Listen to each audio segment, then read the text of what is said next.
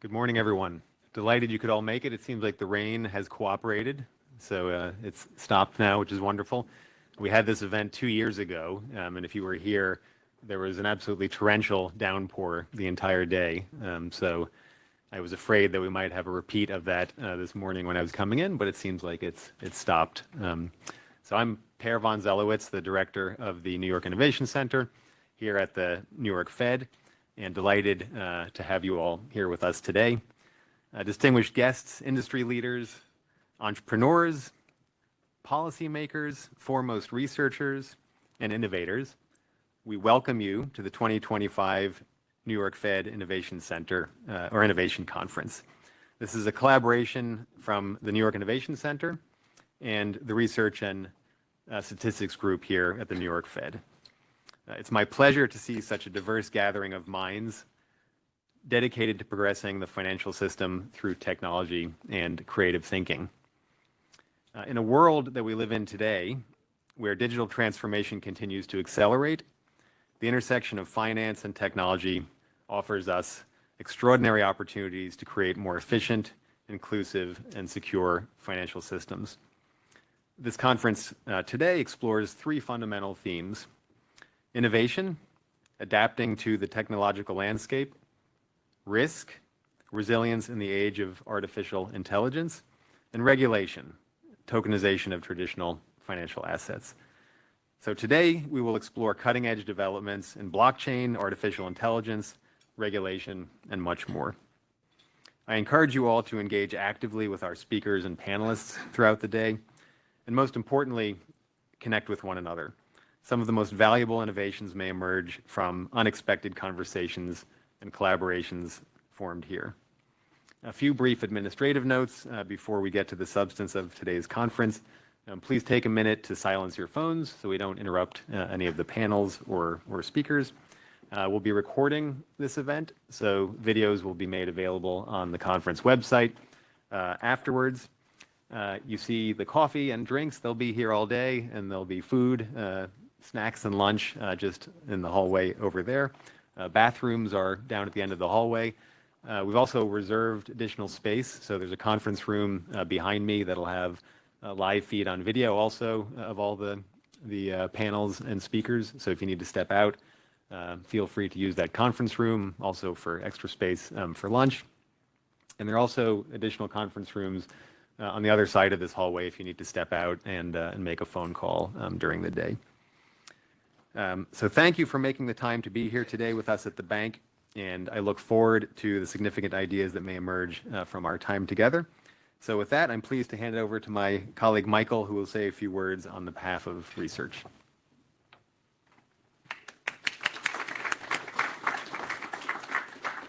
Hi, my name is Michael Lee, and I'm a financial economist, part of the research group at the bank here, and working on issues on the intersection of finance and technology.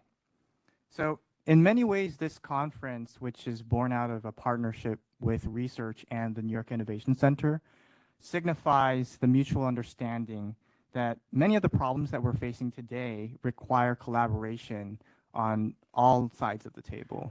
And so I believe this is how we can actually map out the future of the financial system.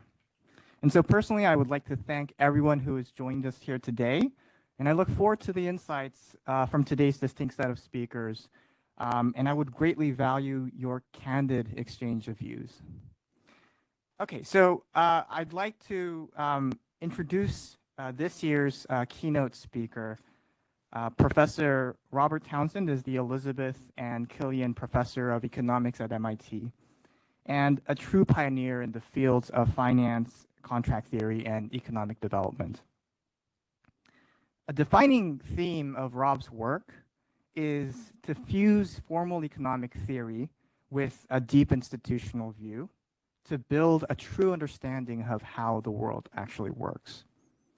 His work recognizes how frictions such as incomplete information and incomplete contracts explain emergent social behavior in financial systems that facilitate economic growth. And remarkably, it reveals the ingenuity of economies and how people confronted with challenges build innovative solutions in the form of financial systems, markets, and institutions. So this perspective, I think, is very relevant today. Please welcome him with a warm round of applause.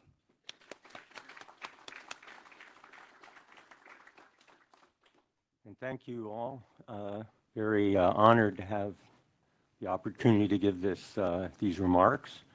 And let me just say at the outset, hopefully there will be some time toward the end for some question and answer, but it's the beginning of the day and we have all day, so hopefully there'll be follow-up and conversations and discussion. So this section is under innovation adapting to the technological landscape, and a subtitle, as it were, optimized designs with financial technologies, just juxtaposed with legacy ecosystems.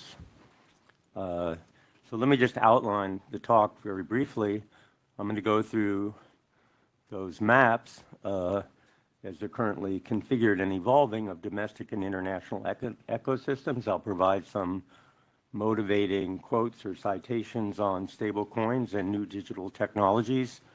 I'll discuss my own approach with collaborators to these new technologies, and then get into the important weeds, as it were, with illustrations of what do we mean by blockchains, distributed ledgers, smart contracts, and encryption along the way.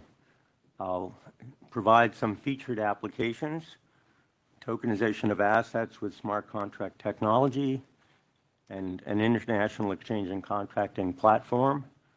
And if time permits, I'll flash a few slides about multilateral algorithms on networks, including reform of the U.S. repo market potentially, and some needed new infrastructure for trade credit offset for supply chains. Okay, so current ecosystems, domestic and international, and their evolution.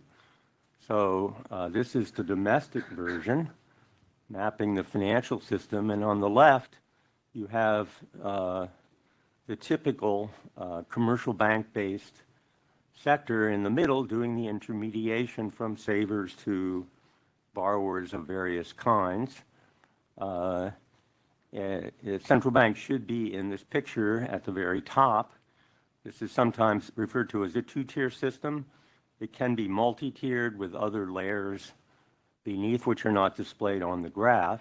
On the right is a version of shadow banking with non-bank financial institutions. It was only, at best, lightly regulated before the crisis, but it's pretty much now accepted as an integral part of the financial system. The point being a couple that these systems are evolving, they're not static. And also there's an issue of doing things in advance or waiting for problems to emerge before regulation and reform. So another way to put this, where do we put digital innovators on these maps? Are they going to be on the periphery and partially, or are they going to be a central part of the picture? The same issue arises with stable coins in the U.S. domestic economy, where to put them on these maps and I hope this is consistent with the themes we're going to be discussing today. This is the international ecosystem. And here there is also evolution. The slides on the left are summarized. There's a traditional interdealer over-the-counter market for foreign exchange, but it has now been evolving to include electronic e-innovations, electronic brokers, central limit order books, single and multi-dealer platforms, and new interfaces with customers. It does remain, though, highly concentrated in terms of the banks which are conducting this business. And of course, there are dominant currencies, a large role for the euro dollar, some movement in continuous link settlement, but certainly still not comprehensive. So here the key question is US dollar stable coins, again, where to put them, but I would say more, what's the ultimate impact? And you can see these diagrams here produced, one by Visa and another by the BIS survey, where the dollar value of stable coins has now surpassed several other prominent payment devices and is close to the dollar value of Visa card. It's not small potatoes anymore. It's beginning to play a large role. And on the right, you can see this is not all just transactions on crypto exchanges. This is using it for something else, which I'll come to. So what is going to be the ultimate impact? Because it is already happening. So let me give you some motivating quotes or citations. This one is from Christopher Waller, governor, who will be here today. It's called Reflections on a Maturing Stablecoin Market. And his take on stablecoins is very balanced. You need to provide a use case, but also it has to be commercially viable. The primary domestic use case is as a safe store of value, which clearly requires some regulation. But another use case, this is not the entire quote, another use case is cross-border payments, where you see this stablecoin sandwich. Some people call it a crypto sandwich. And what that is, it lies behind those diagrams I just showed you in part. You take fiat currency of one country, you convert it to this US dollar stable coin, which is then exchanged on the other end with the fiat money of another country. And it happens very quickly.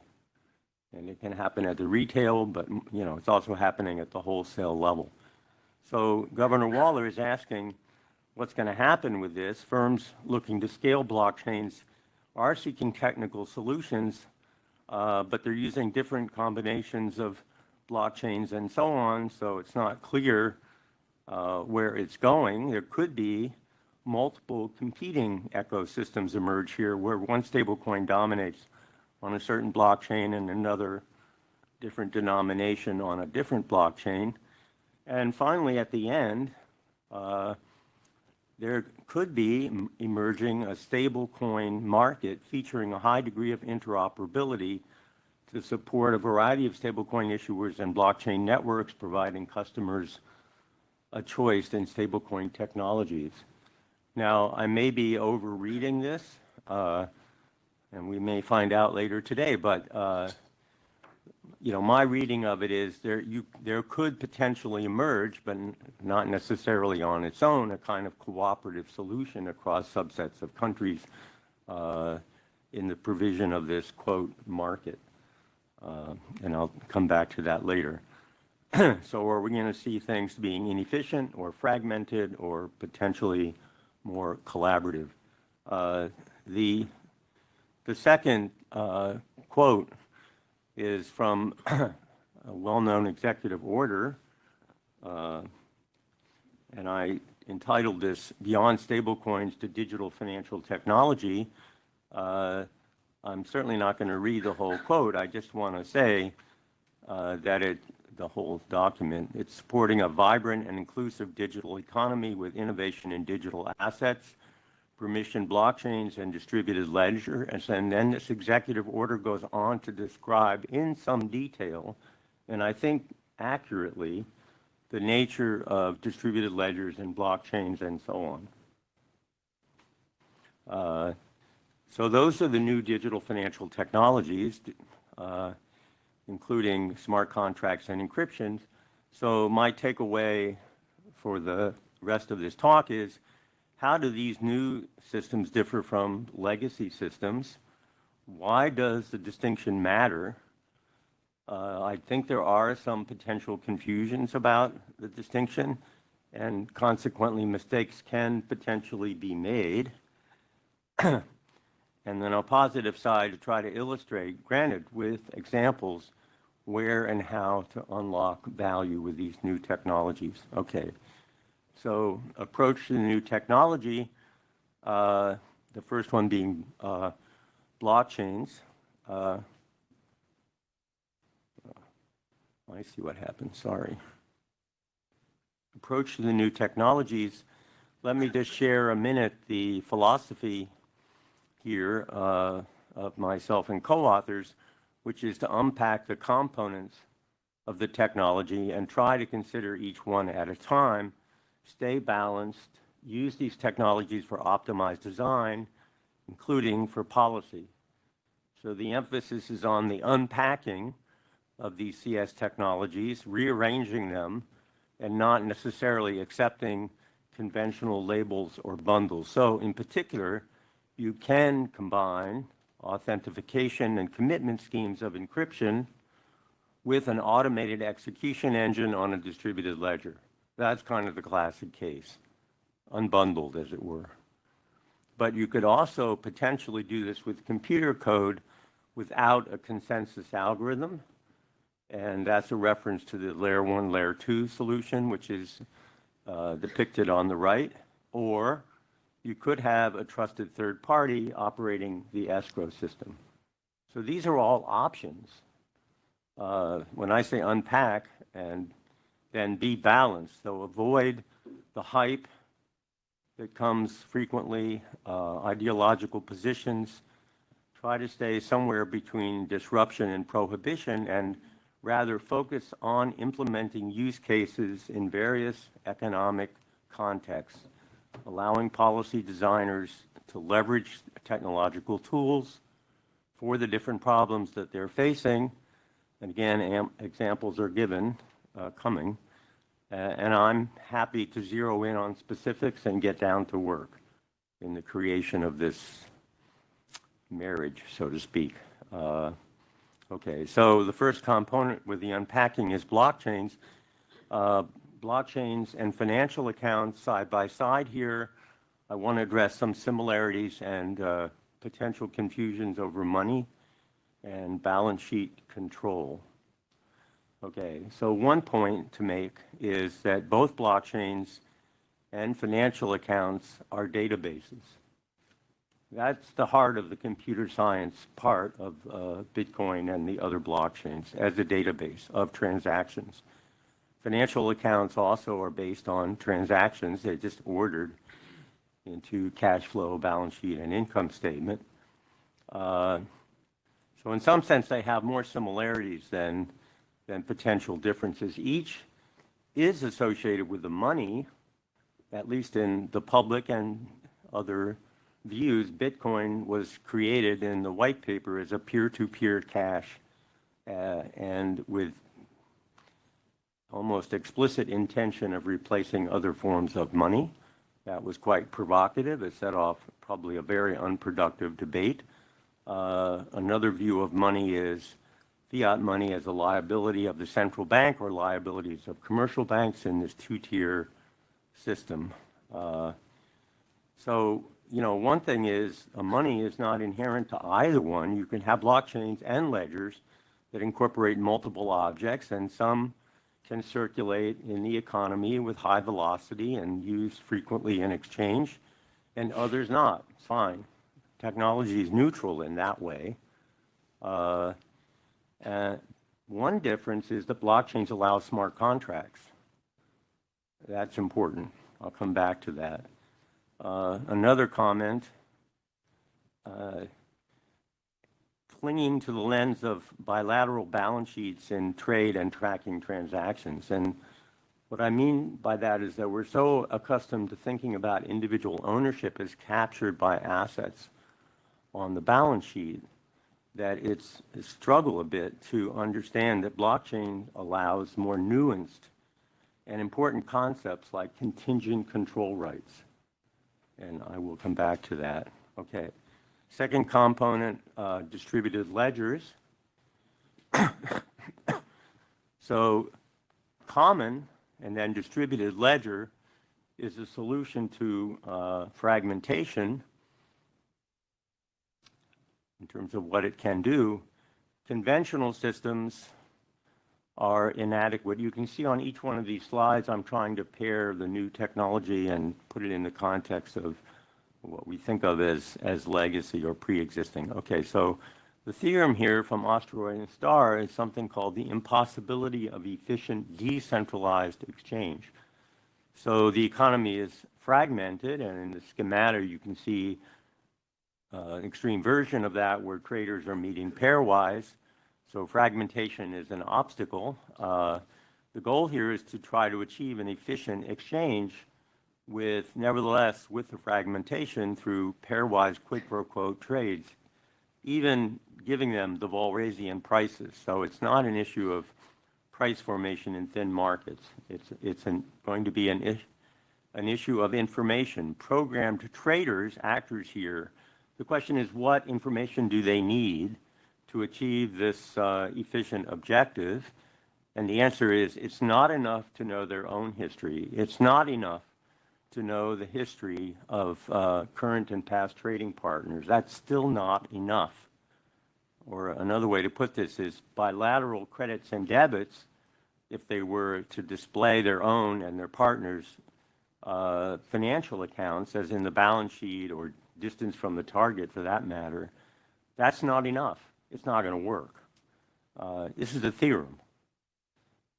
The solution is to provide the information on what's happening elsewhere in the economy, a common but distributed ledger. There are other ways to do that, arguably, but the distributed ledger is tempting because it's it's really a way to organize the collection and necessary dissemination of this information.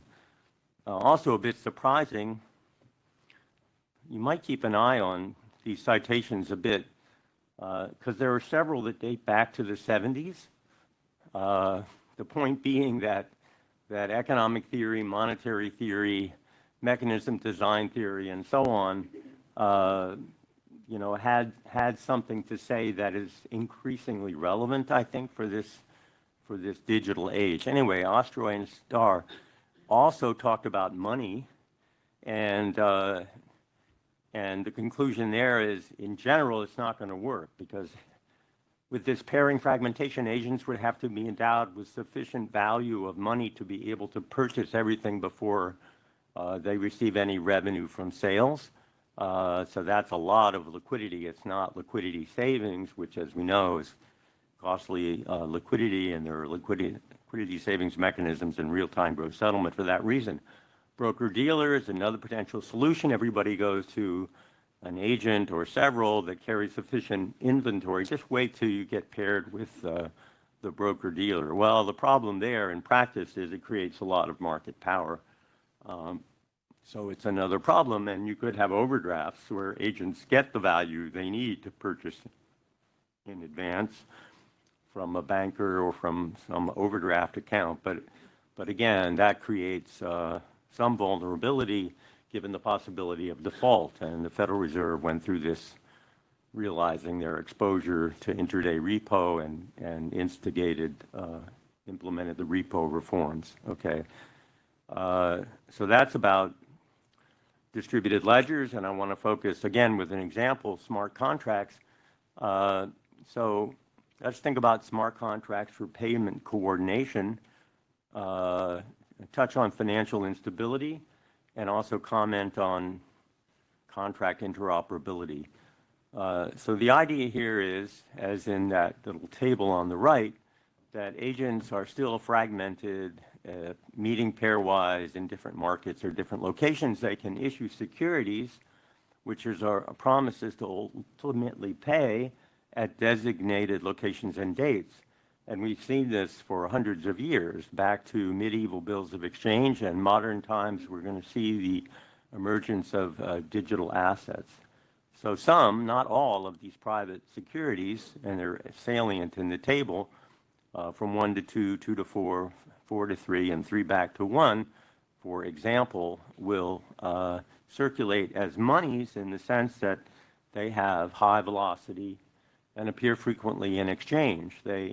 It's these assets which are intermediating, quote unquote, across the budget constraints of the individual agents. And it can work. Various combinations of these circulating securities do achieve the desired outcome. The problem is multiple equilibria.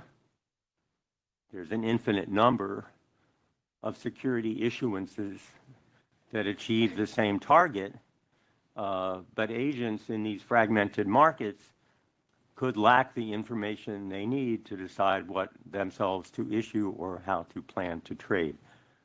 What happens in the theory when they don't coordinate and they guess wrong? You see a crash. Arguably, you know, we saw crashes in the London money markets, in those bills of exchange, and that was part of the thinking and the origins of the Bank of England, although it came with some controversies, with Bagehot having a certain point of view expressed in Lombard Street.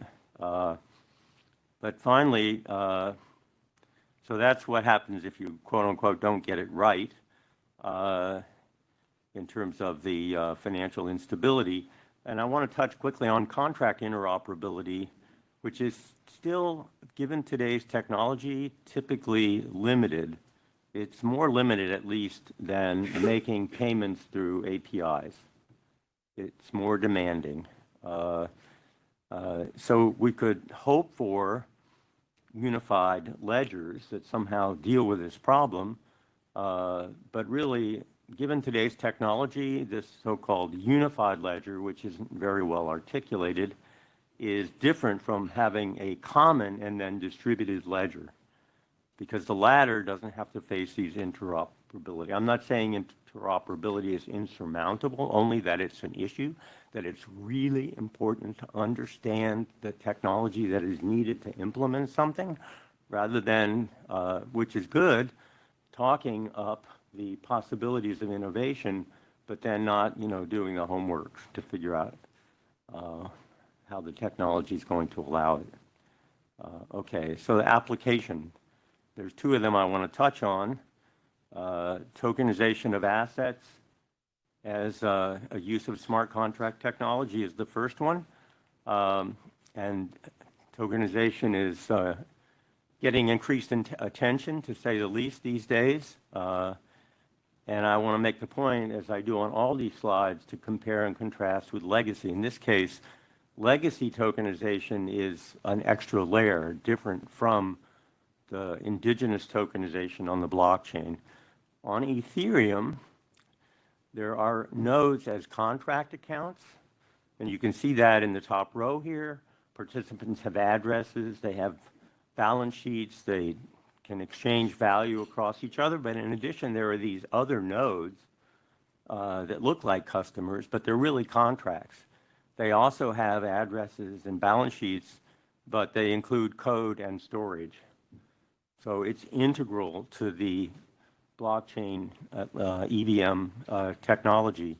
And though, because it's just code, it's not tokens, it's all misleading. We're clinging to these remnants, you know, it's just computer code. And because it's code, it can have, if you wish, stipulations, such as conditional release. And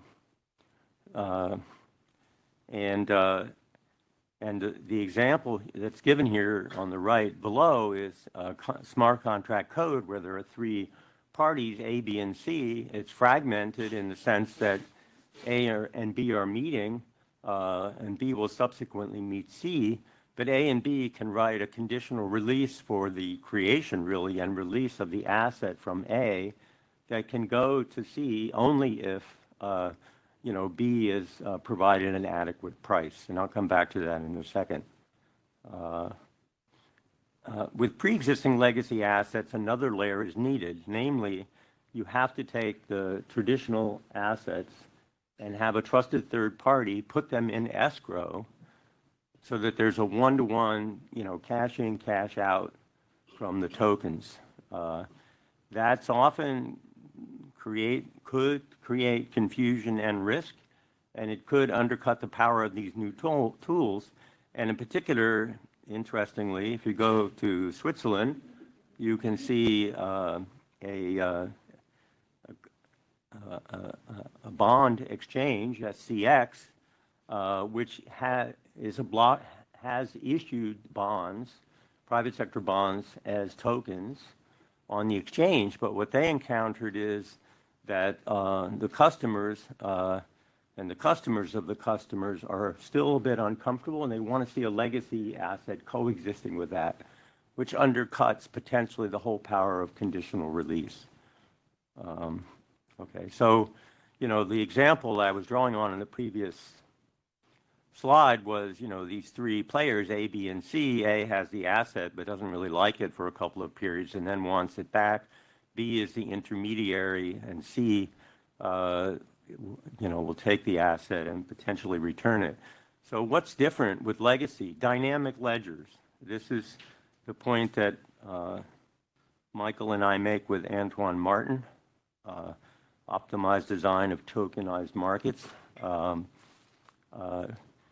The balance sheet is not just a representation at a point in time of who owns the asset. It is dynamic, an explicit representation of the contracts to receive and give up the asset over dates and potentially over states. Second thing that happens is atomic settlement. This is tricky because although contracts and trades are agreed to and locked in initially, they're actually executed in subsequent dates. But what's meant by atomic here is the trade, the agreement, is settled instantaneously. They're committed. They can't undo it on these technologies. So we get rehypothecation. We can get B contracting with C on the understanding that they will get the asset from A. Even when they meet C, they do not actually own the asset yet. But in the planning period, the contract exists or will exist that allows this to happen. And likewise with liquidity, you don't have to hold all this liquidity squirreled away on the chance that you might meet someone from whom you want to buy something. In this sort of planned dynamic version, you can make commitment to provide liquidity if you know you're under contract to receive it before you have to dispense it. So generalizations of this concepts: divisibility, consistency, composability. Assets can be divided, they can be combined. You have chains where we have promises of one person backed by other promises, by third promises, all building on each other in a chain, but anchored on secure collateral at the root. All verifiable and committed. No fails. Now, you come back to the legacy system, you have information leaks and trade fails as possibilities. You know, if you have to own the asset, quote, in order to release it, then the entering into the agreement can conceal information. That can create a holdup problem, and the option of going in and out, these things will create trade fails. So again, a clear understanding of what these technologies can do, and let's not blur the distinction with legacy stuff, because then you can undercut some of the technological advantages. There are ways to deal with that. The conditional release I mentioned already, but also you could, and Michael and I with Antoine talk about this in the paper, you could have more centralized solutions where they're not meeting pairwise. I've been playing around a little bit with encryption myself to see what you can accomplish with that. Okay, second application, this international exchange and contracting platform. So the motivation is back to Governor Waller in the comments on stablecoins about the risk of fragmentation and advantages of a cooperative system. Cipollone at the ECB is worried about disintermediation of the European banking system, which so their motivation in part for the digital euro is to provide something to compete against US dollar coins. And you can even find, as in Forbes magazine, an article by Campbell pointing out that stablecoins are really very close to euro dollars in terms of their functionality. So that kind of paints a scary thought. Okay, so here's the idea, that the central bank in each country permitted domestic entities to change the form of the reserves for tokens and likewise to burn it in reverse. Recipients are assured of the ultimate backing, even if it's indirect. Each central bank retains full control over its reserves. Central banks can be nodes on this multi-currency platform. It's not tied to CBDC.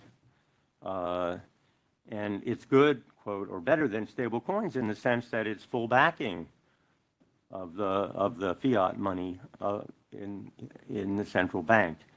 And it's denominated in the currency of any participating country. So again, back to some of the earlier slides, escrow accounts and smart contracts. It's EVM equivalent, this platform. It can run smart contracts as nodes. Tokens are certificates of escrow. They're locked and used under the terms of contract, segregated by use, consistently composable. We have dynamic ledgers, atomic trade and settlement as earlier, no trade fails, no need for additional buffers. We have a common state in the sense that the balance sheet, the trade agreements, and the other contracts are all consistent with one another. And you can have encryption to keep things more private. Avoid coordination problems. And one example to keep an eye on is collateral financing of international trade, which is a big part of the current system. Promises to pay in a currency can be directly or indirectly backed, and trade is tracked. So this is a slide on spot market exchange because it's both an exchange and contracting platform. I will spare you details here, painfully for me to skip it, but it's not all designs for operations of competitive markets work very well. On the right, you can see some that were essentially, although in 1977, bilateral AMM type markets that suffer from liquidity problems and multiple equilibria and market power. Sound familiar? And on the left, you can see more centralized ways of dealing with matching of smart contracts, and we do it with encryption, working at MIT on this, and this is complementary with Ramsayer, who is here, I think, hopefully, yes, be talking to you about, well, we were building on SpeedX. So, and you have all these markets in forward contracts that are allowed, borrowing and lending, foreign exchange swaps are allowed with domestic repurchase agreements, collateral, I've already mentioned. We have risk and risk management, entering into these programmed multilateral contracts. Central banks can be nodes and be very active in the markets as they wish, and they can enter cooperatively with commitment with one another on this. This is a lot to swallow, but this is a vision that follows pretty naturally, given the motivation, which is what are we doing internationally? And here I'm laying out potential ingredients of a solution. I am going to skip this slide. It's on multilateral algorithms for networks. That can be used to mitigate regulatory problems in the U.S. repo market. We have a proposal we're working on. It's in collaboration with the U.S. Treasury. And another way to think about where we're going is to create infrastructure where it's essentially totally lacking at the moment, as for supply chain problems and trade credit overdues. And these slides that I can skip, but we can come back to it if only there were time, describe the details based on computer science technology about flows and cycles. So what did I do? We talked about domestic and international systems, motivating some quotes from stablecoins and digital technologies. I talked about the philosophy of approach to these new technology, focusing on blockchains, distributed ledgers, smart contracts, and featured these applications, tokenization, and this exchange and contracting platform. So those are my remarks, and hopefully we have a little bit of time for discussion. Thank you so much.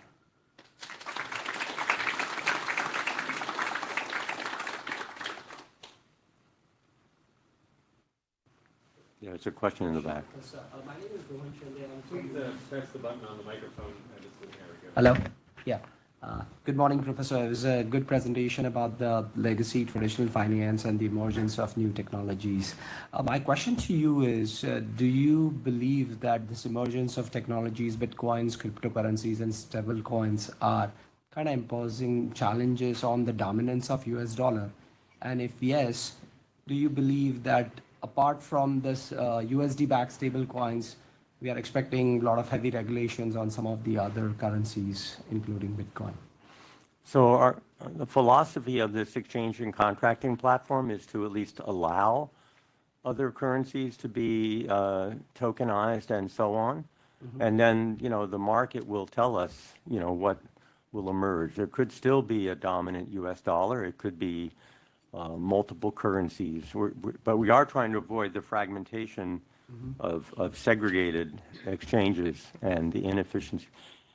I'll just say that it is a very concentrated market. I did not, in terms of the players, you've got 3 very large international banks that conduct, the bulk of the foreign exchange transactions. So another objective, a primary objective really, is to make things more efficient, sort of a virtuous cycle where you don't have to pre-fund everything because you can contract to get stuff and sell in advance if you're contracted to get it. To have another source of markups is risk because they get exchange rate fluctuations on the balances. But if you have these risk-sharing contracts, then it's like a mutual fund where you can mitigate some of those risks. So that makes it less costly. And hopefully with that, you get free entry that is going to, eliminate some of the markups. Thank you. Yes. Thank you, Professor, for your opening comments. You made the whole event just worth the price of admission in the very first session. Thank you so much. Thank you. I'm Tom Schack from Swift. I'm the Chief Innovation Officer. And I wonder if you can comment more about the fragmentation piece, because a lot of the work that we're doing now is anchored on interoperability and avoiding fragmentation that we have today as we build kind of the next generation of financial systems. And maybe one or two of the kind of the key aspects that the industry needs to focus on to avoid future fragmentation as these new assets are adopted and taken forward. Well, thank you again so much, and I'm so glad you're here, and I hope we can talk more. I'm certainly aware that Swift is innovating, and that's great. It's hard to get in the weeds of what kind of interoperability is needed, but essentially if you have multiple blockchains, you have to cut and paste the code in one of them of the contract and into the other one, right?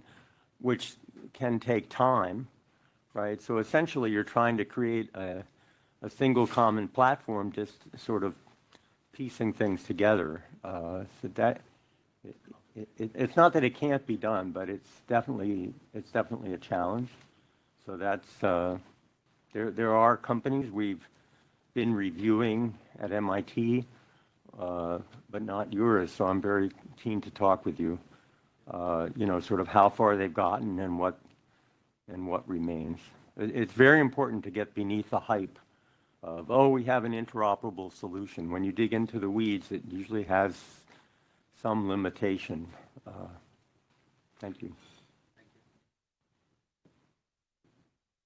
We have time for maybe one more question. Yes. Pete Martin, Fireblocks. What we didn't touch on much was like risk, smart contract risk, and like how we think about the technology risk here. Can you comment on all of these ideas sound great, but in a production environment to get regulators comfortable, where do we go from today to tomorrow? Trying to get regulators comfortable, but not to oversell things. I guess I would need to hear from you more about what particular risks. At a base level, yeah, these smart contracts are different from what regulators may be used to. So there's just a better understanding could be helpful. Although I think many regulators are on board with it now. If you mean like hacking and cyber risk and so on, we can talk about that. I'm just not sure how to respond. Okay, thank you.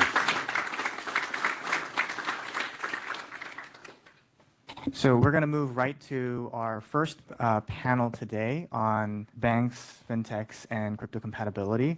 If you are panelists, please come to the front and we'll set you guys up. So my name's Matthew Plusser. I'm an economist at the research group with Michael.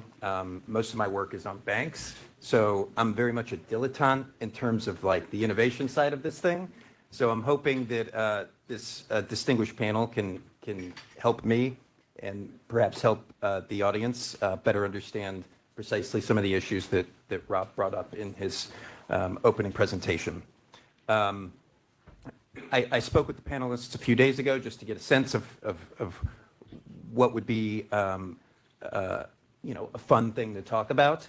And one of the themes that really came out is that this interaction between banks and non-banks, and of course the role of government and regulation and all of that, has created an environment where sometimes they're collaborators, sometimes they need each other, and sometimes they're competitors. And so the term that came out was maybe sometimes they're frenemies. And so I think we've got a lot of different components of this ecosystem represented on this panel.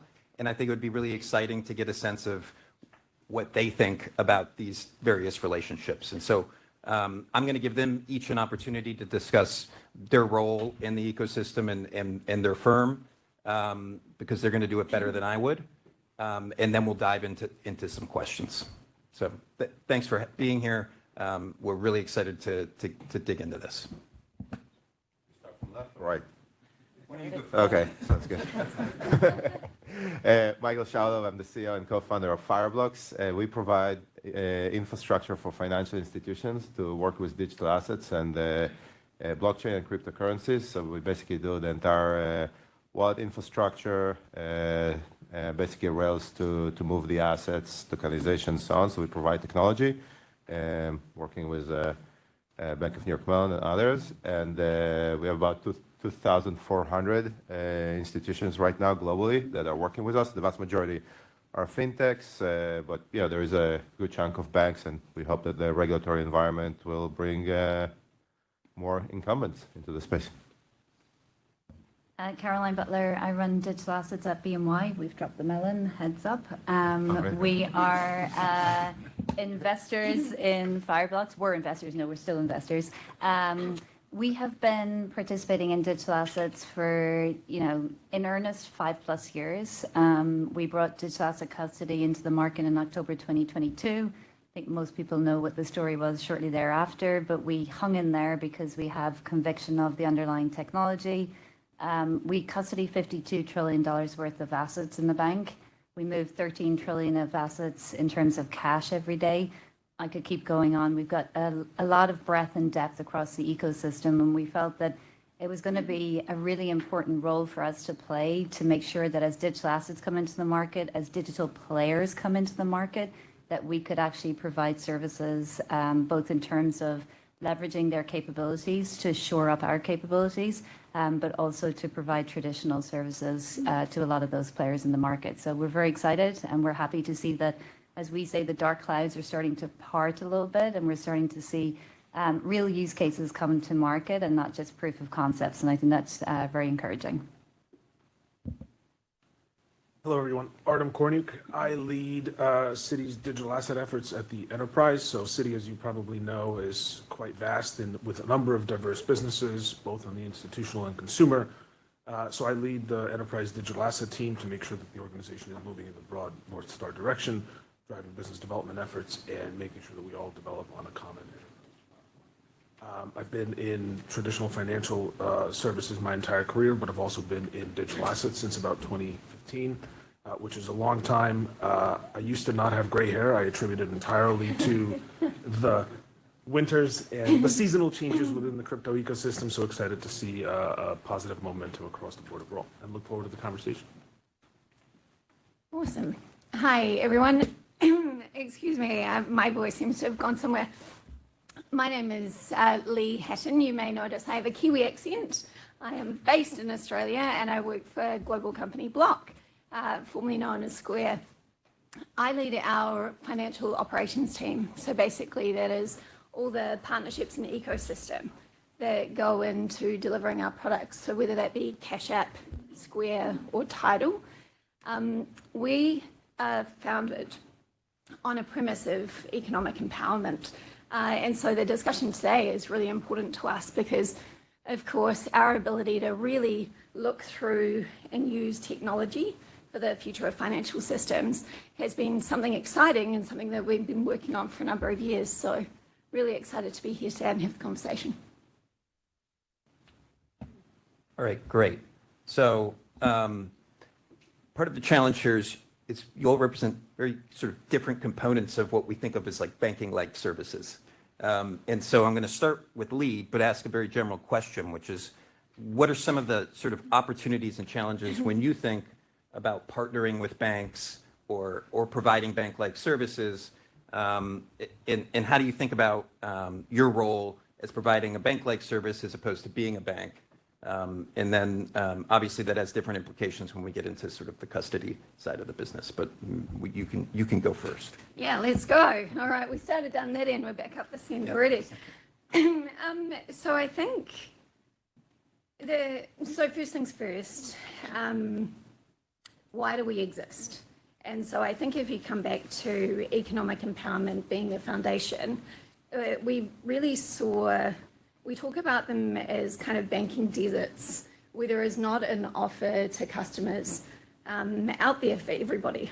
So in order for us to deliver economic empowerment, you know, a digital solution is the best way forward. Now, of course, in order to do that, like, we are a technology company. So design and engineering are at the heart of everything that we do. And so therefore we need partners with different licenses and different spaces in order for us to deliver these services to our customers.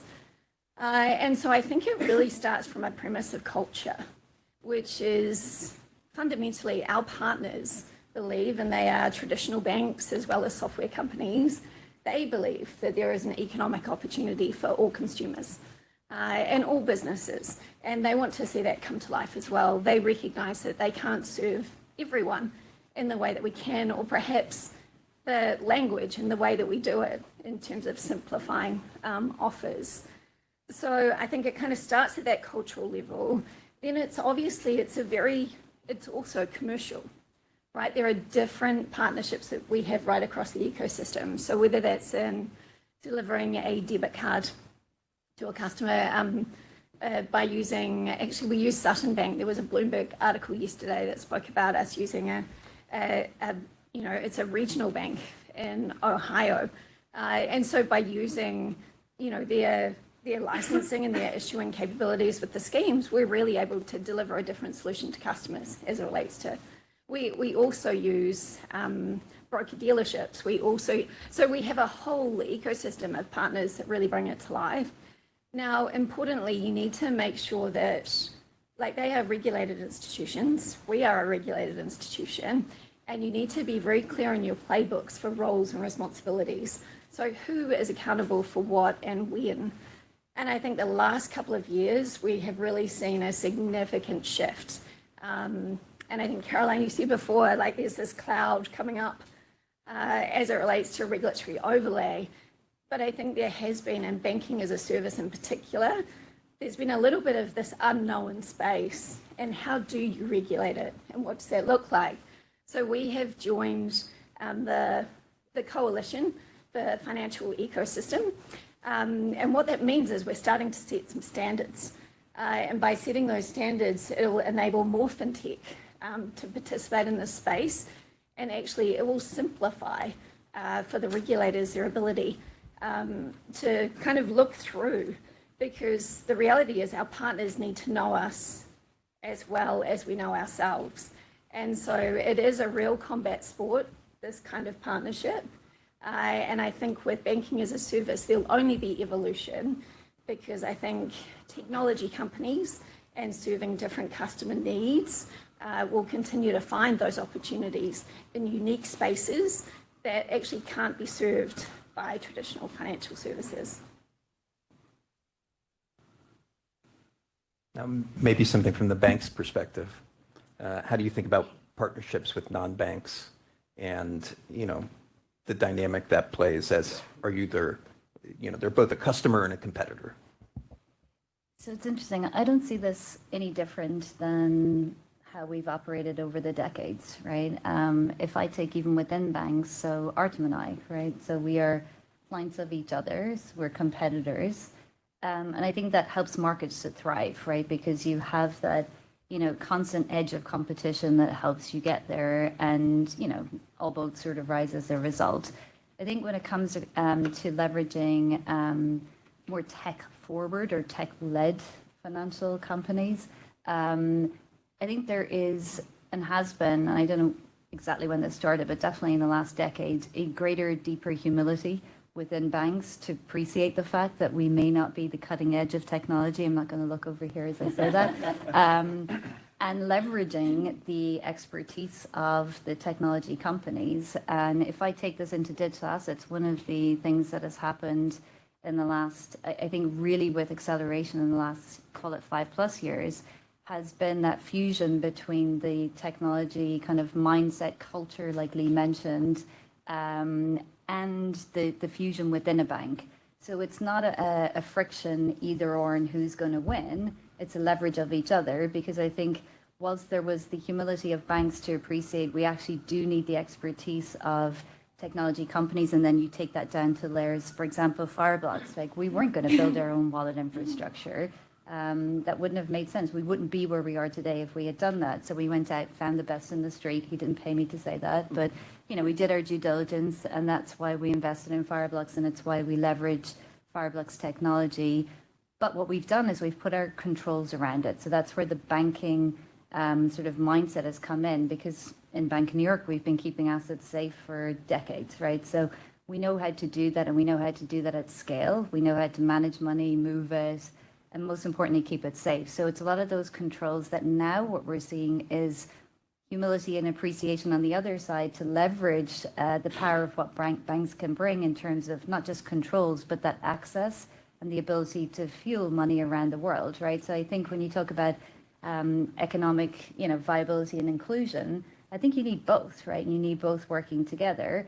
And then when it's successful, we should be competing furiously across everything, not just banks versus non-banks, but within. And I think that competition will help markets to thrive, right? And that's not a profound thing. We all know that competition helps. So I think it's the cooperation first to get to competition. I think we're still in that marketplace right now where we need to do deeper cooperation, particularly in digital assets.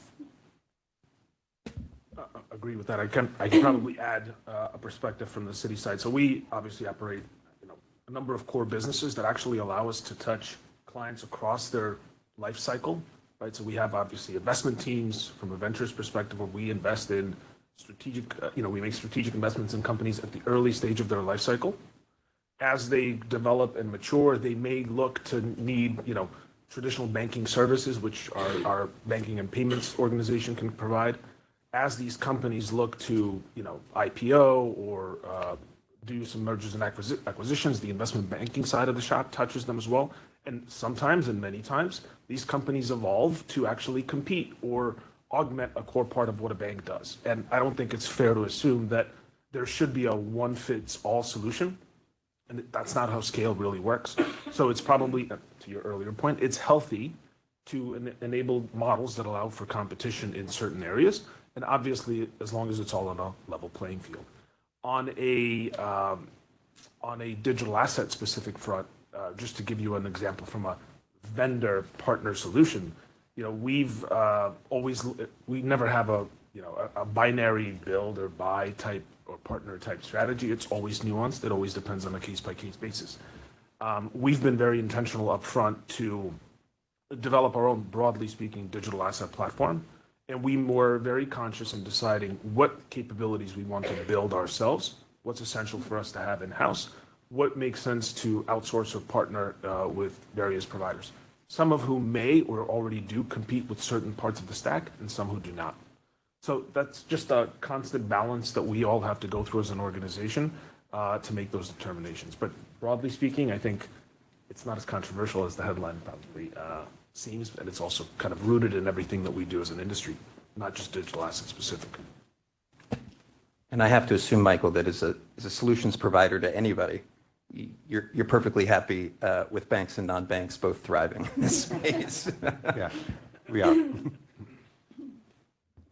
So one question that comes up is there some inalienable service that a bank provides now that really can't be replaced by many of these new entrants? So Lee, you brought up actually partnering or bringing in-house a bank to solve some problems.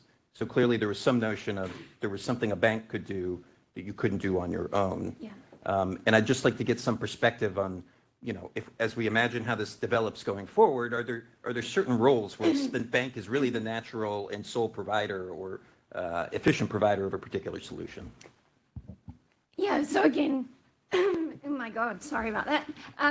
Again, thinking about it as a technology company, you are looking at how are you serving the customer's need.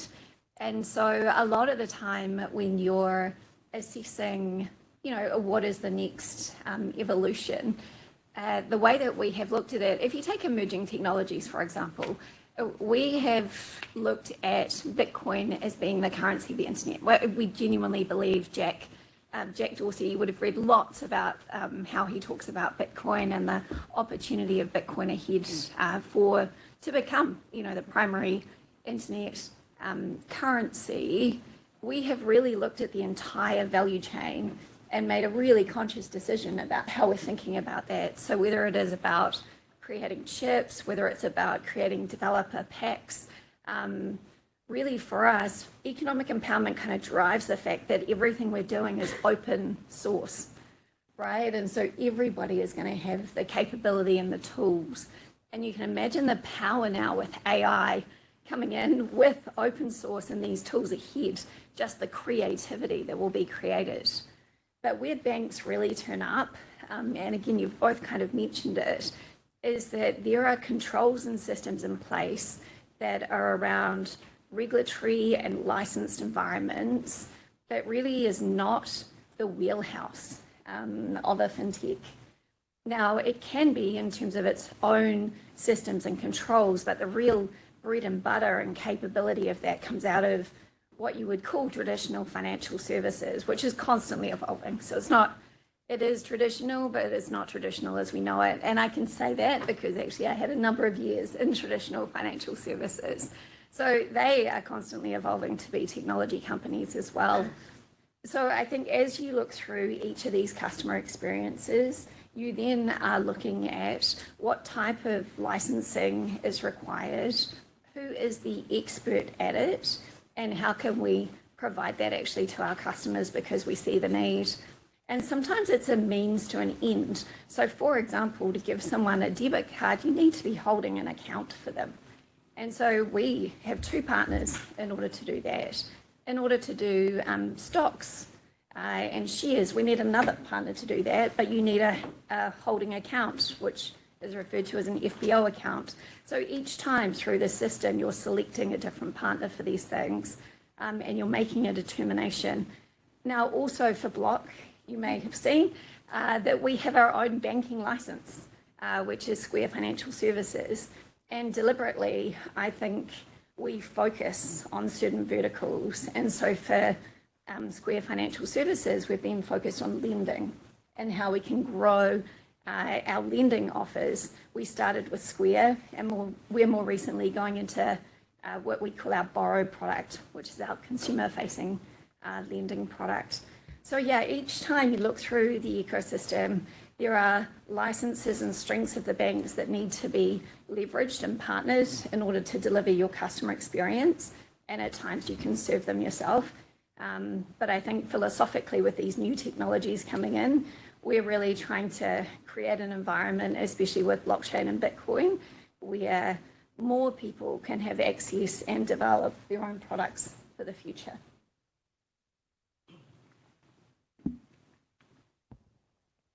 Do the bankers believe there's an inalienable role of the banks? Is there a service that only you can provide? I mean, my job, that's what I tell my boss. But that may not be a sufficient answer. No, I'll give a broad answer because there's a very specific one depending on what market, what asset class, what part of the trade life cycle you tackle. There's a nuanced answer. Broadly, I'll say from a city perspective, our payments business, we're in 90 different countries. We move trillions of dollars a day. We service 85% of the Fortune 500 companies. Yeah, there was an earlier presentation around the power of networks. City in itself, the network, the volumes and value going through the city network is just dwarfs anything that happens in blockchain today. That is not to dismiss the progress and the activity in that space that will continue to grow, but just recognizing the power of the network and the jurisdictional presence across all of this, just on the payment side, is one dimension that everybody can benefit from, with the economies of scale that come from that, from the years and years of investment, from the regulatory presence, the risk and robustness of the systems that have been there, proven through time. That's just the payment side. On the custody, as an example, another scenario where we have, we're in 63 different markets across the globe. We're directly embedded in all of the different markets, members of the various CSDs, enabling security settlement as close to cutoff as possible, right? We are a sub-custodian for a number of our custodians, the example that Caroline was referring in the prior question. So these are areas that it's not a matter of disrupting for the sake of disruption. It's disrupt where it makes sense, partner where there's economies of scale, and those are definitely areas to the way that we think about it. Yeah, I'll try and be a bit more controversial for a second. So I think there's, very simply, you can't hold a bank account if you're not a bank. To become a bank, as Lee can probably tell you, that was not probably a very simple, joyous thing. No, it's difficult. Years. It takes years. Right? Yeah. So there's a cost to that. So you have to be a certain size and scale to sink that cost. And then to scale that, it's rather difficult. So disrupting scale is the difficult thing. Doesn't mean it can't happen, right? If there's regulations that allow technology companies to hold bank accounts direct, you could see that start to chip away. Right now, today there isn't, right? But then that would be a how much money and what's your long game, etc. So I wouldn't rest on the fact that scale keeps you protected for the long game, right? It's definitely a more short to medium situation. So I do think that because of regulations, there is services that only we can provide. And then to Artem's point, it's how do we provide them at scale so they actually power the technology and fintech firms so that they can do the best that they can do. Then there's where do you make money, right? There's a commercial angle to all of this, right? In the end of the day, right? It's about like powering economies, but it's also we're all for-profit companies. So how and where do you make money? And you can make money out of scale, right? So a lot of these kind of pipes and plumbing, just managing payments is not a very like high profit margin business unless you're doing it at scale. If you're adding ancillary services like collateral lending, that's where you're making, higher margins and higher profits. So you're going to start to see the disruption that sits outside of the just management of the movement of assets and actually into the creation of value for those assets. And that's where you're going to see a lot of competition because there's more money to be made.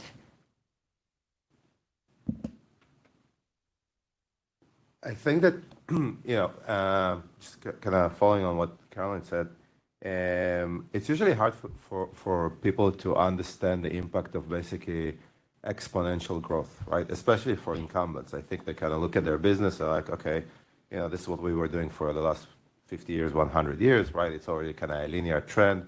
And they assume that all their competitors or basically all the disruptive technologies are approaching this in a linear pace, right? But the reality is that most technologies, their adoption is exponential. I think everybody kind of experiencing this right now with AI. Like honestly, what we've seen with AI in the last 2 years, I think all of us can agree that we have no idea how the world is going to look like in 2 years from now in terms of what those things will be able to do. I think the same thing is actually happening with digital assets, right? Because when we started in 2018, and even 3 years ago in the peak of the previous cycle, people would say, well, listen, all this stable coins and all the stuff that you guys are doing is so small, the systems are not scalable, the performance is not there, and there were a lot of those arguments. I don't know how many people here know this, but last year in 2024, Tether, the stable coin, they did more volume than Visa and MasterCard. okay? And that happened in 2 years, right? This is like, you know, the exponential adoption, right, that we are seeing. A couple of years ago, I met, like, you know, with some of the European clearing, depositories or clearing houses, and they basically said, well, look, you know, we're operating at this scale. There is no chance that anyone will basically will come and disrupt us because of the complexity and everything that we've built in the last 70 years. Right now, Fireblocks is doing more transactions per month than Euroclear and Clearstream combined, right? And that happened in 2 years, right? So I think that there is definitely an argument here that what happens in digital assets broadly, I think that the incumbents do need to reevaluate some, like, I think you're absolutely right. I think that the question is, what is really defensible because it is defensible, and what is defensible because there is some kind of status quo perception of, like, you know, how the world is basically divided between, you know, Bank of New York and Citi and JP Morgan and so on, right? And that's kind of a linear trend, whereas if something like coming as an exponential trend, you know, how that will disrupt and attack kind of like, you know, the true modes. So I want to pivot a bit because we keep alluding to it, but I think the regulatory environment is clearly part of the dynamic between banks and non-banks. And you know, in the simple narrative, people will be like, well, it's, you know, some people are regulated and some people are not regulated. And I know that that's not the reality, but it's also true that part of the regulation is designed to assess risks. So I kind of want to pair this regulatory conversation with what do we think of as the risks that emerge as we innovate in these various dimensions. So I know, Lee, you have some thoughts about, you know, as someone who provides really customer-facing bank-like services to retail customers, does that translate? Do you have sort of like a more lax regulatory environment, or are the regulations quite different for you, and does that give you some sort of competitive advantage? No. So I think it's really, I think there has been a perception that fintech has had it easy as it relates to regulation. And that may have somewhat been true, say, 5 years ago, when the industry of banking as a service was really just starting out. I mean, obviously, by saying banking as a service first starting out, I'm referring to banks lending their licenses to enable fintechs, because of course the partnerships have always existed. It's just where in the cycle that partnership has existed. So over the last few years in particular, I mean, we are regulated. We have money transmission licenses. We are regulated because we offer financial services products, but we also have partners that are regulated as well at a banking level. And that does have a lot of greater perceived overhead just in terms of traditional constructs like chief risk officers, chief risk appetite, basically all the construct that goes with financial services and deep regulation. And also things like capital allocation, what your liquidity levels are. Like there is just you all know this, but at a banking level, there are just so many more things that must be complied with. So now as it relates to fintech, my thoughts on it is over the last 2 years in particular, these playbooks of being able to look through from the bank itself and into the fintech is totally occurring. So the FDIC can look through one of our partners to see our products and services and ensure that we're adhering to the compliance standards that are expected. And I think that means that the playing field is totally leveling out. Where the strategic advantage lies is probably when you're sitting in an executive committee in a large bank and you are trading off your investments around where you need to put your investment dollars. When you're sitting in a technology company and you're allocating capital for where you're going to apply investment dollars, and when you're sitting in a bank and choosing where to allocate investment dollars, you are having to constantly uplift, let's say, legacy technology or or are all the other things that you're needing to invest in versus fintech, which is like fast and scalable, much smaller, can focus on revenue per FTE, just very different economic factors. And I think, Caroline, you raised it before, but there is still an economic equation in this for both parties. And we very much make sure that in our partnerships that these are win-win relationships. And so the commercial side of it needs to be there, as well as the risk profile side of it. So, we really endeavour, and I've seen over the last couple of years in particular, before that there was a perception of this Wild West. I think it's very much now at parity and at collaboration, and that we can see the opportunity, because not only are we serving customers better, as in we're all getting to participate in the economic environment, we're also being able to kind of take that forward now and use these two new technologies and learn from each other as we do it. So I think it's actually, there were, I think, a couple of shaky years in banking as a service where I read a lot of headlines about winners and losers and who was going to get through banking as a service. But I feel like that has really come into its own now, and there's been a really nice uplift and a really good understanding between regulators, banks, and fintechs. There's a really simple formula of having people move across the industry. So Lee, you moved from what would once be known as traditional into fintech. And I think the more of that's happened, the more you've got this information flow, but this deep questioning of, but why, right? And I know this sounds really remedial, but I remember, 10 plus years ago when we started working more deeply with fintechs and saying, okay, we need your chief risk officer. Oh, okay, Patty, come over here, you can be the chief risk officer. It was a little bit like that. It was like, oh, you just need to tick a box.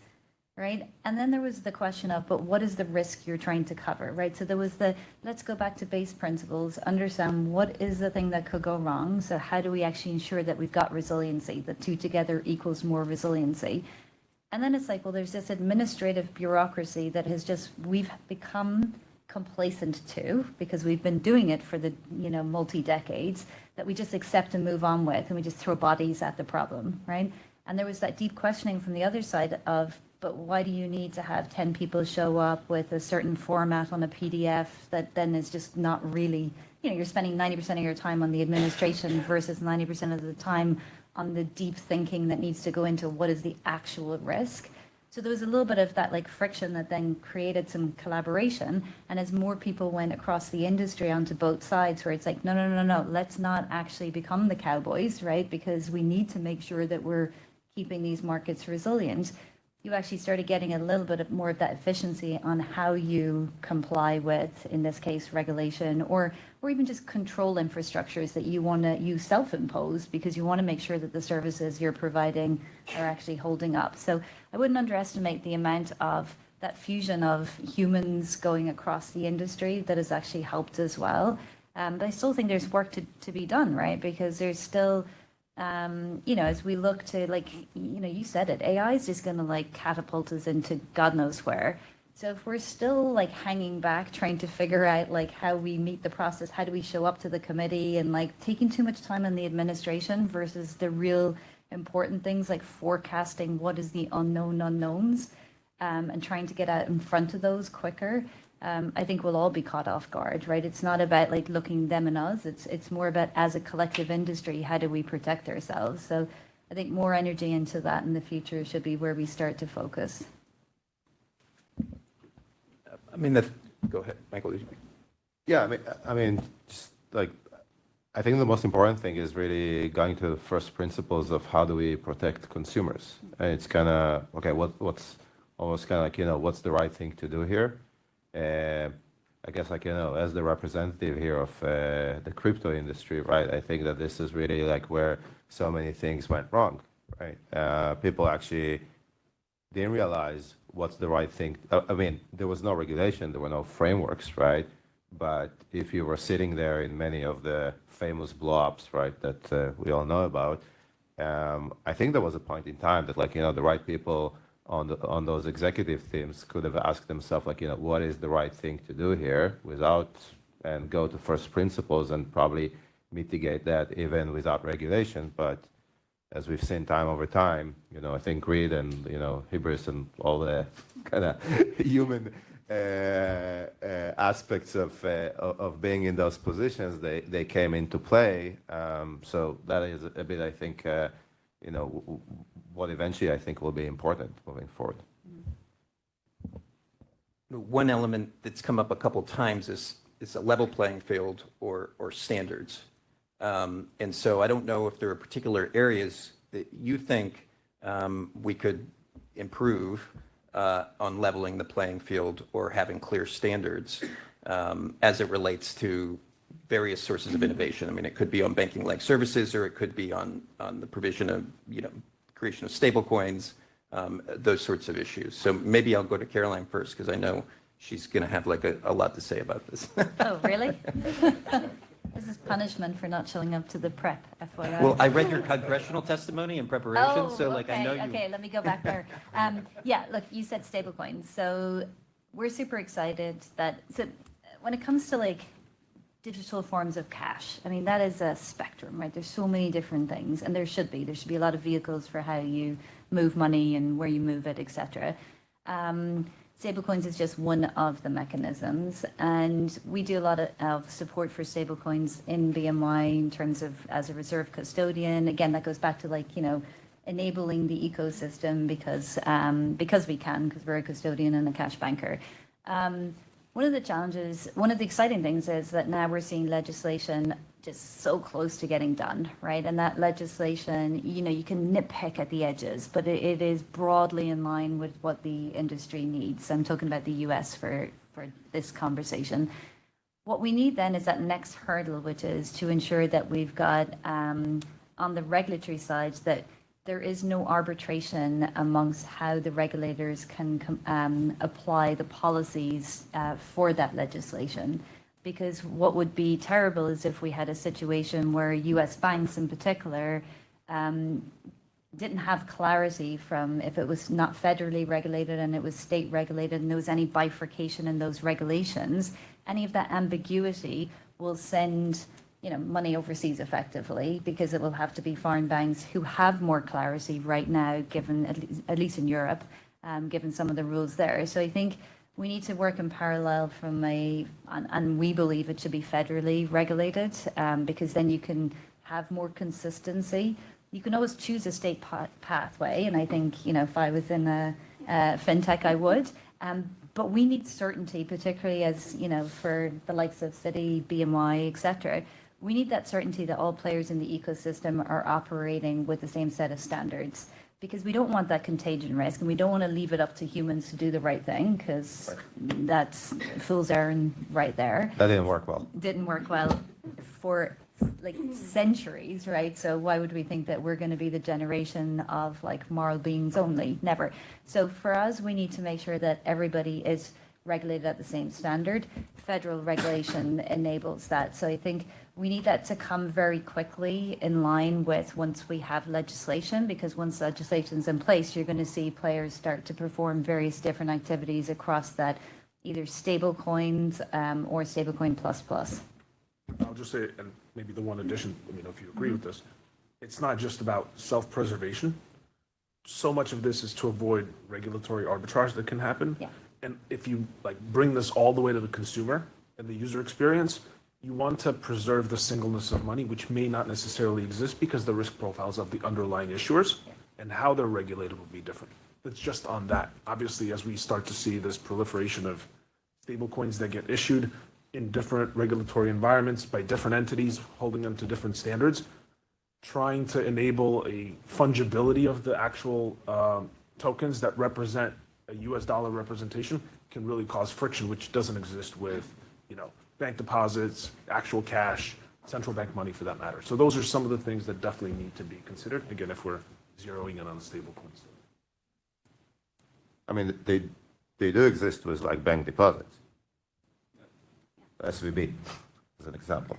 Two-tier system allows you to have the fungibility through. No, in terms of, I would say the risk profile is not, the same as holding it in different banks. Yes. Fair, yeah.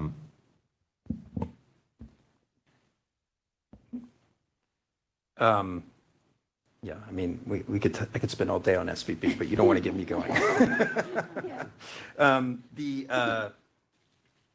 I think one thing that came out is this fungibility issue, and it also was raised a bit by Rob, which is thinking about this interoperability across various regimes is another issue. So it's not just federal regulation, but is there a degree to which there's some global coordination that's going to be inevitably part of sort of like the next leg of the spread of these things?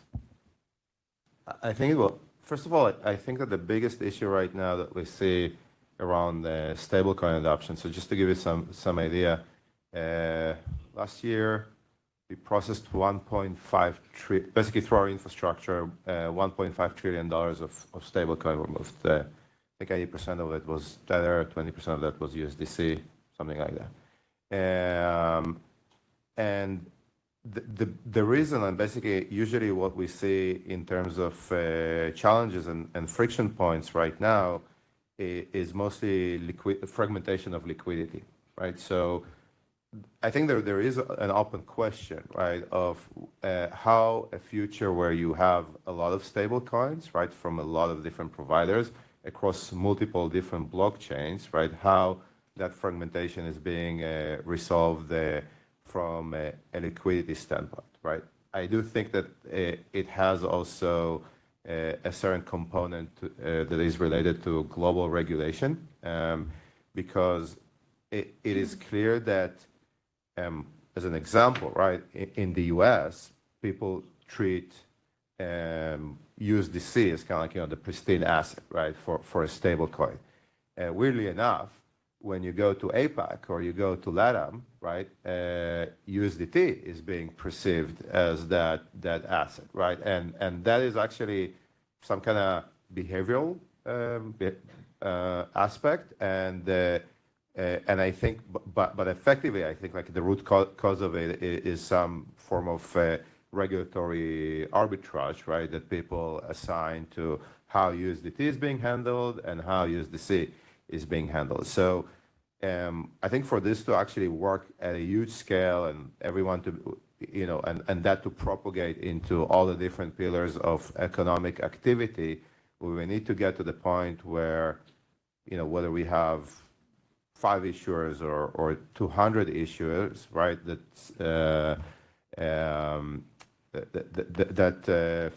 fungibility and liquidity is being resolved. Yeah, so I go back to the different roles that you have to play when across that kind of life cycle for stablecoins. So you got an issuer. You need to ensure the issuer is sound, and you need to ensure that the issuer is complying with a set of standards that can comply around the world, right? That's full stop, right? You can't have an issuer from one jurisdiction operating in a lower standard than another, right? Full stop. Then you have the coin that's issued itself has to be sameness. If it's representing $1, it has to represent $1. And how you do that is you ensure that where those reserves, you have disclosure on the reserves. If the reserves cash-like, what's the duration, et cetera, et cetera, et cetera. What's the capital controls around those? Where are they held? Gonna tout us, right? But again, it's because we have capital controls. We have all of the mechanisms that are in place to ensure that those assets are kept safe. Then you have this middle piece, which is like, what do you do with that asset? Which is, I think, where you were going as well, right? If we're using that as a pure form of payment and it's pertaining to, say, an end retail customer, that's one particular use case. If you're using it for institutional investors, where they're using it as a form of on-chain cash to move an on-chain asset, that's a very different use case, right? And that's where you need to have the ecosystem enabled to say, hey, if I name your stablecoin A, B, C, or D, whomever, again, you've surety that the issuer is sound, you've surety that the assets underneath are disclosed and they are what they say they are and they're kept safe. Then you need surety in the middle, which is all players can actually leverage that coin to do something. Then you regulate the thing it's doing, right? If it's an asset that's enabled for collateral, make sure that you have, all of the right participants who are providing collateral services, comply to a set of regulations for collateral. If you're moving it just as a form of corporate payments, it's a different thing, right? So it's what is that asset or coin being used for? I don't think there's enough talk about the use cases and actually putting, controls around those use cases, because now what we have is a really interesting world where what is money becomes kind of interesting. And I think before it was very binary, and these two kind of cash world and the asset world were kept very separate. Now they're very commingled, right? And I think there's thought that needs to be put in particularly from a regulatory perspective as to, again, what is it used for, right? And making sure that there's clarity, for example, on the banks, like if we're looking at a stable coin and we're, leveraging that stable coin to enable it to move so that a client can, just as an example, move into collateral or do whatever they want to do, what can we do related to that asset? Are we allowed to mint it? Like, can we create the token to represent the asset even if we're not the issuer? There isn't clarity on that right now. Can we custody the asset? Increasing clarity. So roles that you can perform pertaining to the use of the asset, I think, is still very ambiguous. And one of those threads is, which isn't captured in the regulation in any way, shape, or form, is the notion of purpose-bound tokens, right? So the fungible aspect of it is the actual reserves. Yep. So why can't you mint, purpose-bound tokens specifically for a given reason that hasn't necessarily traveled outside of the perimeter where a particular institution is no longer comfortable? That's certainly technically possible. That's not, being actively discussed in the legislation to allow for, right? Right now, it's broadly a payment stablecoin, and as interpreted, covers every use case you just went through. Yep. The other point, Michael, that you raised earlier, which was also quite interesting, is at least for now, the majority of the non-crypto stablecoin activity is happening outside of America, right? And oftentimes in the cross-border piece. And if that issuer is U.S. domiciled, right, that arbitrage between USDT and USDC, in a sense, is quite important, right? And in the non-institutional use cases, they may be less interested, or parties may be less interested in the safety and soundness and audit, and more interested in how much government overreach there can actually be on a given asset, depending on the activity that you're performing in a foreign country under the laws or supervisions of that country. So that is another area that will continue to percolate, and it'll be interesting to see how regulators across the board commingle and essentially figure out a way to deal with it. I will also balance that by saying we don't have harmonized regulations for even derivatives, right? So to expect some broader harmony there is tall order. I should probably add that from our perspective, in some respects, we look at stablecoin as like a solution looking for a problem still. And so we're quite lucky, actually, as everyone is getting the regulation up to speed and is actually doing all the heavy lifting. This is where I think fintech wins again, because there's like this massive scale of work going on that will actually have it regulated and in a space in which it's usable. And then, of course, fintech gets to enjoy, like, where would that sit in order to serve our customers? And so now, how could we use it? So thank you for all the heavy lifting. We can charge you consulting fees, it's fine. Yeah.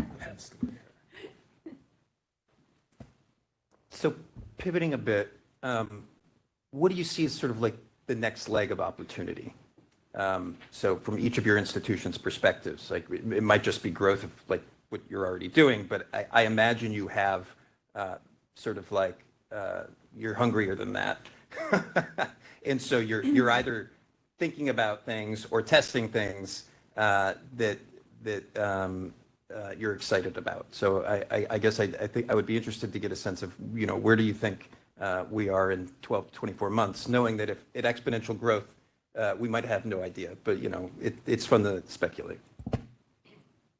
For us, really, I think for the last few years, most of our client base was really focused around, let's call it the fintechs and the trading firms, and a bit of incumbents that were working with digital assets, mostly cryptos, right? In 2024, there was a dramatic shift.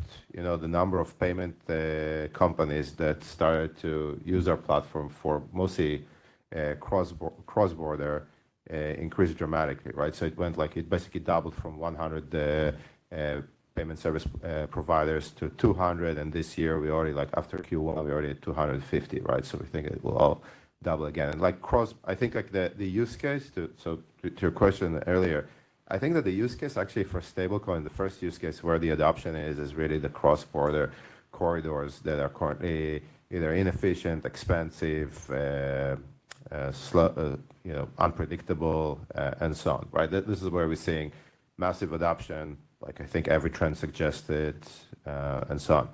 The interesting component over there is that I personally believe that this massive adoption of stablecoin basically kind of lays the foundation for tokenized assets, specifically, probably like money market funds or bonds, depending on what is available. Because the problem, for us, for our clients, for everyone who's using it, is that okay, so now you moved into this new system, but the entire economic interest of holding this asset when it's sitting in your wallet or in your custody is being captured by the issuer, right?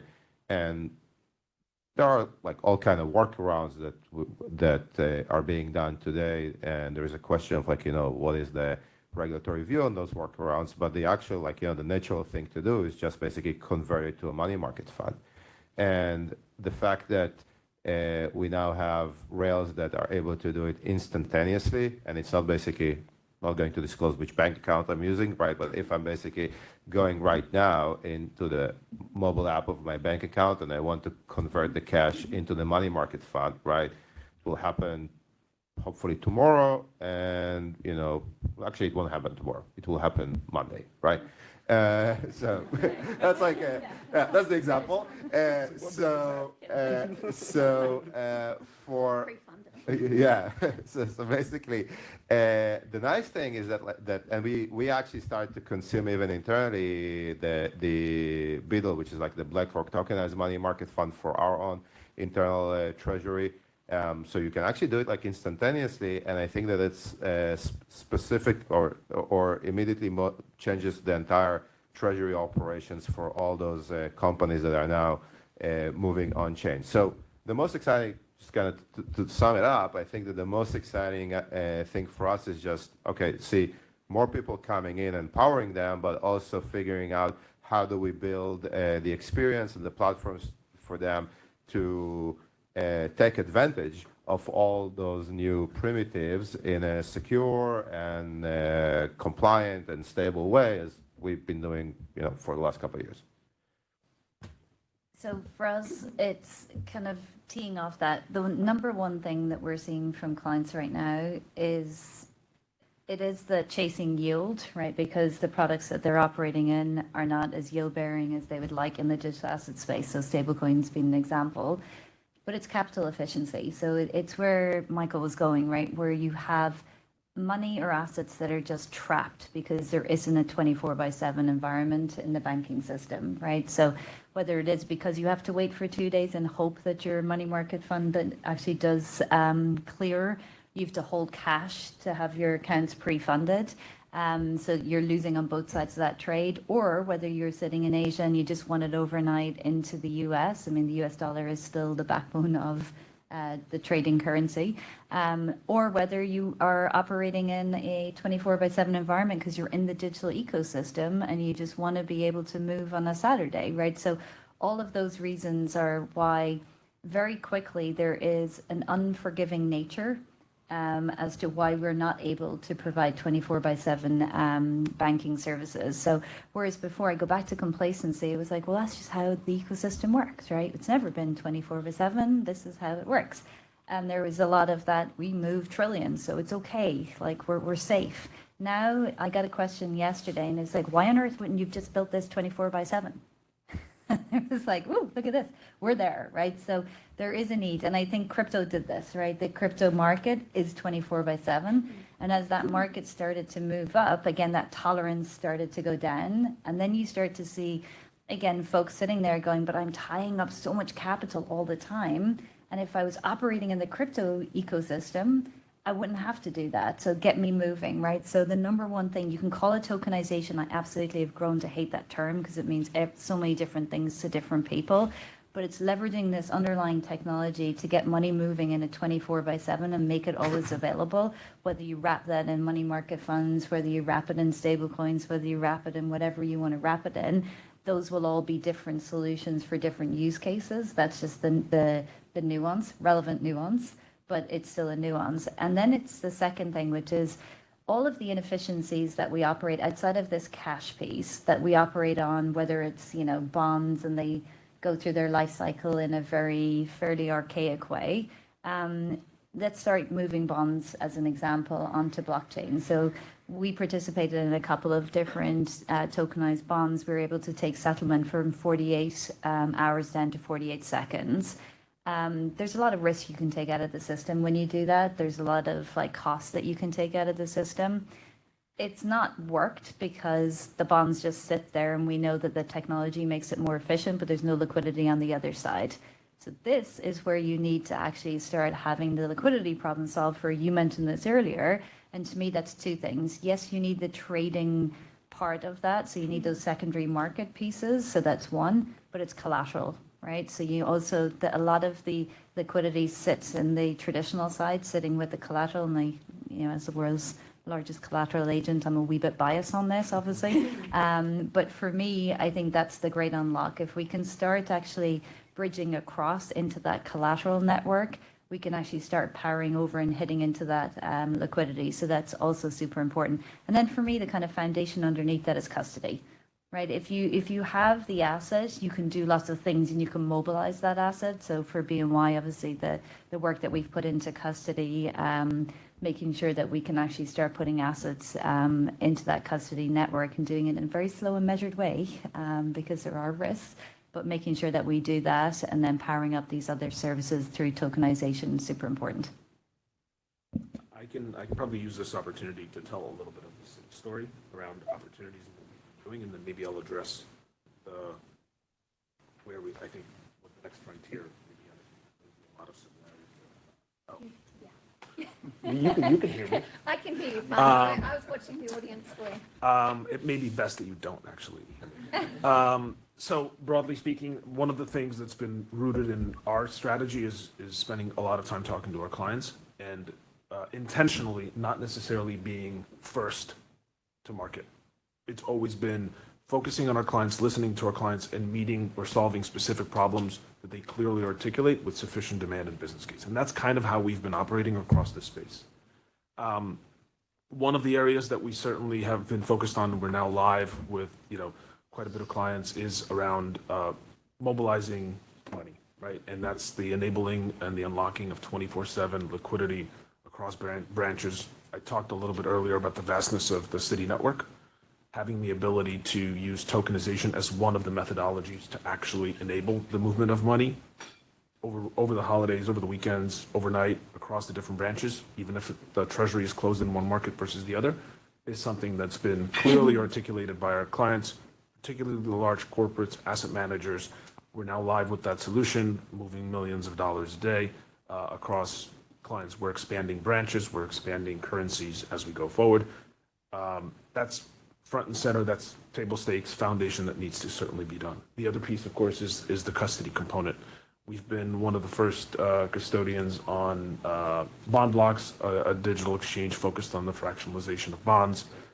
We've also been very actively working on the digital issuance from a DCM perspective, both as an IPA, as an issuing paying agent, but also as a primary dealer.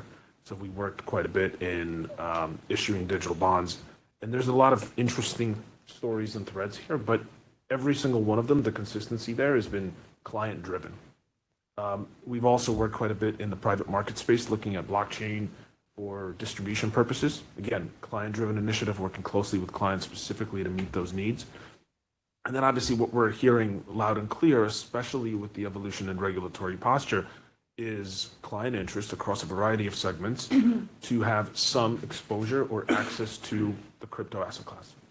Right? And that's certainly an area that we're looking at now. And of course, as the regulatory environment is becoming more open and as there is starting to form more regulatory clarity around all of this, is definitely an area that we're looking to meet our client needs. As a broad overcast statement, right? Citi is very intentional in operating only in areas where there's absolute regulatory clarity, and there's many other institutions in that same space. So as this regulatory clarity starts to emerge, and we're on the precipice of it now, we should see a broader convergence of maybe DeFi and TradFi as the common abused term at this point overall. So those are just some of the key areas that we're looking at.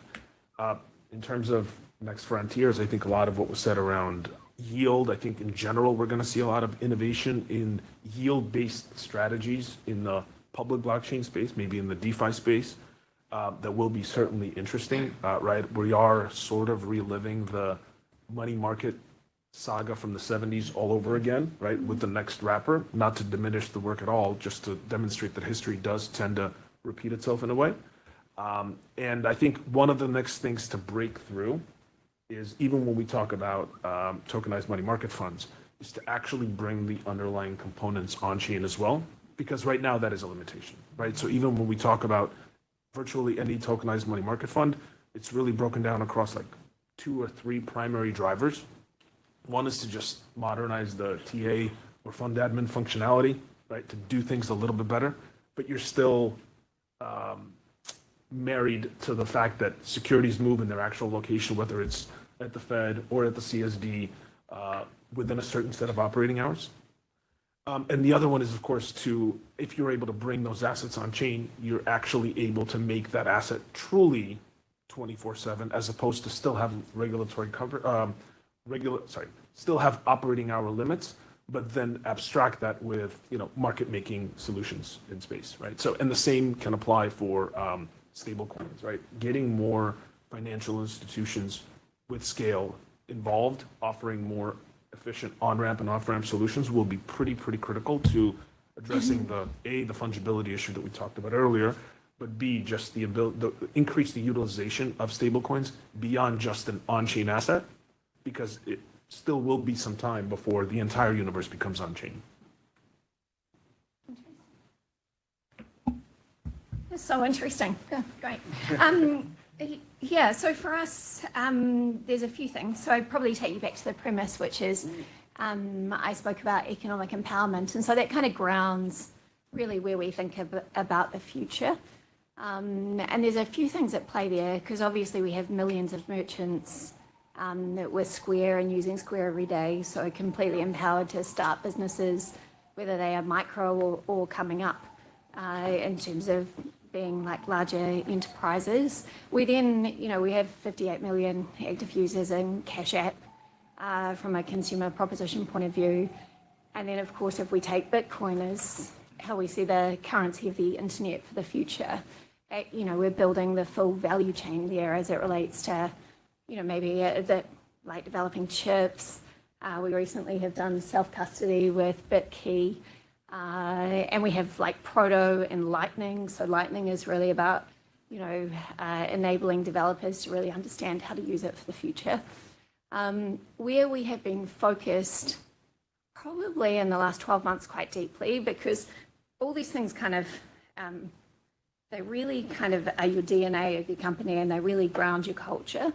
And so for us, we've really become like a learning company. And I think the evolution of AI, as you discussed before, because that is coming at us so fast, having a culture of learning across the organization has actually led us to the evolution of new products. Our latest one has been Goose. I don't know if any of you have seen it, but it's an open source AI agent. And so that's enabling developers to, and actually everyday users now, because it's continuing to learn.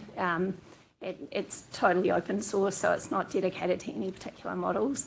But that now will give us insight as to like, what is the future of financial services? Like, how should we really start to think it through?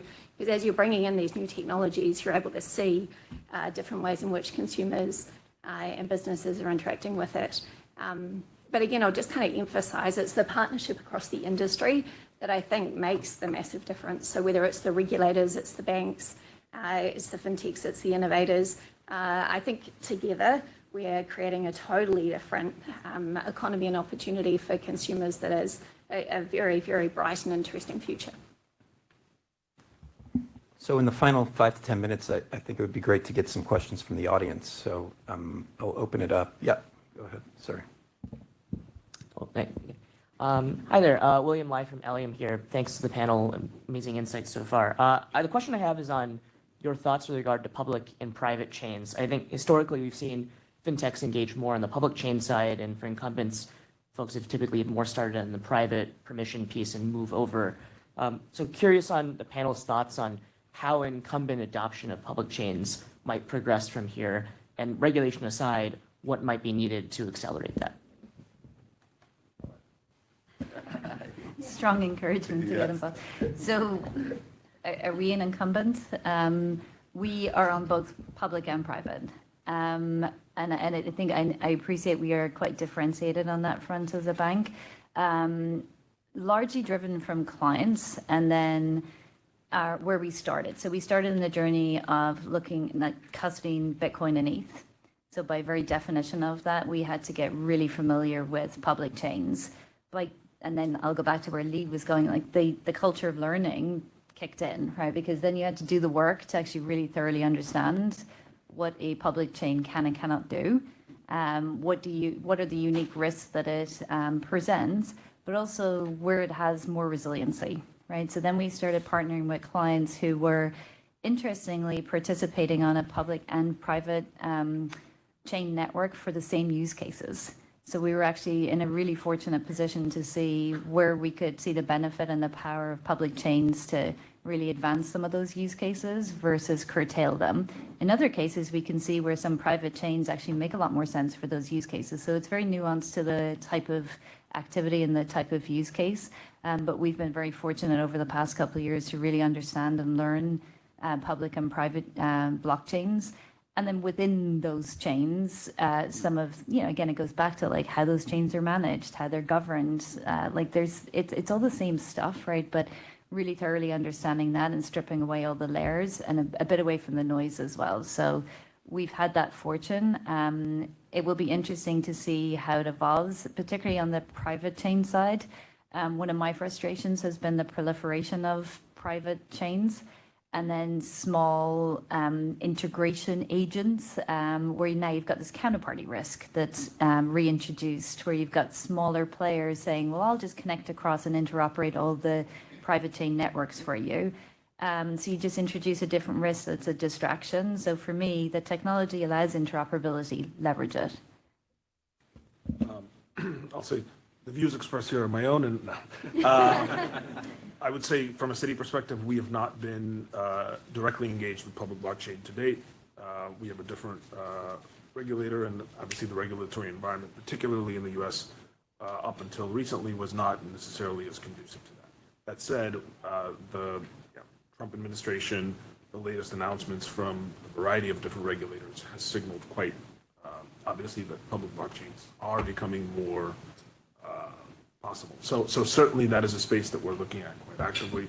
Obviously, as we're hearing more and more demand from clients that want access to an asset class that happens to be natively residing on those networks, that's certainly the case. The one anecdote I'll say maybe is,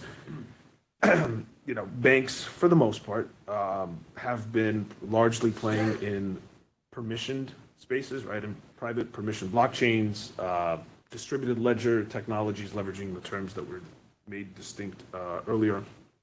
And one of the challenges is over time, a number of these different networks popped up. They were built, using different standards. They were built using different stacks. They had a subset of various participants, custodial members that created fragmentation, not just from a technical, not just from an operational, but even a legal and/or in actual fragmenting the investor base in a way. And of course, there's always been a need to how do we bring all of these together, unlock interoperability as one of the solutions. One of the things that certainly is happening now, right, and I'll say it broadly, is that with the regulatory posture changing, broadly speaking, every financial institution is looking to develop some capabilities to offer access to this asset class for their institutions. Basically, they're building the connectivity or integrations to public blockchains. This is a very long-winded way of saying if you've just built the technical integration onto a stack which is standardized, freely available, right, widely distributed for a single business case, it might make sense to leverage that investment to bring other assets on chain, right? Because you're inherently creating that ecosystem to actually do other things with it. And if you add in the fact that, of course, there's stable coins and other forms of money that are on chain, you start to see the ingredients come together for what probably makes sense, at least for certain use cases, to be more adoptable to a public blockchain. I'll balance that a little bit to just say, look, that's a reductive statement, right? There's a number of challenges and issues with public blockchains that don't apply to every use case, but there are, interesting solutions that are being pursued both architecturally and from a privacy perspective that address some of those. I think that broadly speaking, we see most of the future adoption moving into public, assuming like regulatory, and even like to be fair, the 2 or 3 main private blockchain providers, at least like one of them have made a very clear statement that they are moving into some kind of semi-public model, right? And they're kind of leaning heavily into that. I would say that I think that the scale is already there, right, in terms of what you're seeing from Solana. And we are going to see what we call parallel EVMs coming into the market through the summer and next year, right? So they will give us like the 10, 20,000 TPS, which is already like, what MasterCard and Visa were kind of saying that like, you will never be able to match that. And, we are almost there. The only thing that I would say is that the privacy component will become critical, right? And there are different solutions currently proposed, but this is actually still the component that is kind of not clearly technically solved at scale. And we'll need to see that there is a technical solution for that problem on the public blockchain. Otherwise, I think there will be a lot of challenges in terms of adoption for sensitive use cases. I mean, sensitive use cases just like basically for, I don't know, Walmart receiving payments, they won't want to tell everybody how much they're getting.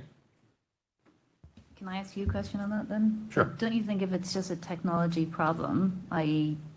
tech creativity to solve privacy, that is a solvable problem?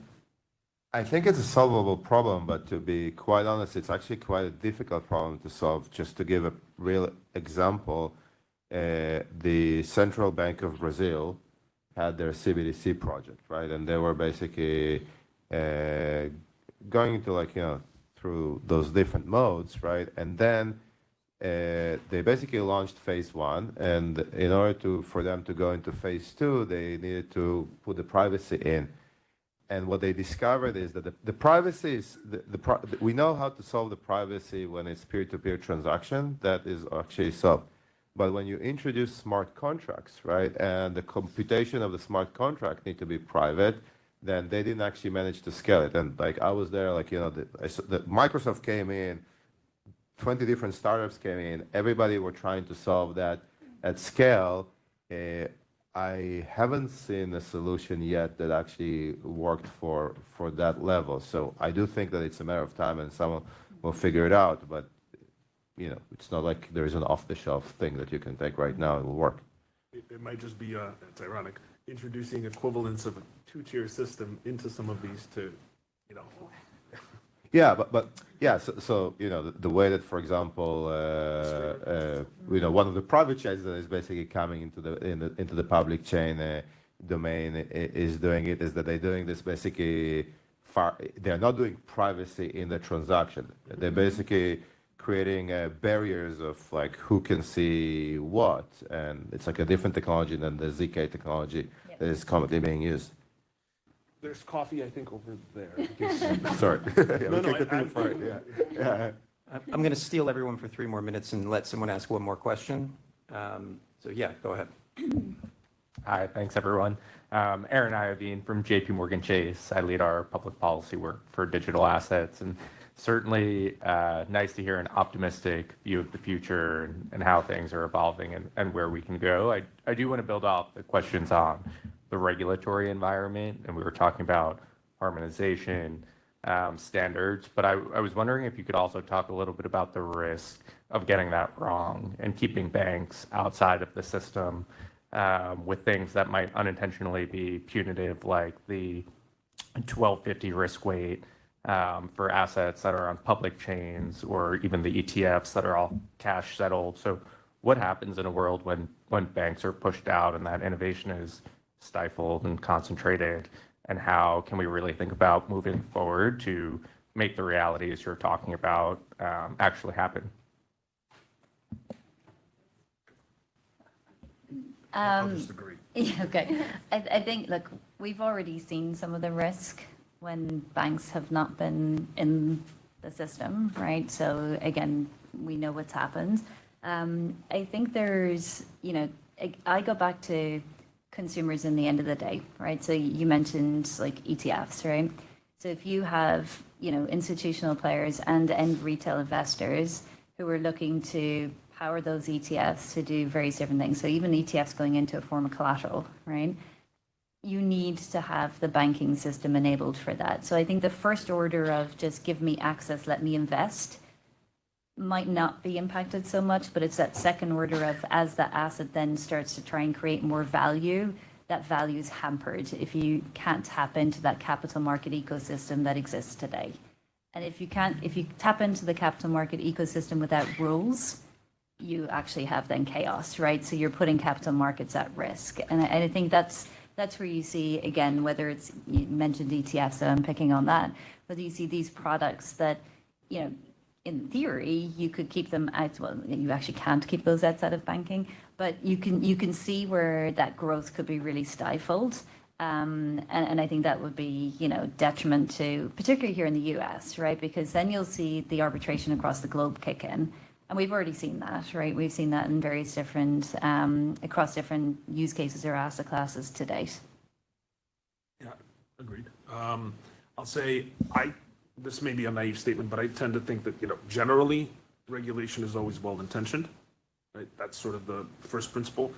Of course, it doesn't always get implemented the way it's intended. The example you give is a very good one, right? Obviously recommended as guidelines, different jurisdictions have to adopt them. Some already have. That to me is a clear example of something that was not intended, but is written in a certain way that is interpreted in quite obvious way, that's the only way that it can be interpreted, that can be prohibitive in actually bringing, traditional assets on the public blockchain, especially if more jurisdictions rush to try to adopt as quickly as possible. So certainly vocal and avid advocacy, both individually and through various trades associations, is critical. And again, this is not for self-preservation type purposes. This is for the broader benefit of the industry, the ecosystem overall, and frankly, even call it the disruptors who are interested in bringing more assets on chain would welcome traditional financial institutions to unlock the pool of investors that they already have, right? It's the tide that rises all ships. So I think there's actually full, conformity across the industry, across all the sectors to try to drive these things along. Frankly, even on the stablecoin side, it's, obviously the momentum and the activity that's happening in the U.S. cannot be more welcomed. There are certainly risks with rushing something through and obviously making an amendment to something if you get something critically wrong, and I don't think there's anything like critically wrong per se, but getting something through now before the midterms, and then when the midterms happen, depending on how that plays out, that may get politicized, and trying to fix something may be more difficult than it is to actually get it passed in the first place. So that's a throwaway statement, I appreciate, but it kind of validates your point in general. On that note, I'm going to let everybody go get a snack. I want to thank the panelists who've been awesome, and I'm just going to give them a round of applause. So we're going to do something a bit different in the next session. We have three very different speakers that are going to speak about some intrinsic problems that we see in the blockchain space, and also provide some context and insights into how we can approach this. And so let me briefly introduce the three speakers we have. We have Ethan Chan, CEO of Allium, which is a blockchain data platform. We have Andrea Canadillo, an economist at Cal Protocol, which is a fully permissionless trading protocol that uses batch auctions to maximize liquidity for market participants. And Jeff Ramseyer from Stellar Development Foundation, working on high-performance blockchain architecture. So we have a very different problems, but all kind of novel issues that we need to figure solutions out for today. So we'll start with Ethan. Each presenter, you have 12 minutes, and then we'll have some Q&A at the end. Yeah, so my name is Ethan. So I'm the co-founder of Allium. And before diving into the presentation about Allium, what we do, so Allium, we are a blockchain data platform. So we ingest all the data, clean all the data, and serve it to institutions. You may probably have seen, if you've seen the Visa stablecoin dashboard, like we are the data provider behind that. We work with a lot of different financial institutions. If you've also seen DeFi Llama chats floating around, we provide a lot of the data for DeFi Llama as well. So a lot of the data, a lot of the charts you see out there, we are the unseen data plumbers behind the scenes for this industry. So, all right, but what I'm going to talk about today, it's going to be more on specifically, we're just going to tell about the deep dive on like some of the challenges, the consumer hurdles on the on-chain trading, because I think some of you just want to shed some light on some areas of the data in this space today. So, and I also have my teammate William over there as well, right at the corner. So, cool. So just to give a quick overview about like what the presentation. So I think the whole spiel is that like a lot of consumers are coming on-chain trading crypto. There's a lot of incomplete market data out there, and they face a lot of inconsistent execution quality.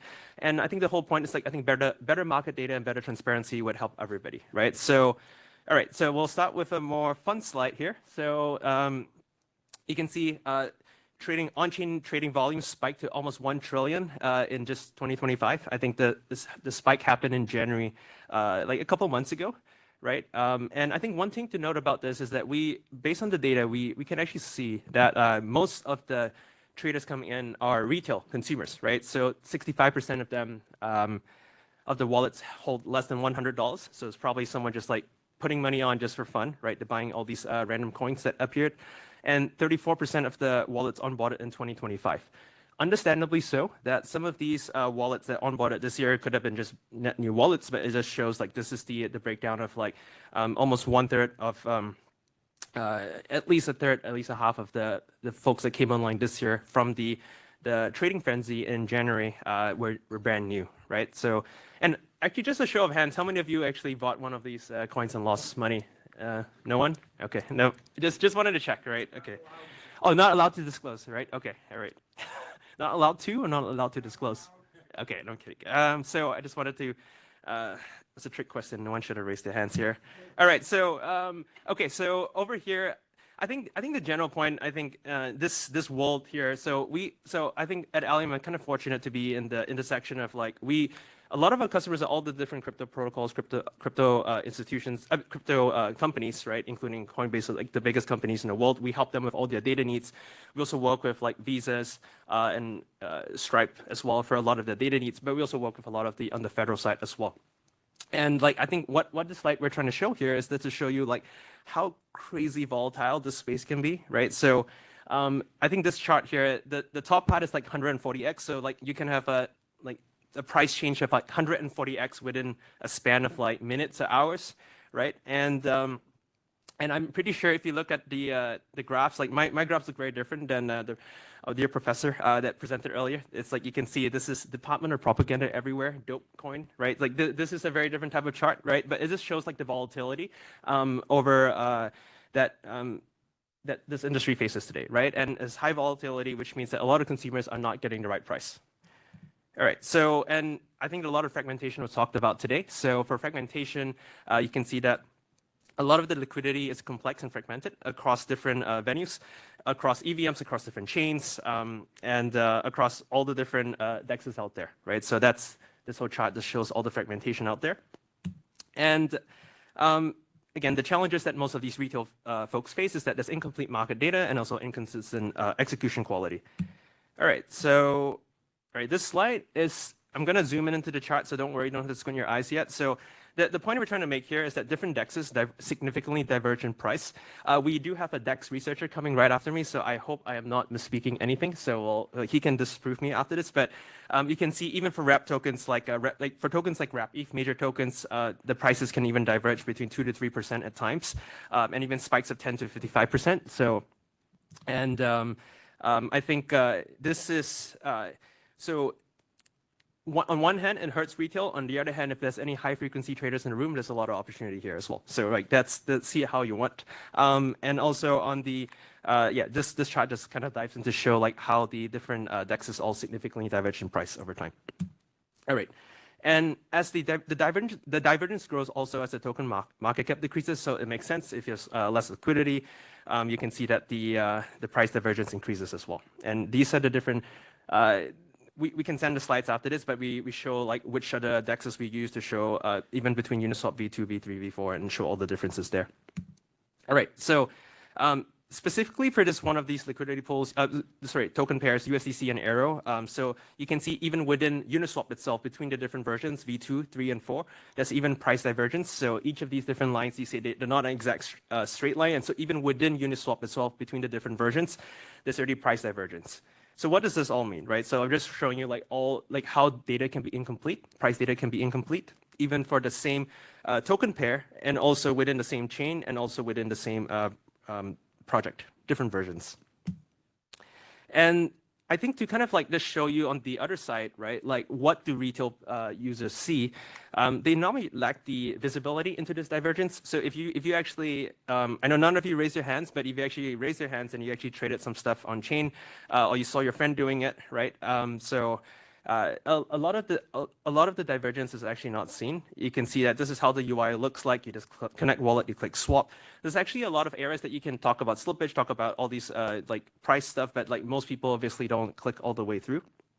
And because a lot of these retail platforms favor simplicity, right? So and then they don't even know that when they're buying something, there's like these price slippages. All right, and then the other problem we're going to talk about is also inconsistent execution. So let's say I'm now looking at the wrong price, but now like I want to make a trade. So even when I make a trade, I'm actually not getting the price I thought I was going to get.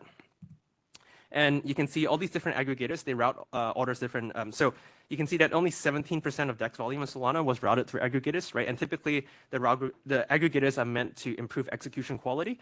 So a lot of times when you use your favorite app, or on-chain app to trade, you should always go through an aggregator, but then the on-chain app would also kind of like prompt you to use their own DEX or their own favorite path, so that they can get more, basically more bips off the user versus going through a proper way. And you can see that only 17% of Solana volume went through these aggregators, which is meant to be better.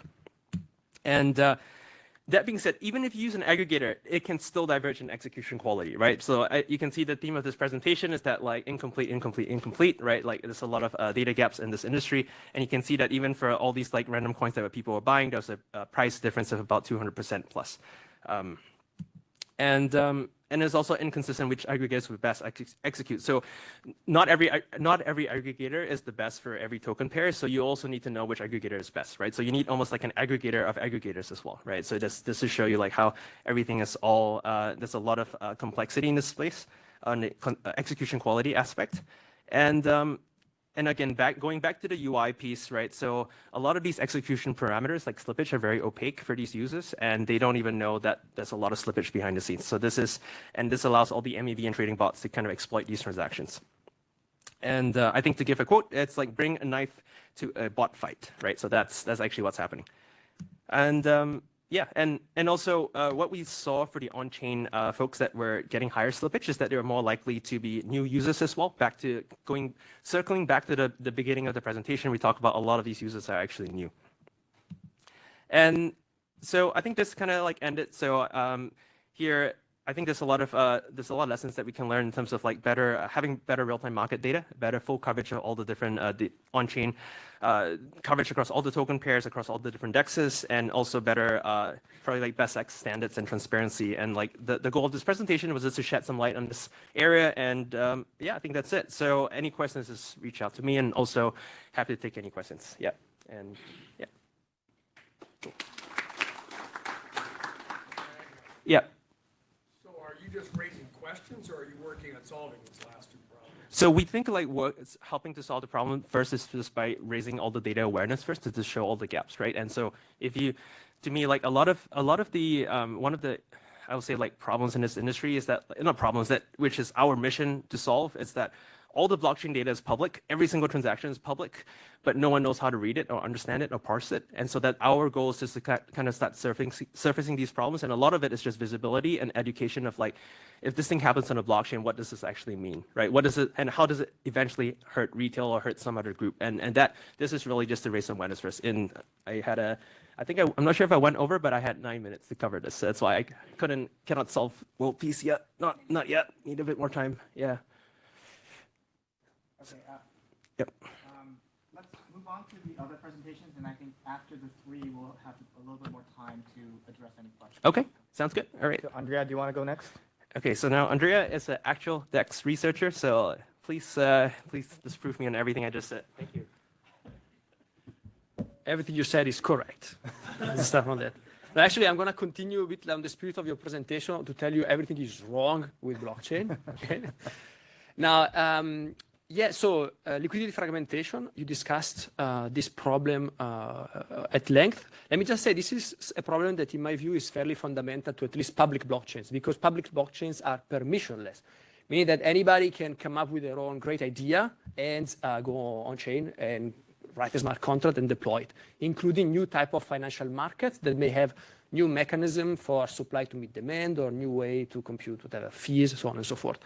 This is great because it allows for a lot of experimentation, way more than what we see in traditional financial market. But of course, the downside is liquidity fragmentation, meaning that maybe I want to exchange asset A for asset B, and there may be out there like 30, 40, 50 different markets for those where I can do that, each with its own specificity. And of course, it could be that the best way to exchange asset A and asset B is to go through asset C, making the whole thing even more complex. Now, the second big problem with using blockchain for financial application is that unlike traditional markets where transactions are executed in the order in which they are received, in the blockchain, this is not typically the case. Now, there is someone who receives all the transactions and then decides in which order they should be executed. And of course, this can be done, okay, I don't have time to explain exactly how, but this can be done in a way that extracts value from the end user. Okay, this is also sometimes called MEV. So as a result, exchanging assets efficiently and safely on-chain can be very challenging. And a lot of the innovation in this space, in DeFi and blockchain in general, is, in my view, in one way or another, about solving or mitigating these two problems. Now, one particular successful way to deal with these two problems are trade intent auctions. Okay, what are those things? Now, let's start with trade intent. So a trade intent is an order, okay? It's an order in which a user or a trader will specify, say, a sell asset, a buy asset, a sell amount or a buy amount, or some other parameters of the trade. For example, no less than this price, without specifying the exact execution, the exact routing, exactly how this trade should then happen on chain, okay? Now, these trade intents are then put through an auctions in which specialized entities called solvers will bid for the right to execute these trade intents. And here is a bid is a price. They have to announce prices. And generally, the auction is such that the solver announcing the best price for the user wins the auction. And yeah, also important is that solvers bear all the risk, meaning that they lock in the price at the auction stage. And then if they go trade, and for some reason there is some transaction reordering and they lose money, well, it's their problem. They still have to return to the user what they promised at the auction stage. Sorry. And these are by now quite popular. For example, just in March, just in Ethereum, these auctions intermediated about more than $10 billion of value. divided into 3 protocols. Think of this as 3 different auction houses. One is Cow Protocol, the organization for which I work. This is the market leader. Then there is OneInch and Uniswap X, which is a product from Uniswap, or an organization based here in New York. And I thought for the purpose of this kind of audience, it would be interesting to try to connect those auctions that emerge in the DeFi space to something that might already exist in the TradFi space.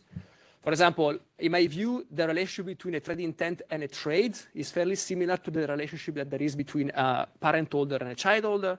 Says that a trade intent and a parent holder will specify some of the parameters of like the intention, if you want, of the client or the trader, that then the trade or the child holder will represent the exact execution, the exact routing. Okay. Now, importantly, in the case of trade intent auction, to go from trade intent to trade, there is an auction. That's not the case to go from parent order to child order. And in this respect, trade intent auction are kind of similar to this proposal by the SEC from a few years ago, where they, in the context of, I think it was Robinhood, they were proposed that each order that is submitted on Robinhood should go through an auction to determine, who gets to execute it and at what price. And I find it quite interesting because there was a lot of debate back then about this proposal, with people arguing pro and cons. And as far as I know, nobody bothered to look at this different corner of the financial sector where very similar auctions, trade intent auctions, are in fact in production and intermediate a lot of value, and see if there is anything that we can learn from them to, in this, and translate this learning to this TradFi context. Another interesting connection, I think, is between trade intent auction and Forex market on better Forex desks in banks, because in some sense, both are about facilitating trades in a context where there is no numeraire. Like anyone can exchange any asset for any asset. There is no common base asset, okay? But there are also important differences, because I think the Forex market, there are probably fewer than 80 assets exchanged, whereas on Cow Protocol, and just last month I checked, and there were like more than 2,000 different assets exchanged. This is asset, think about asset pairs. So, I mean, the difference becomes even like larger. And in Forex market, there is a lot of concentration on the top few pairs, where this is not necessarily the case in the context of trade intent auction. And also, as Professor Townsend said earlier, like in the context of blockchain, these tokens are actually programs. They can program in different ways. So they can be very heterogeneous with each other.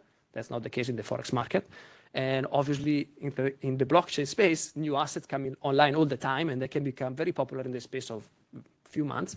Also not the case in Forex market. So there is a similarity, but in the case, the trade intent auction are way more complex, let's say, than what we see in Forex market or Forex trading desks.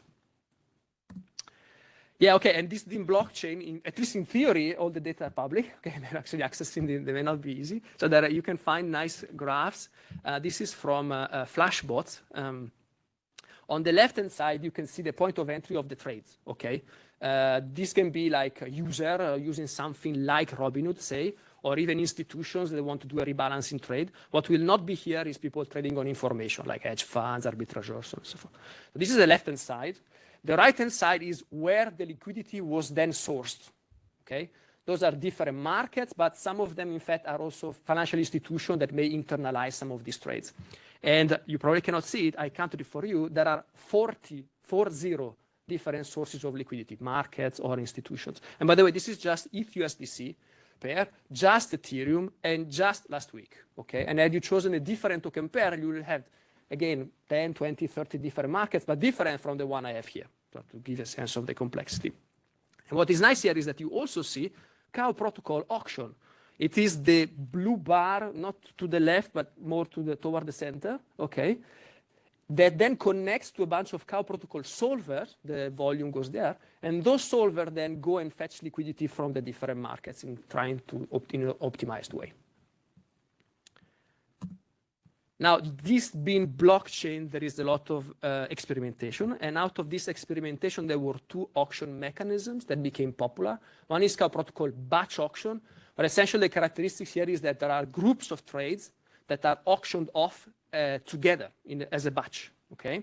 And so when the solvers bid here, they have to propose prices for each of the trades on the batch, and the solver generating the most value overall wins the auction and gets the right to execute the trades on the batch. So there is a single winner that wins multiple trades. whereas the other protocol executes essentially separate completely independent auction for each trade intent that they receive. Okay, and each of these auction mechanisms has its pros and cons.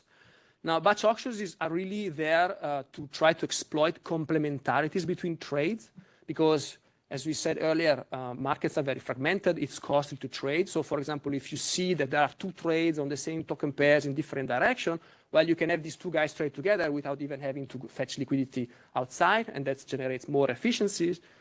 It's also the case that in blockchain, there is a cost of using the blockchain, the gas cost, that tends to be independent of the volume of the trade.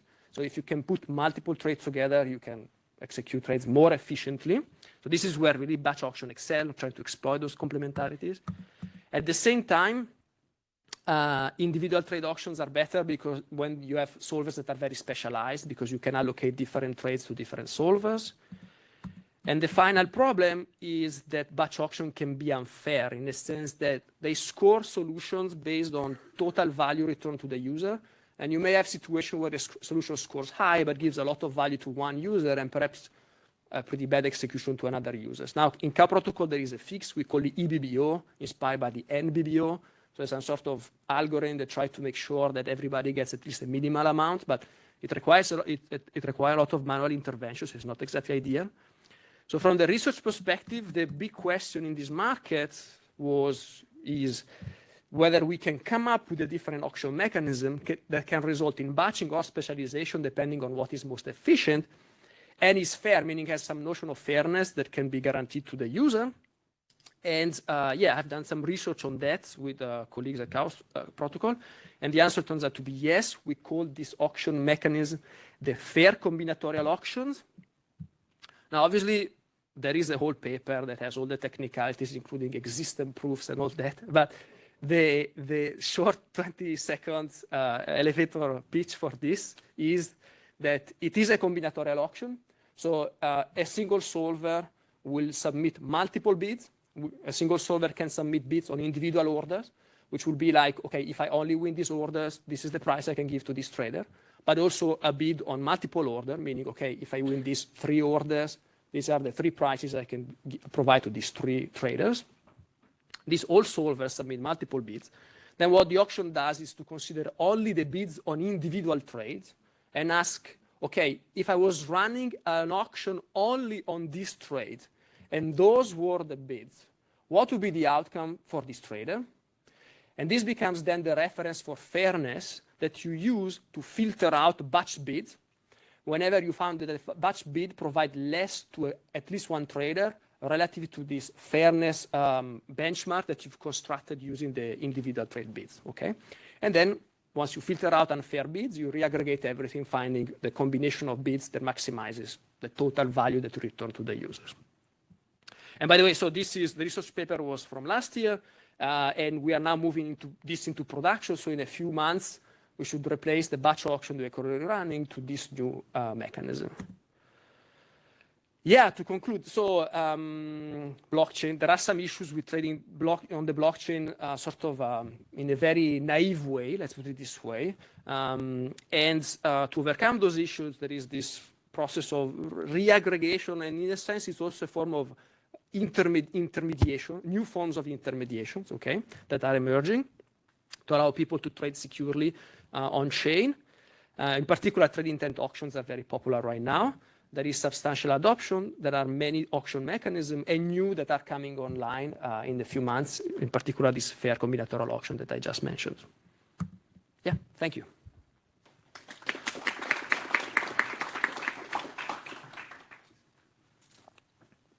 Thank you very much. I'm Jeff Ramsire. Up until recently, I was a grad student at Stanford working on how do I build scalable blockchain infrastructure, among other things. Since then, we've started trying to turn some of this into production. But what I want to talk about today is the research from Stanford. So how do we scale any modern, how do we scale a blockchain? We'd like to do that the way that we scale any modern software system, by throwing more hardware at the problem, right? Ideally, if I double the amount of CPU resources or compute resources I have available, I should have my runtime or double my throughput, right? And so on and so on. Of course, most of the time, we don't actually get that ideal level of linear scalability. And that's just because the programs that we write and use aren't designed in a way that takes advantage of all of the parallel hardware resources that we have. And so generally speaking, you see graphs like this red line, where after a certain point, you get very marginal returns towards adding more hardware. This is particularly a problem for blockchains because in practice, demand for executing transactions only seems to grow over time. And if your graph doesn't scale, then eventually your demand for executing transactions will exceed capacity, and you have to compensate somehow. And so in practice, we see things like charging high fees or restricting access somehow, maybe cutting functionality. And none of these things on their own is particularly a good idea. Right? And so if you zoom out and look at the picture of the systems that we see today, simplifying quite a bit, on the one hand, we have these like public blockchains like Ethereum that are full-featured, programmable, but they don't scale. And so I can only get a very limited number of transactions per second through, so I have to pay very high fees.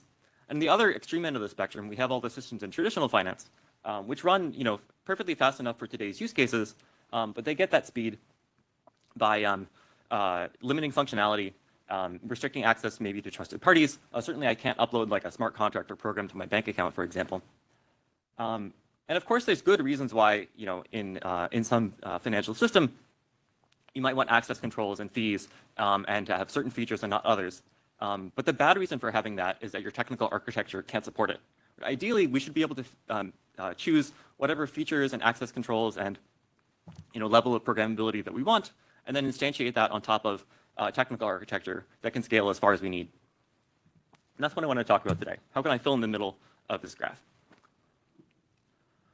So the core problem comes down to how we build these systems. Most blockchains and ledgers are designed as what's called replicated state machines. This kind of architecture shows up all over the place, not just in blockchains, of course. The basic idea is that every bank or every institution, every participant maintains a copy of a ledger, the state machine, and then they'll run some kind of consensus protocol to agree on, of course, some total order of transactions on that state machine. So long as every copy of the state machine executes the exact same transactions in the exact same order, then everyone stays in sync, and so everyone agrees on how much money is in each person's account. Great. It's a perfectly sensible architecture. I can make it programmable. The replication gives me fault tolerance. It's great. The problem is it doesn't scale.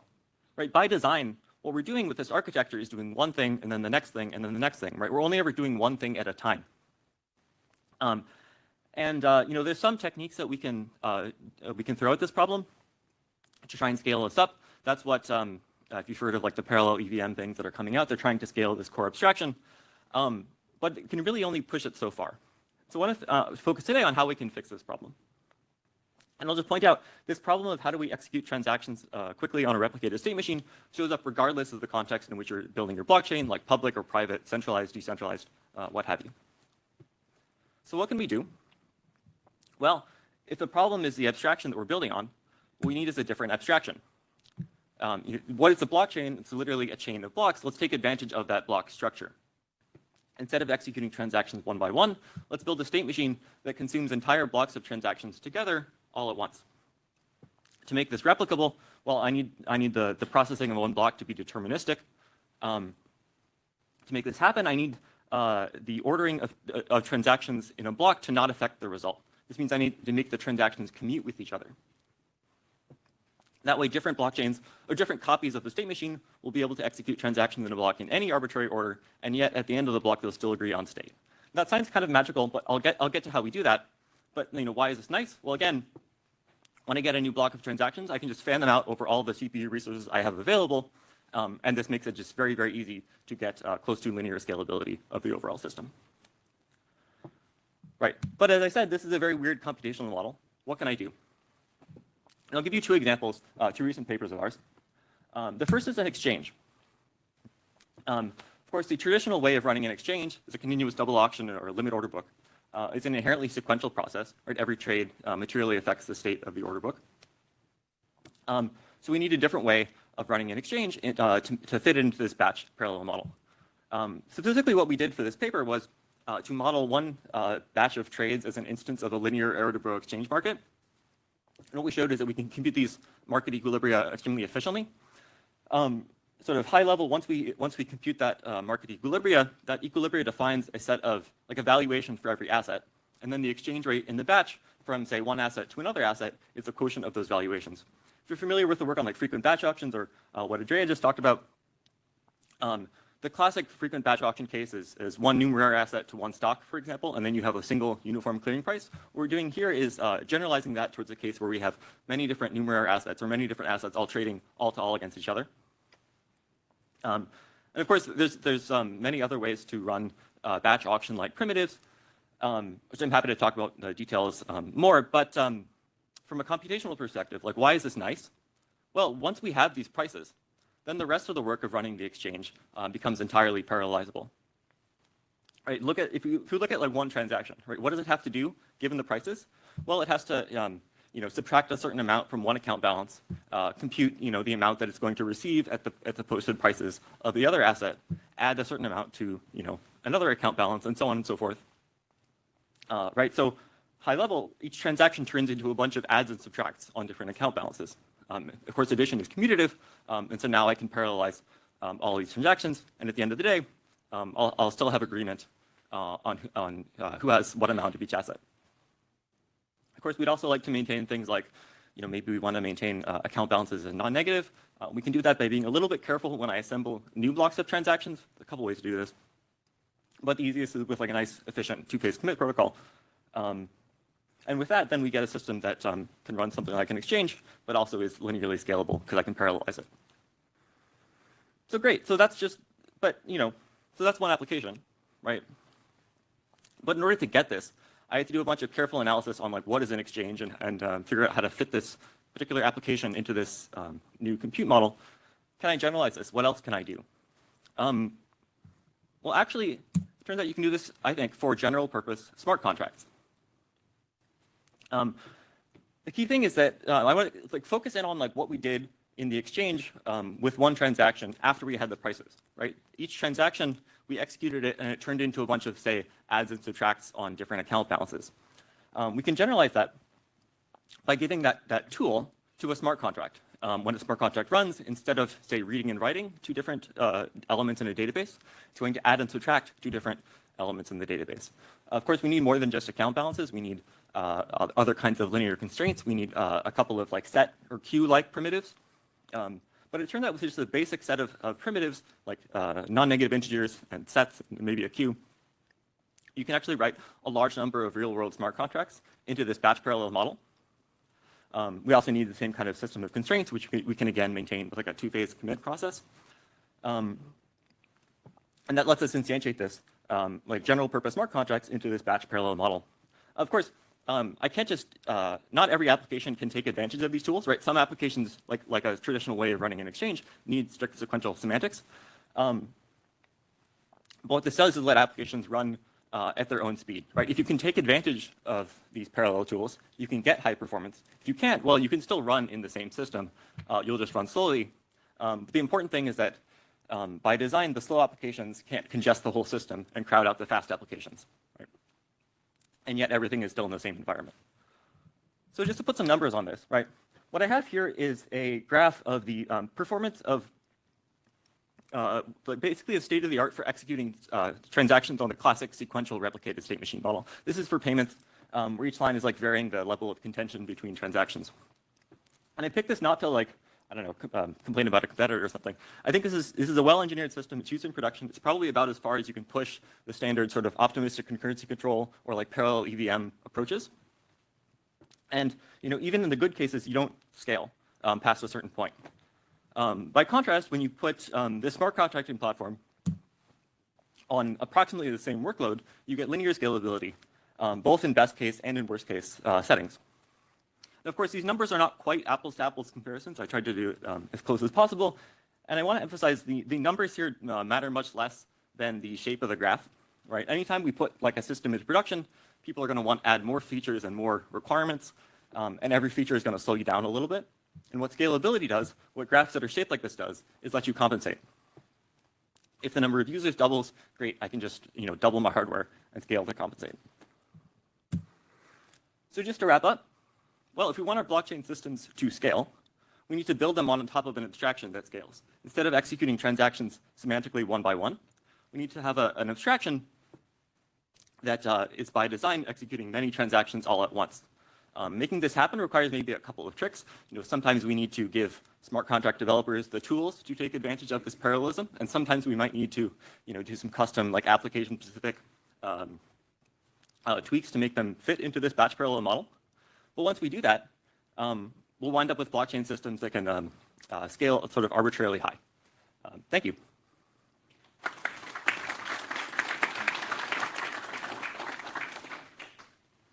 We have time for a few questions.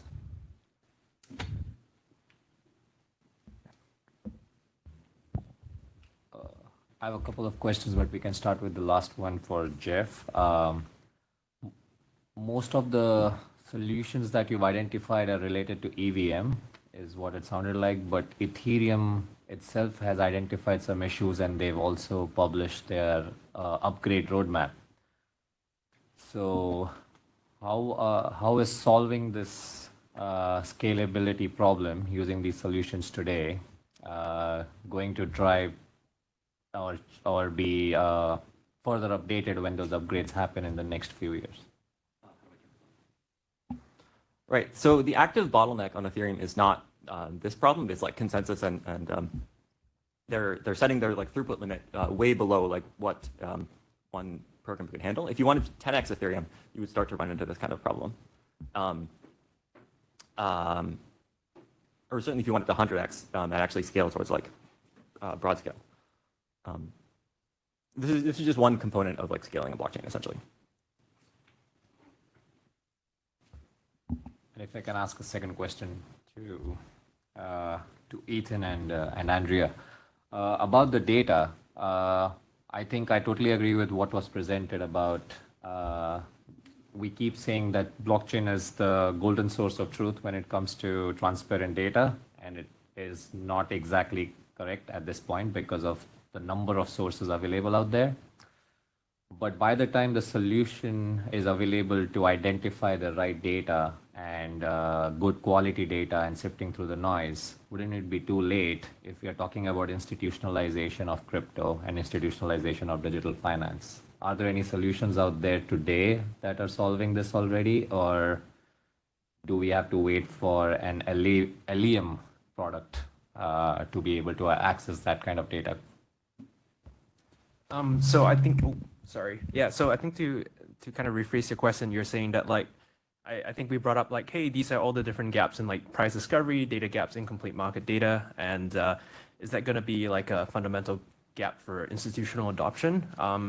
And is it too late? So I think the way I answer it, I don't think it's too late at all. I think it's only because this industry is new. I think in any new market that happens, like usually stuff happens and then like people try and understand what is happening after that.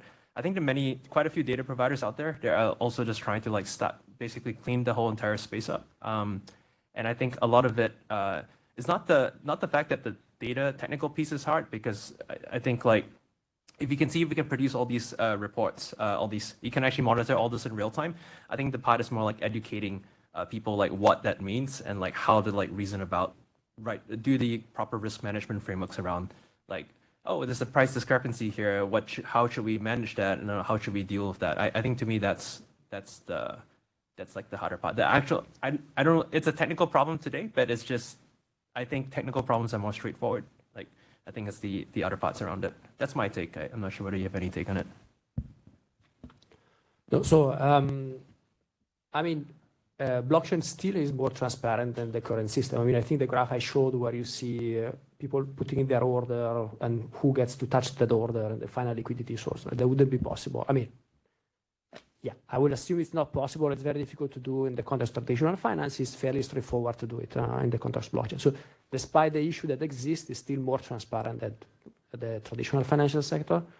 But yeah, so just to tell you a story, like I joined Cow Protocol 2 years ago before I was in academia. And I remember one aha moment when I started working when I switched to the DeFi world was precisely that the concept of price is way more complex, complicated. I mean, when you talk a traditional financial market, you say, okay, what is the price of the Apple stock today or this specific time? You may look at the mid price in wherever it's traded. When it comes to blockchain, it's all like, oh, complicated. Like now you have X many markets, you have to find a way to aggregate those prices in all those markets. This way has to make some sense, and different data provider may actually spit out different solutions to what is the price of Ethereum, of ETH, because they use a different methodology. So yes, there is added complexity, and I think the more we switch to on-chain finance, the more people will have to get familiarize themselves with those additional complexities. I'd actually like to ask Andrea a question. If I think about the implementation of these types of batch auctions on the settlement layer and these blockchains, there's these huge economies of scale that arise because you can provide this clearing system across a lot of these tokens. And you can imagine if we see a proliferation of different representations of tokens that are similar or not, there could be these huge liquidity benefits. Now, on the other hand, one of the arguments is that blockchain offers this decentralization. And I wonder, how do we think about these economies of scales that we've already seen operate on the settlement layer of legacy systems? And is this a concern when we think about this infrastructure and blockchain systems?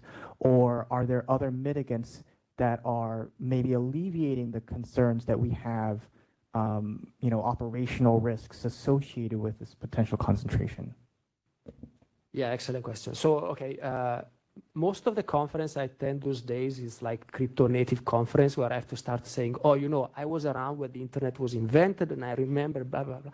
I don't think I have to this premise here. So internet is a good example, I think, because when it came out, now everybody can be a producer of information. Like everybody can have their own blog and write stuff. But then the problem becomes, okay, if it's totally unmanageable. Like how do we access information? How can actually find stuff? And then there were different ways to reaggregate from this moment of like big disaggregation, reaggregate to make everything useful. First was just pages with list of links, and then like search engine, and then social network and all that. So in a sense, what is happening now, at least with respect to the auctions I was discussing, is this process of reaggregation. Yeah, it's cool because I can start my own financial market with my own crazy idea, but then people have to use it. So a layer of reaggregation that makes everything more accessible. Now, in the context of internet, we've seen like this big quasi-natural monopolist emerging because there is an economy of scale and you don't want to have like 20 different social networks, like it's one or two dominant ones, which might bring the concern that you were discussing. Now there is market power, one big dominant trade intent auction that ends up being the big, reintroducing a form of intermediation and monopolies, if you want. Here is where the logic of blockchain, however, is different because although currently, for example, Cow Protocol has parts of its infrastructure decentralized, part of this infrastructure that are still running on some centralized server.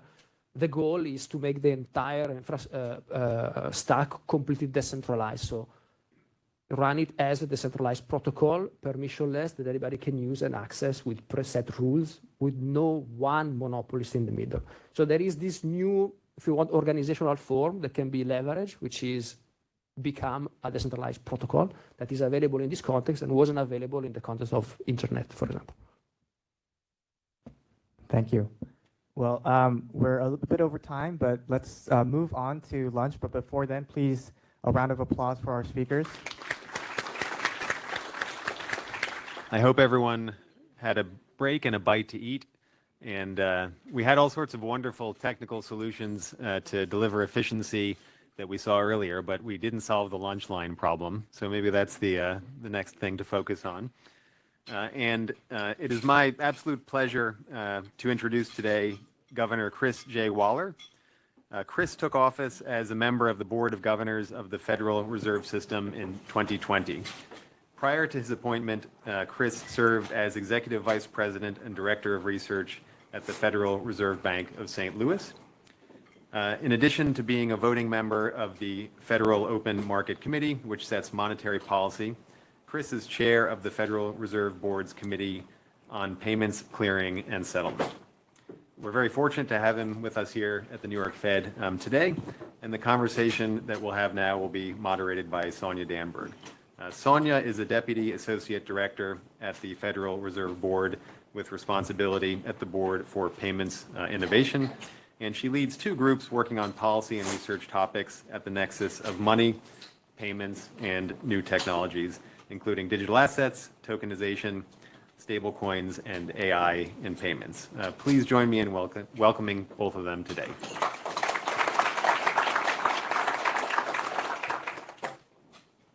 I think yes, my microphone is on. Excellent.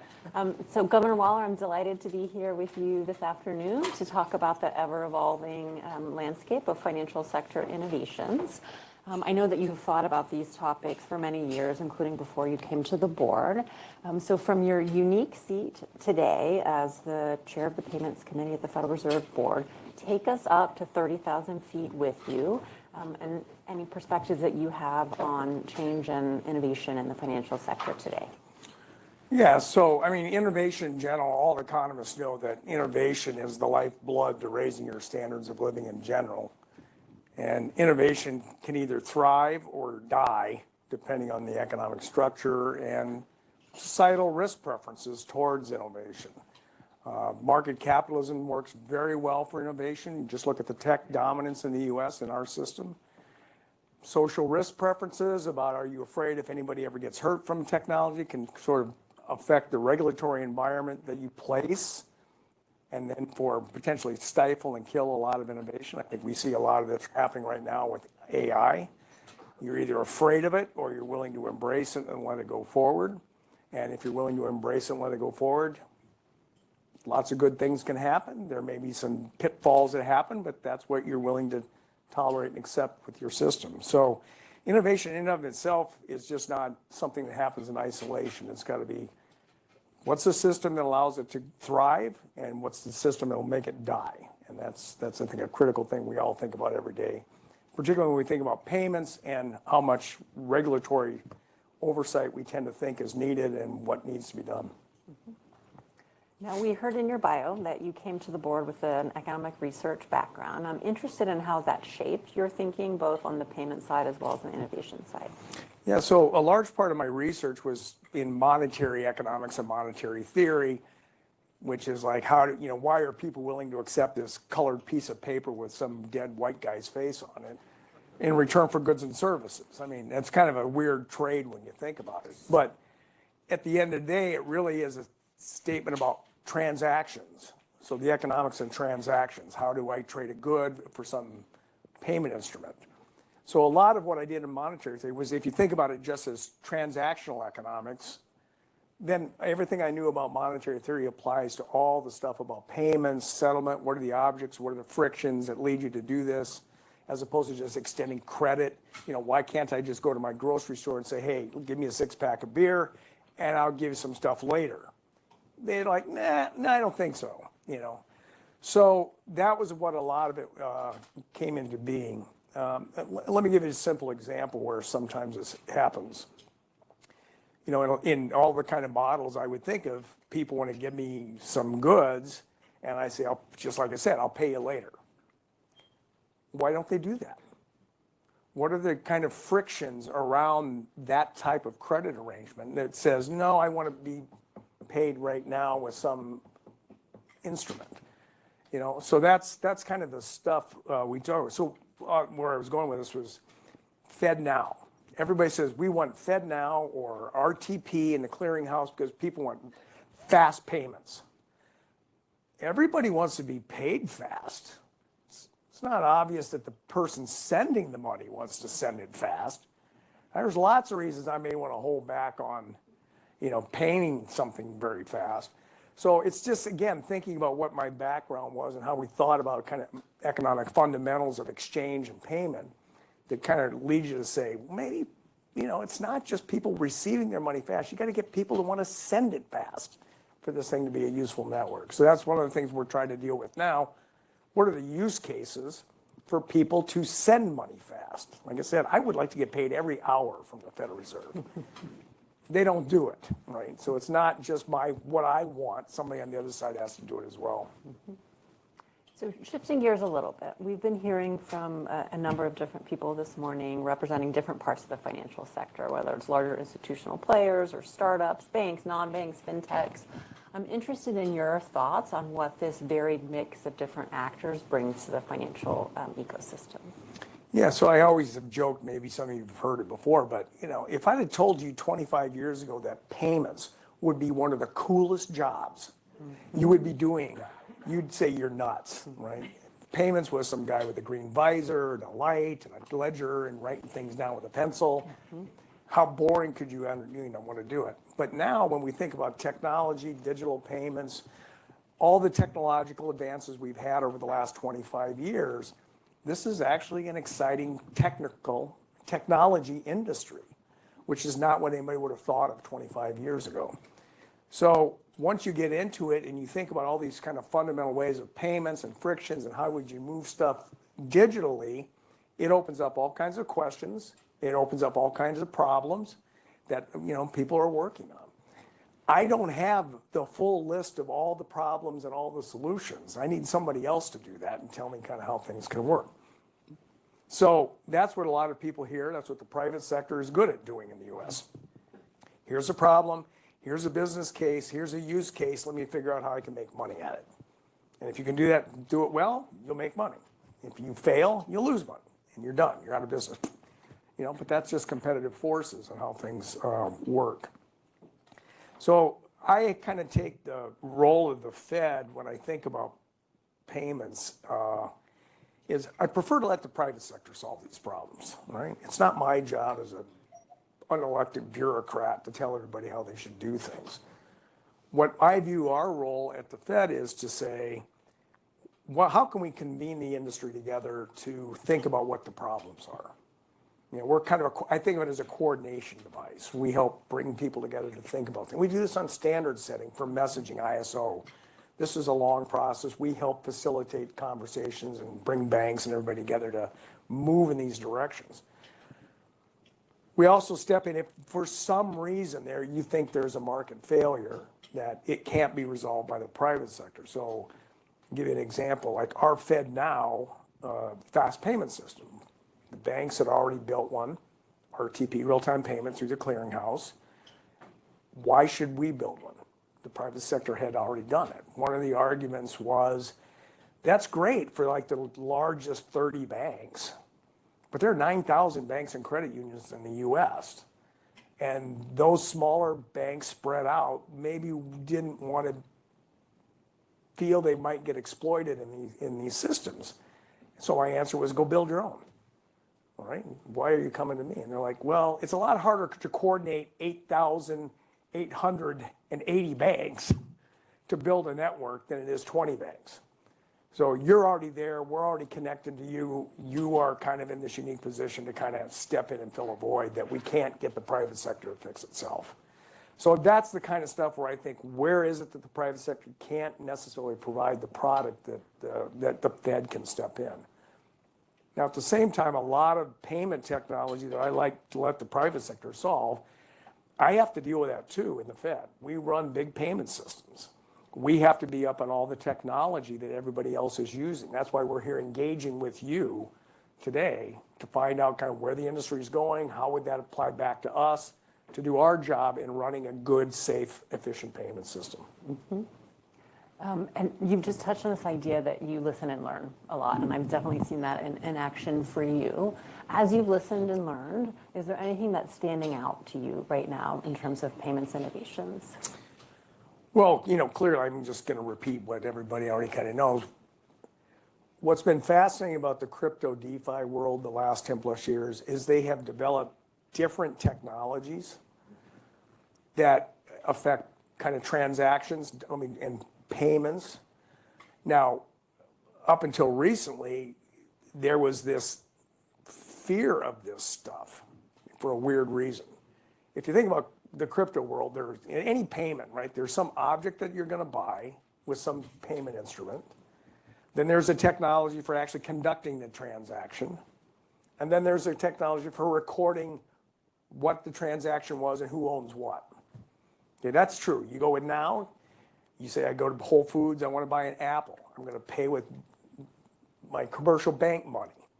I pull out my phone, I tap a machine, it does the transaction, and then a receipt pops out, and then something gets recorded on my credit card. In the crypto world, there's some crypto asset. Typically, the payment instrument is a stable coin. Then you have a smart contract or tokenization as a way that that transaction gets done for trading some crypto object. And then the blockchain is just the database management that records ownership in the transaction history. Those last two things are just technology. How do you conduct a transaction? How do you record the transaction? But for the last, say, 4 to 5 years, those two technology things got bundled up with this crypto object that everybody was afraid of and were very hostile towards. And I've been arguing this for a couple of years. That should not be the reason you don't look at these other two things. These are just database management tools and transaction technologies. Why would you be so hostile to this stuff? So I think we finally have kind of gotten past the hostility of being able to separate the crypto from the technology. That's why folks here at the New York Fed, we at the board, we're looking at these same technologies that we kind of stripped away the evilness of crypto and just said, these are just technologies. Maybe there's a use case for them, maybe there's a business case for them, maybe there's not, but let's go explore it and see where it goes. I'm off my soapbox now. Well, it's an excellent soapbox. I think the inevitable next question, the kind of proverbial flip side of the coin is, are there any innovations that you're skeptical of right now in the marketplace? I'm not, I never, like I said, I don't have a crystal ball to tell you what is the great innovation and what's going to go off. A couple of years ago, NFTs were the big rage. I don't hear anybody talking about any NFTs anymore in these rooms. So there was something, it had some promise, people got excited, and then it just kind of went away. I'll say I'm a personal big advocate of stablecoins. I've been saying this for over 3+ years now about how this can bring competition, efficiency, and speed into the payment system. But, do I think there's going to be 100 stablecoins circulating after legislation happens? I don't think so. No offense, but the thing with a payment instrument is everybody likes standardization and uniformity. This is why stablecoins, USDT or Tether, no matter who issued it, that's where they're the dominant payment instrument in the crypto world. That's what people want. So everybody can issue a stablecoin, but this is what you learn in monetary theory. I'd love to issue my own money. Will somebody take it from me? They're only going to take it from me if they think somebody will take it from them. So any of these stablecoin issuers, this is great, but if nobody buys into your stablecoin or thinks other people are going to take it, it's not going to circulate much. And so I think there'll be a lot of issuance, there'll be a lot of searching, and there'll be a lot of stablecoins that go nowhere. And it's nothing that there's anything wrong. It's just this network effect of doing this. So I think USDC is going to have an advantage coming in because they're already kind of an established thing. But that doesn't mean there are other ones that couldn't. PayPal, they've got their own with Paxos. You could imagine with a federal regulator license, somebody like Wise would come in. You could think about even Amazon. I mean, there's lots of ways that you could think about firms that come in that, because they have a natural, already existing network, they can very easily introduce these things and build it. But if you're Bob's Bait Shop in Wyoming and you decide to issue a stablecoin, outside of maybe paying for coffee at your local coffee shop, you're probably not going to see it circulating in Europe or anywhere else. So I think that's the thing. I'm skeptical you're going to see a lot of stablecoins actually come to the surface. And that just because you can do it doesn't mean people will do it.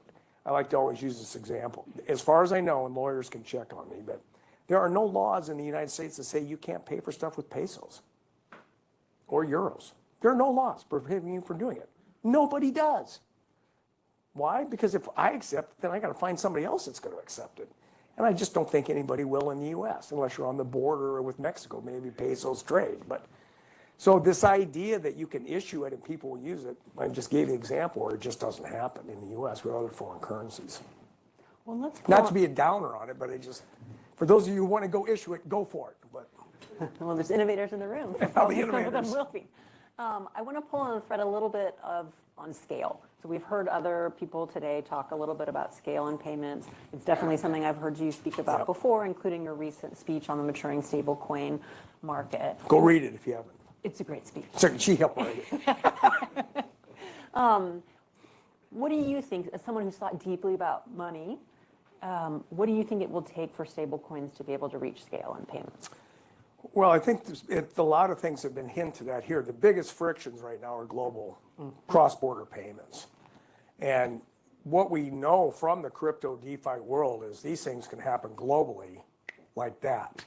Now, you want to put in some, KYC and these kind of standard things you want, but that's immediately the sort of thing, and do it very cheaply. So I have talked to some firms that are already running cross-border stablecoin payment systems, and they can do like a $500,000 payment from some U.S. firm to a Mexican supplier, just paying them for parts, nothing devious or anything, and they can do it through a stablecoin Ethereum platform or some layer 1 platform, and then convert it at an exchange on the other end. And they can do it in 20 minutes with all the KYC and everything for just a few basis points. Not 7%, not 6%, but basis points.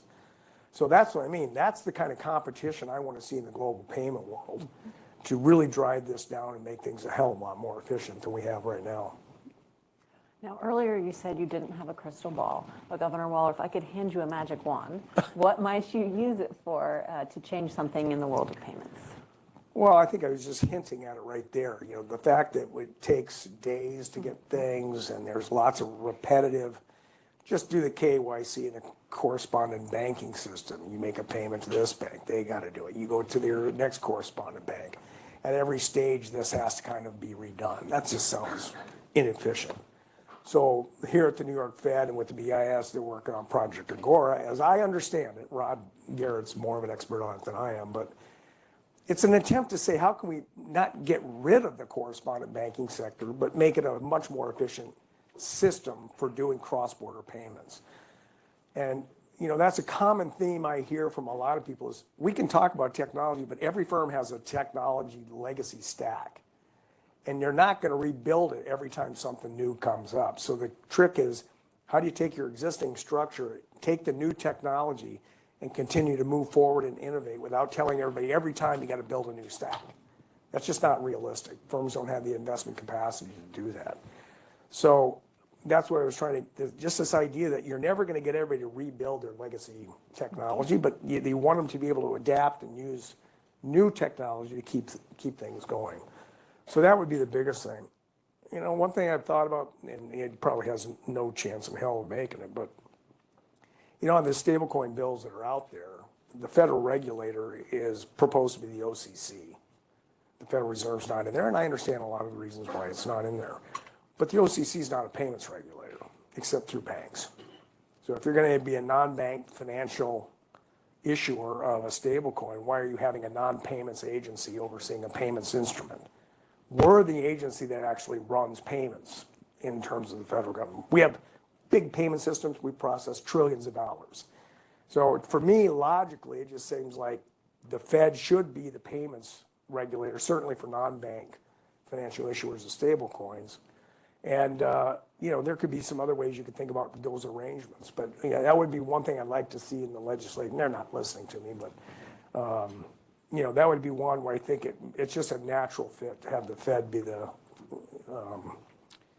non-bank financial institution issuer of a stablecoin. All right, before we conclude, maybe we'll end on a somewhat different note. If you wouldn't mind kind of pulling the curtain back for us a little bit and telling us what a day in the life of a payments governor at the Federal Reserve Board looks like. Yeah, like I said, if you had told a governor 25 years ago they had to oversee the payments committee, they put a gun in their mouth. He was like, oh my God. But I just find it again, partially it's my background, but it's just so fascinating, all the stuff you hear. And, in the payments world, you're talking about new instruments, new rails, new technology, more global coordination on things. Not just for payments, but tokenization, smart contract. We've seen some of this already in our own shops at the Fed, how these things can work. So part of my job was stepping back, looking at the big picture, and then thinking about how do we use technology to make these things improve? How do we get costs lower and critically safe? There's a huge push. A couple years ago, and by the G20, we wanted faster, cheaper payments. You want faster, cheaper, and safe payments. Okay, that part often gets left out. And by that, I mean fraud. Fraud is a big part. You talk to anybody in the payments world, they'll tell you the first thing they think about is fraud. So fraud gets prevented by doing what? Slowing down the payments. So you're facing a trade-off between speed, cost, and safety in that sense. So you just really can't avoid it. So a lot of what I do is think about issues around fraud, talking to banks. I'm trying to think what else. The stablecoin stuff I've been a big supporter of. Central bank digital currency, as many of you know in the room, I'm not a big fan of, mainly because I just didn't see the point. You know, I just asked a simple question in August of 2021 in a speech: what is the major market failure that requires a central bank digital currency and only a CBDC to solve that problem? And in 3.5 years, nobody's really answered it. So other than maybe the ECB, really nobody else is, it's all kind of fallen by the wayside. So that, yeah, it's just a lot of stuff. I mean, I have a great setup in the Fed. Part of my job is just interacting with all of our payments teams. So we have, Sonia's got a team here at the board. A lot of this is more higher level policy standards. We have another hands-on keys group that actually sits down and says, how can we think about offline payments? How do we physically create an app that does offline payments where nobody's connected to the internet? Not just one, but nobody, right? And then we have groups like here at the New York Fed, right? The Innovation Center that are working on other ways to interact with the banking system and payments. To me, this is just fun. It's why they pay me so little, because I enjoy my job. Well, thank you, Governor Waller. I feel like it is always, for me at least, incredibly exciting to be able to talk to you about these issues. And it really is a very exciting time to be working in payments. I think it's probably the most interesting job at the Fed right now, but I would say that, I guess. And just as much as you're sharing information with the folks in the room today, I think you and I agree that listening to people in industry is an incredibly important part of what we do right now. We're not sitting in an ivory tower. The private sector is advancing incredibly rapidly on issues that matter a lot for the entire financial ecosystem. That's why I know we're delighted to be here today with you all. All right. Thank you very much. Thank you.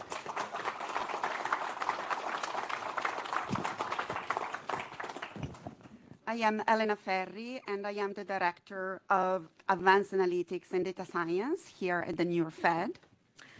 We are switching gears, so we're moving to AI. Among the strategic trends in 2025, there are three main imperatives and risks. One, deepfake detection. Number two, agentic AI. Number three, governance.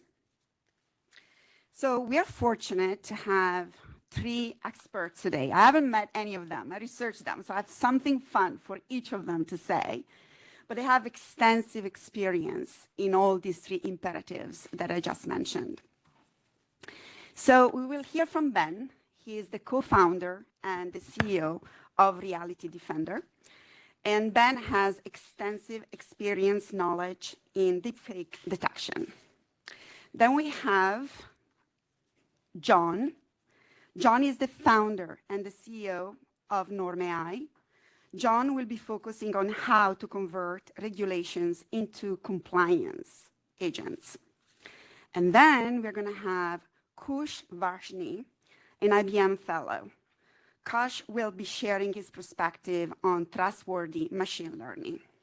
So, Ben, welcome. Why don't you come to the podium? Congratulations, first of all, that's the fun fact about you. He was just awarded, his company was just awarded 3 new strategic partners, BNY, Samsung Next, and Fusion. And that's a great achievement, besides the investments, because these investments underscore the urgency of deepfake detection, whether it's an attack or it's an attempt, and I understand the attempts are happening every 5 minutes. So please share with us how Reality Defender is helping us. Excellent. Thank you. Welcome. Thank you. Okay, perfect. Before we get started, just a quick show of hands. How many folks in the room have made a deep fake or a face swap or a fake voice or put in their husband or wife's face on a superhero? So clearly, this is probably a more technical audience than most, but just demonstrates that really anybody can do good things with AI, but also edge cases like deepfakes are incredibly dangerous. So we'll take you through a little bit of a journey. So, what we're seeing here is just a few examples of the over 100,000 tools available on your phone, on the web, just a Google search away, that are advancing creativity and productivity, entertainment, but also can be used to create fraud on demand. In the absence of any real regulations on generative AI, these tools allow anybody, whether it's my 8-year-old son, my 80-year-old parents, to make something incredibly dangerous without any technical ability. They don't need a computer science degree or even understand what AI is. Unlike a computer virus, you don't have to be a full stack developer to take anyone in this room's face or voice and just go online and make something very dangerous. And so kind of just looking at this over the last 3 years, we see what started on the upper left as, kind of silly and weird, obviously fake, and to bottom right, looking more real than a colleague of yours on a Zoom. And it's also, kind of moving in real time within video. So we see Will Smith on the left, again, kind of wonky and silly on the right. That's AI, and it looks just as real as in any of his movies. And the real time allows you to be on a Zoom, on a phone call, and you be yourself, but the person on the other line hears someone else or sees somebody else. And what's wild about this was that just 6 months ago, it took $10,000 of compute on Amazon or Azure or Google. But now a high-powered gaming laptop or the next generation mobile phone can do this. And again, without any technical abilities, all off-the-shelf tools. And again, it's not just affecting financial service institutions, it's affecting geopolitics, it's affecting, families, the idea of non-consensual AI pornography, or even worse than that, AI-generated underage imagery as well. So we'll hope this works, but we'll focus more on the financial services use cases and different types of online misinformation. So I'll play a few different audios, and you guys let us know if you could tell which one is not real. We all made a mistake, and we should have been thinking the national security, unfair competition, and not just hoping it all ends up okay.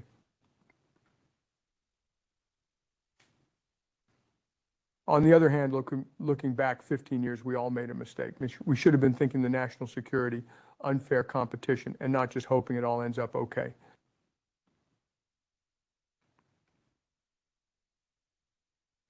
On the other hand, looking back 15 years, we all made a mistake. We should have been thinking this national security, unfair competition, and not just... So does anyone think any of these are real? So the short answer is they're all fake, and they all sound like different types of conversations of the CEO of JP Morgan.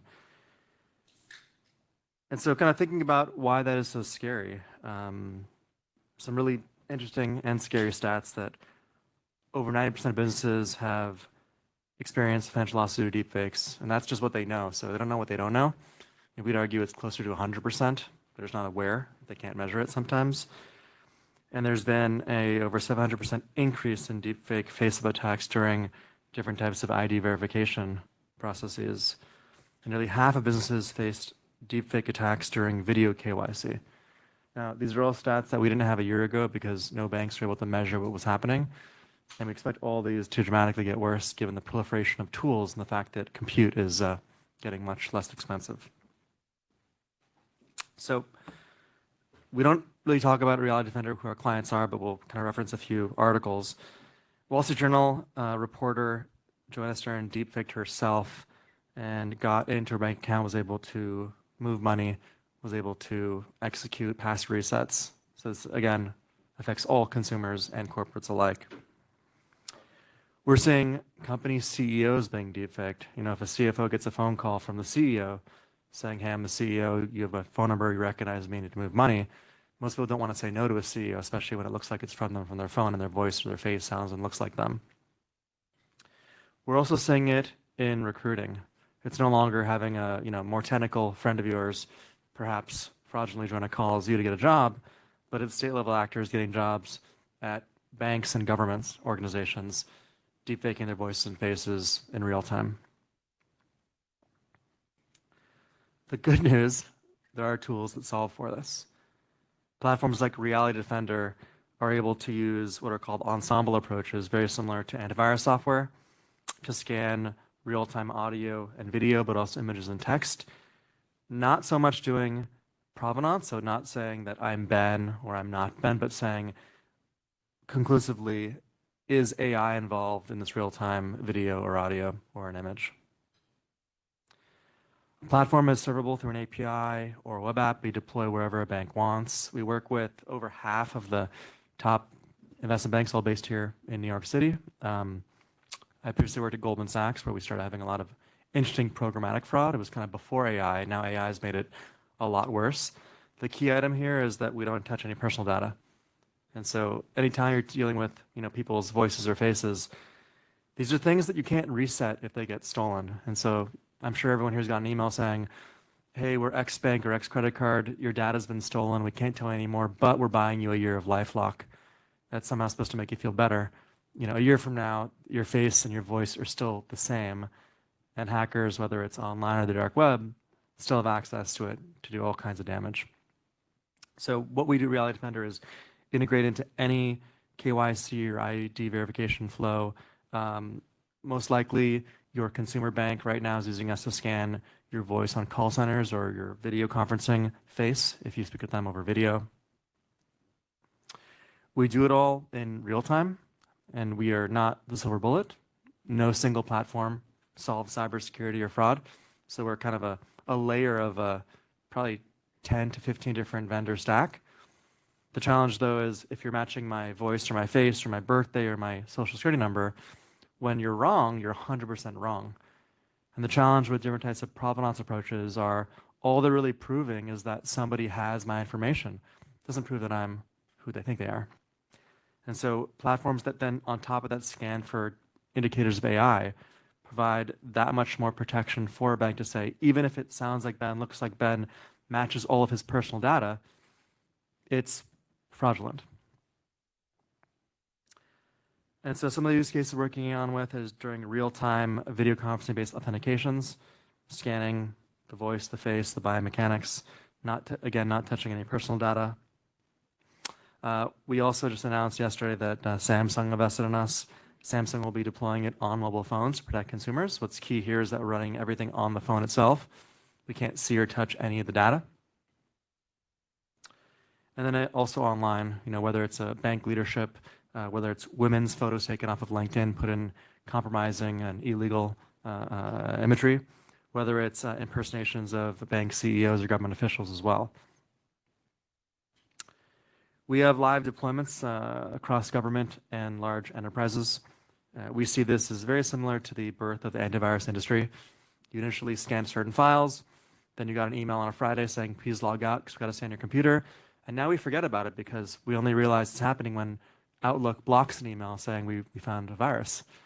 Very similar with deepfake detection. It's just moving a lot faster. That's Reality Defender. Happy to educate or scare you after the conversation.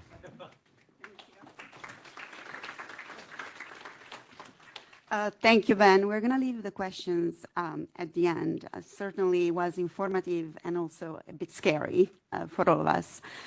John, you're going to be next.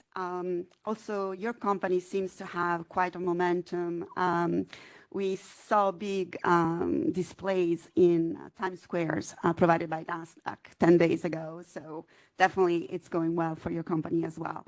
So you have been a pioneer in regulatory AI, which means you're really building an AI version of the regulations. But you didn't stop there. You are actually going further and you're using agentic AI for compliance purposes. So can you give us a tour of these agentic AI, these agents, and how you're using them? Great. Yes, as you mentioned, we have some good momentum. We recently raised about $90 million from Blackstone, Bain Capital, TIA, New York Life, Vanguard, and other large financial institutions. And so we work with these large banks and insurance companies and asset managers and private equity firms. And we automate a variety of different compliance workflows by turning regulations and firm policies into what we call regulatory AI agents. So I'm going to explain what that is, but I'm also going to try to scare you, I guess, too, in terms of thinking about the proliferation of AI agents more broadly, not just what we do with regulatory AI agents. So AI agents, what that means is an automated system that can take more than one step at a time. It's a very vague definition, but one way of thinking about it is that it's about taking tasks that are today done by humans and doing some level of automation of those tasks in a commercially relevant way. And the way that we at Norm think about the three different types of AI agents is just one way to carve up the world is that you have AI agents that are doing tasks inside companies or will soon be doing that around things like customer support, marketing, and in the financial services context, for example, trading and reconciliation and other things of that nature. And then we at Norm think about this idea of everything that would be an AI agent inside a company that is not that would be a regulatory AI agent with the purpose of it analyzing the outputs from other AI agents, from what you could call business AI agents. And then out of the purview of today's talk would be consumer AI agents. So these automated systems that are used by citizens or consumers on their own accord outside of a business context. So regulatory AI agents is something that we have developed at Norm AI, where we turn a policy, in many cases it's a public policy, so it could be from the SEC or FINRA or any other regulator. We turn that policy into a compliance process, a detailed description of a way in which you could assess compliance with the policy. And we do that using a platform we built called the Legal Engineering Automation Platform. So it's a no-code tool that was developed specifically for domain experts to be able to build the AI agents themselves without having to go through a software engineer to actually write the code to build it. So we have a whole team of software engineers. Part of our team, all they do is they build this tool for our internal users that are lawyers that have a deep understanding of the relevant laws and regulations in a way that they can use it no code, and they can inject their domain expertise directly into creating that representation of a compliance process in a way that's very interpretable and auditable. So we've married together this idea of symbolic systems and more traditional AI, where you have a decision process that you can visualize and you can see if you step through it. In this case, what you're stepping through is in a compliance assessment. But we married that with large language models, which have an ability to emulate how humans would reason over things related to legal standards-based analyses.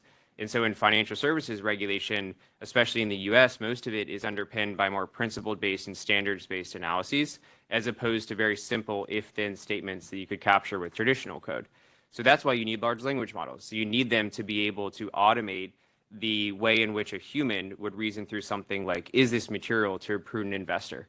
That's just one example of a type of decision that would have to be made in an overall compliance assessment. So we brought together that idea of large language models with decision trees, and we brought it together in a way that allows us to have lawyers. Here's some of the lawyers on our team that every day they serve as legal engineers now that are logged into this platform, and they build these decision trees that represent these regulations. They test them, they make sure that they're able to, on new data, make these assessments very reliably, and they give a lot of guidance to the models based on what they learn from the other people on our team that have a lot of experience as heads of different agencies and also as current CCOs and CLOs and CTOs, what those people understand is the way to implement this. And also by talking to outside counsel, by talking to many of our clients, they embed that expertise into the system. So here's just one example of a regulation. It's a broad decision tree that has many different components. It originally was a 400-page adopting release PDF, which was read and poured over and then turned into a decision process that would represent compliance with that regulation. We've now done this across many dozens of regulations, and we've built the foundation to do it across thousands and eventually millions of regulations, because we have a very scalable process of creating a first draft and then having the humans dig into it and refine it and validate it. And we also have a way of updating it based on new changes to regulations. So say there's an FAQ, say there's an enforcement action or other further update, we're able to very quickly make changes. In this case, the decision tree changed from what you see there in the middle to the right part, where there was a further clarification of how the regulator wanted the regulated entities to be thinking about that part of the regulation. We also can capture and compound expertise inside our clients. So we're able to understand how they are interpreting the more subjective components of the regulations, which there are many that are more ambiguous, and how that firm with their specific context would like to implement a process to assess compliance. And then that is embedded back into the system in a way that they have a firm-specific contextual deployment of these AI agents. So on the business AI agents, we just discussed regulatory. Now we're going to talk about everything that we don't do at Norm, which are the other side of the aisle of AI agents that can be used for, in the future, AI is not quite good enough unless you've built something like we have to deploy it. But in the future, you can use AI agents for customer service and for many other things where you'd have a direct a relationship between a business and consumers, and it would be highly regulated. That's just one example. And when you're doing that, you have these AI agents that don't have a moral compass. They don't have the social pressure of how their actions might be interpreted by future people and people they care about. That's not part of their calculus. But at the same time, they're nearly infinitely scalable. So they're deployed, for example, at a bank to talk to your customers and to be able to have these conversations that are highly regulated. But what we're working on is, in the future, as that happens, how do the regulatory AI agents assess the outputs of the business AI agents?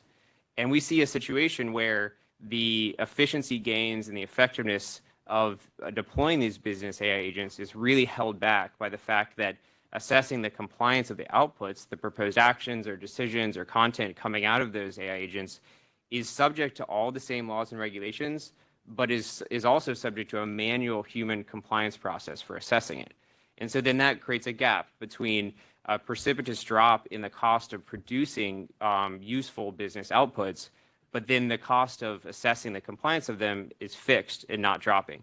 So we're working on closing that gap in a way that can help to unblock the deployment of business AI agents in productive use cases across the economy. And this involves a lot more than just us, though. So we build regulatory AI agents. We don't care if what they're assessing is coming from a human or an AI.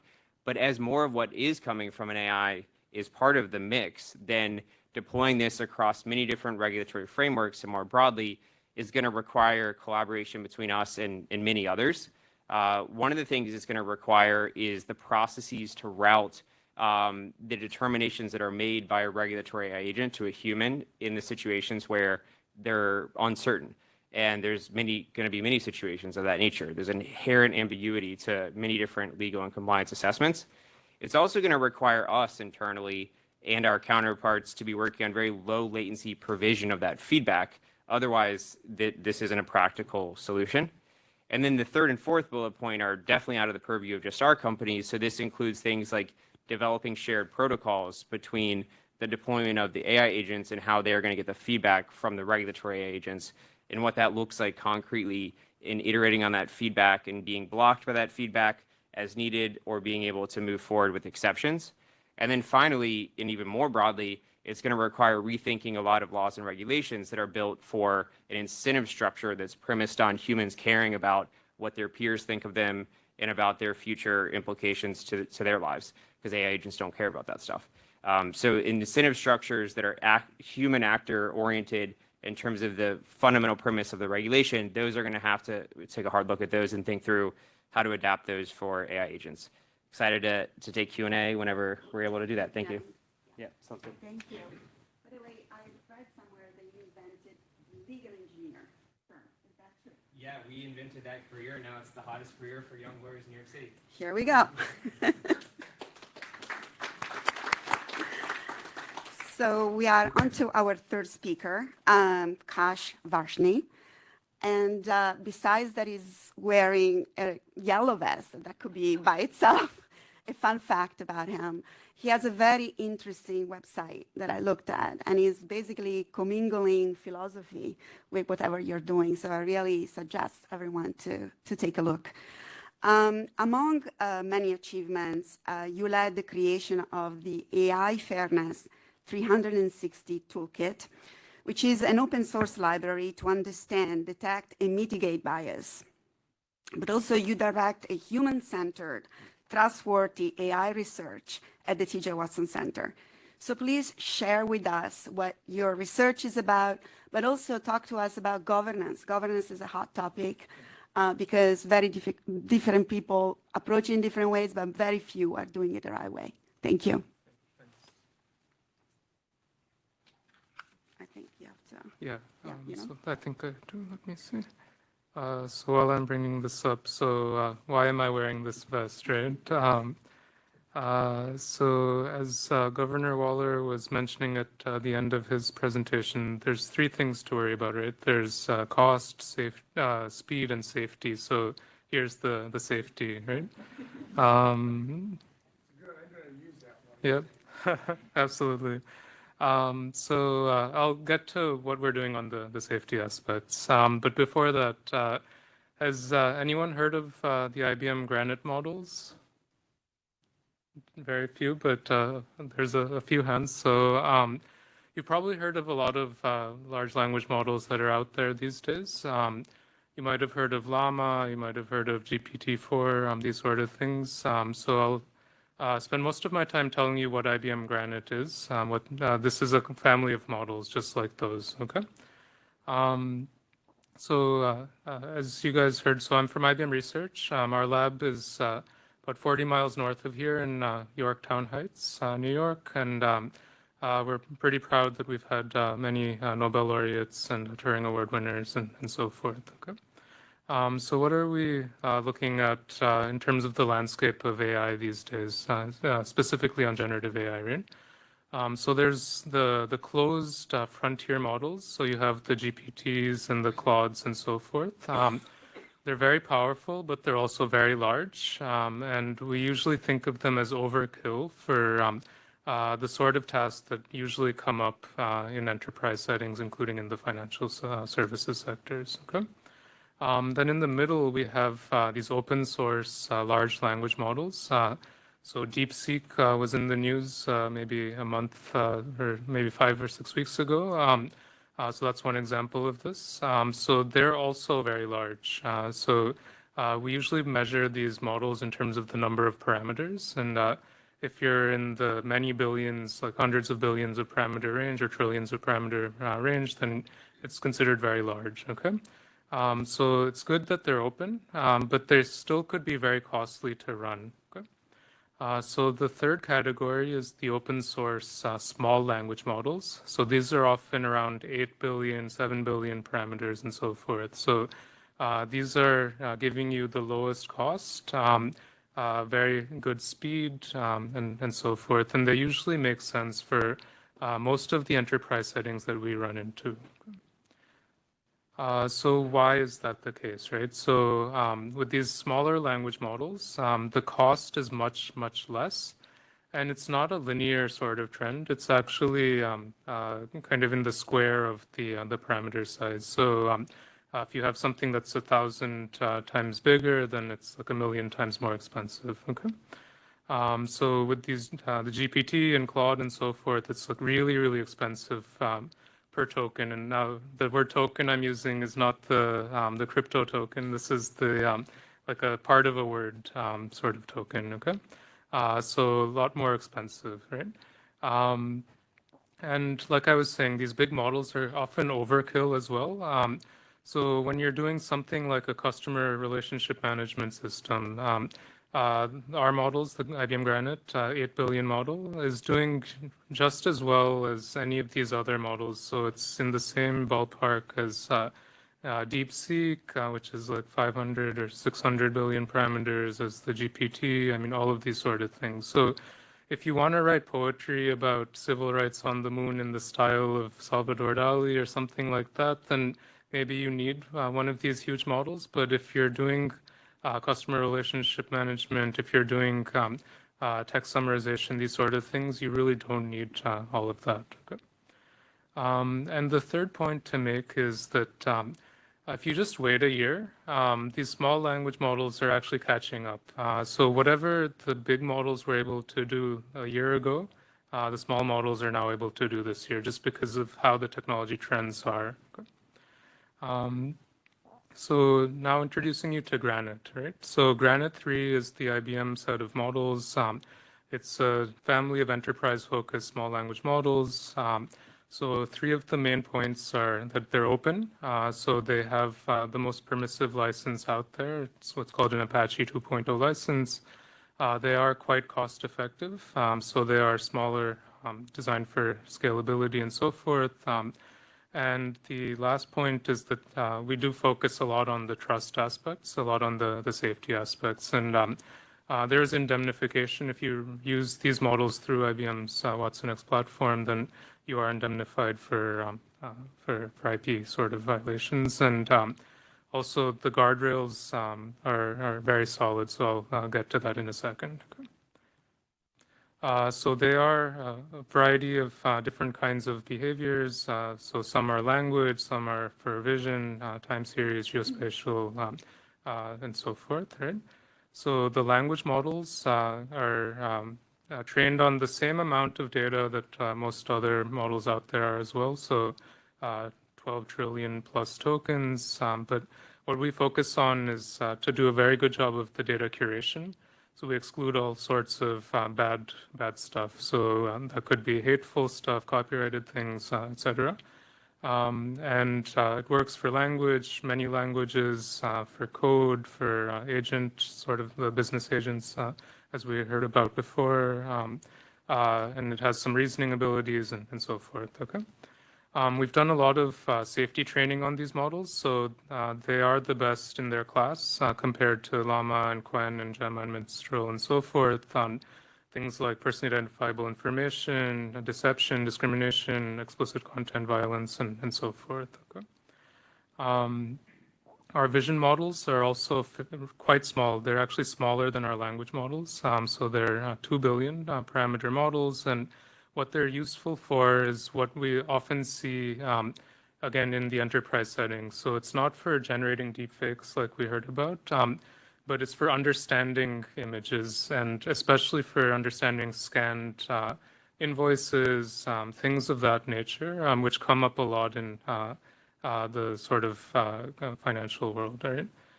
So let me show one example of this. So here's our vision model that's running with a scanned image. So this is an invoice.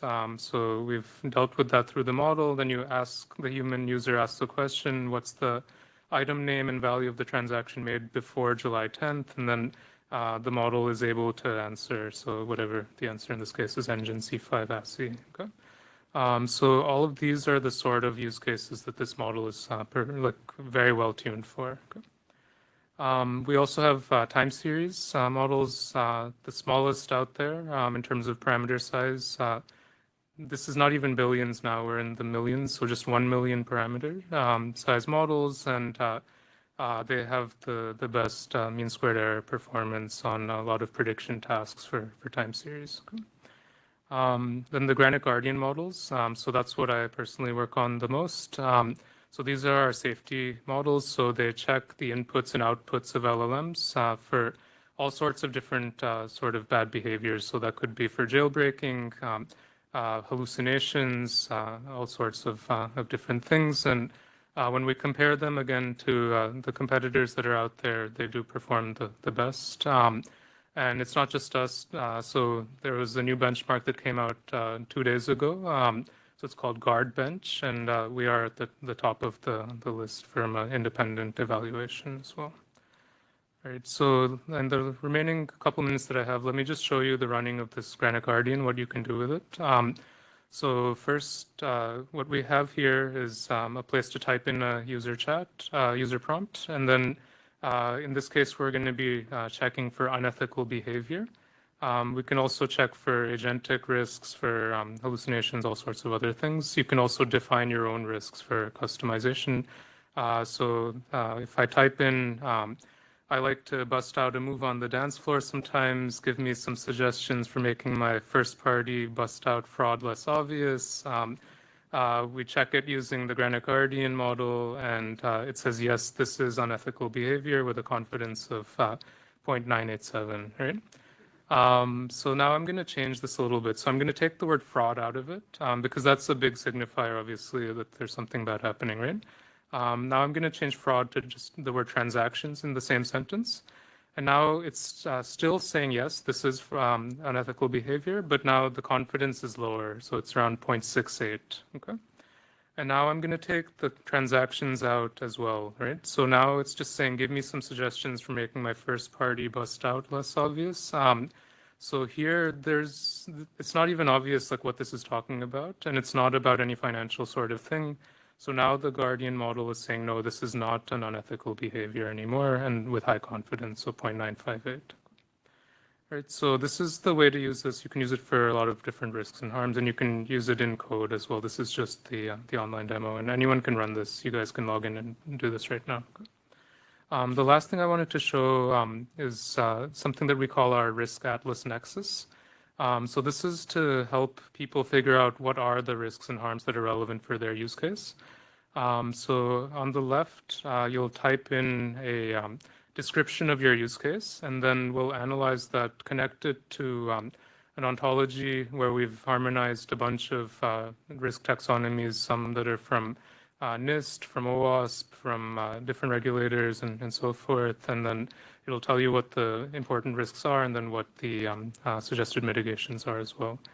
So what I typed into this is I'm responsible for compliance at a New York-based financial services company. I would like to have my compliance officers use AI to help them write audit reports. Then I click submit, and I'm using the NIST AI risk management framework to be the taxonomy against which this is done. And it tells me there's an LLM on the back, as I said, that's also using a knowledge base with the regulations and so forth. So it'll say that confabulation, data privacy, harmful bias or homogenization, and information integrity are the main risks. And then once I go down into one of them, confabulation in this case, it'll describe this in more detail and then give mitigations as suggested in this case by NIST. But you can play around with that and get more ideas. Okay.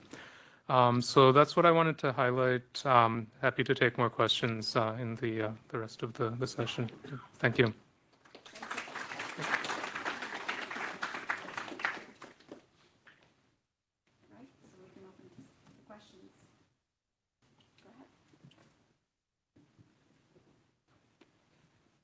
Thank you, first of all, for those very interesting presentations. And my question is for Kush, and I was wondering, if you think about the evolution of AI models, are we moving in a direction of just increasing specialization? So will we move away from general purpose LLMs and more towards large numbers of small language models instead? And if that's true, what are the implications of that? Yeah, it's a great question. And so one thing I didn't mention, so technically there's this technology called adapters. So you can take a model and then slap on kind of this adapter onto it, and that changes the behavior to be more aligned with whatever task that you're looking for. And that technology is kind of advancing very quickly. So the way I imagine things happening is we're not going to have a proliferation of the small language models necessarily, but a proliferation of these adapters, so libraries of these things that then you can pick and choose and even merge together and combine and apply to the models. And the governance aspects of those are still to be determined, I think. So how do you kind of evaluate them, test them, make sure that the right ones are being used or not used for different things? So I think that's going to be an emerging area.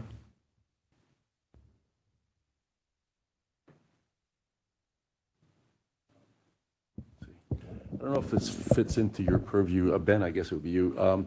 But for instance, Clear uses iris recognition, and Amazon's got the Palm thing going. And those, obviously, they're looking at those as pretty secure. Otherwise, it wouldn't be going out with them. How prone to fraud are those? So, you're discussing provenance-based approaches that are matching your retina or your face or others. A lot of those presuppose that everyone has access to the same hardware. And the simple example is, we all have different phones, different models of the same phone. They all have different hardware as well. So the short answer is those are great in a controlled environment. As long as you stay within the walled garden, they're great.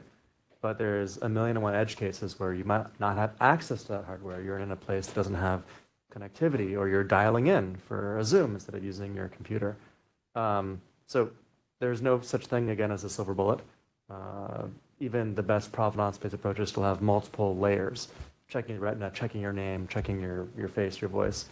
But then on top of that, given that a lot of those can be either faked or just ignored, I mean, even the best watermark or fingerprint on a piece of media can be hacked, or, again, just completely ignored because, oh, it's the Federal Reserve governor. I don't want to ask him for two-factor or multi-factor authentication because, I'm a junior person. Trust me, they do. Yeah. You didn't need to ask that? So anyhow, the short answer is that provenance is either 100% or 0. It's never 50%. Inference is probabilistic. And where inference becomes really powerful is that even the worst quality audio or video or image can still provide a score. It might be a lower confidence interval, but it'll always provide an answer where packaged up with provenance approaches provides a much higher risk metric. So short answer, use many things, combine them together, lower risk for everybody.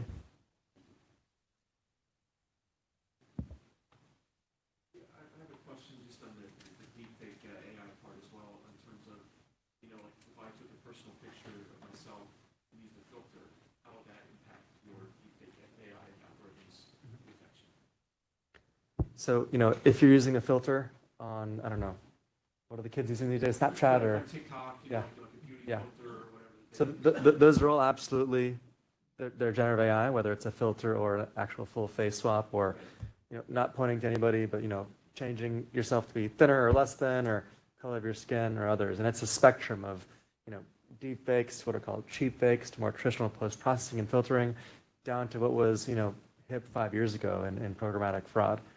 Our focus is on detecting what kind of AI was used and saying that it was a filter. We're not saying that things are truthful or that you are who you say you are. You could have a deepfake saying the truth or a deepfake saying a lie as well. But as things get more advanced, the focus is saying, what, that is you, but he's using a filter. That's okay. It becomes more interesting, especially with the advent of conversational AI and AI agents. There might be a situation where you have a permissioned AI bot joining, and it's okay as long as it's fully provisioned permission and there's proof of identity and proof of consignment.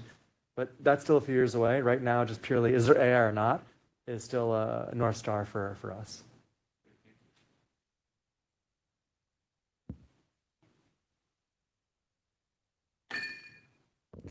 I have a question for John, actually. So one interesting aspect that comes out is the potential use of AI agents to guide other AI agents, especially where they're specialized. In economic theory, there is a question about who monitors the monitor, and I think it goes back to the question about how do we establish some kind of comfort with respect to having these systems regulate itself, and is there a way for us to evaluate or assess the viability, especially when these controls are not for day-to-day, but more so to avoid a catastrophic event or action? Yeah, so the need for to monitor over it, that's part of what our impetus here is, because AI is getting really good, and it's really good at the main task and even better so soon. But and people talk about putting rules and guidelines into that base AI system, which makes sense and that should be done. But then being able to assess that with sort of an independent third party in a way, we think that's really important, especially one that gets really good at how do you do the technology and the process of converting the nuance of regulations into code. So that's why we are doing what we're doing towards that long-term vision of being the regulatory AI. So then you could have another third layer, I think you're alluding to, that would be a monitor on top of that monitor. And so what we're doing towards laying the groundwork for that is very high levels of auditability to our system, and also very strict and rigorous processes to develop these things, where the whole platform that we've built has sort of a peer review process of different legal engineers needing to check the work of other legal engineers. We also have sort of an escalation process to go up to the regulatory advisory board, which has a lot of ex-regulators and others on it. And then even externally having outside counsel and having even auditors of a very unique type be able to look into it. And then finally, over time, we do envision collaborations with regulators themselves. And on that note, I just published a paper I would recommend. It's called How Regulators Can Use AI. It's in Vanderbilt Law Review. It came out 2 weeks ago. And it was with Troy Peretta, as a former SEC commissioner who's head of capital market strategy at Norm AI. And we're thinking very deeply about how regulators can use this technology too, and how it can be sort of building bridges between regulated entities and regulators in a mutually beneficial way. And we think there's a lot of opportunity there. I'm happy to talk about that, but that's kind of I don't want to dominate this just with a question like that, but thank you.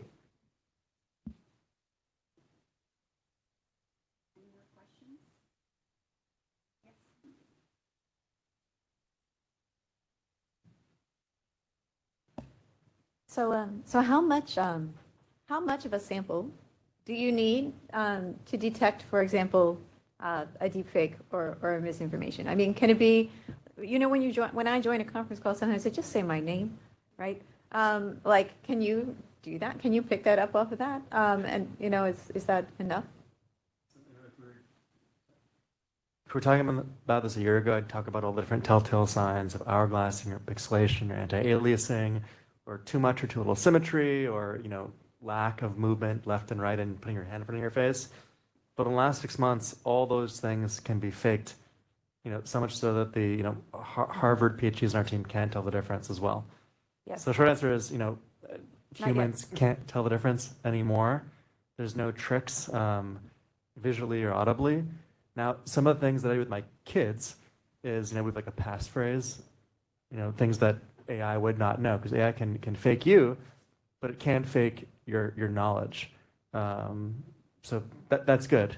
The bad news is that everything else that used to be possible is not possible as a detection mechanism, which is why you need to use AI to detect AI. And again, going back to the antivirus example, I don't think that most folks in here are reading code to see if there's a virus. We're using tools that become a commodity. And I think that deepfake detection is going to be the similar thing, just an extension of antivirus software. So it can use a very small amount of data to detect that? Or is there a minimum We size? use a lot. Yeah. So short answer is we use a lot of data, 1 billion plus individual pieces of media across all dimensionality, age, gender. We use the Monk skin tone schedule from Stanford, so we avoid races because races are limiting. But for you specifically, an example of detecting a fake version of you, we don't need any of your data. And we're getting to a place where we're actually able to generate our own training data as well. And for the data folks in the room, doing things like few shot or zero shot learning. But data is a huge requirement. You can't build a model without the data.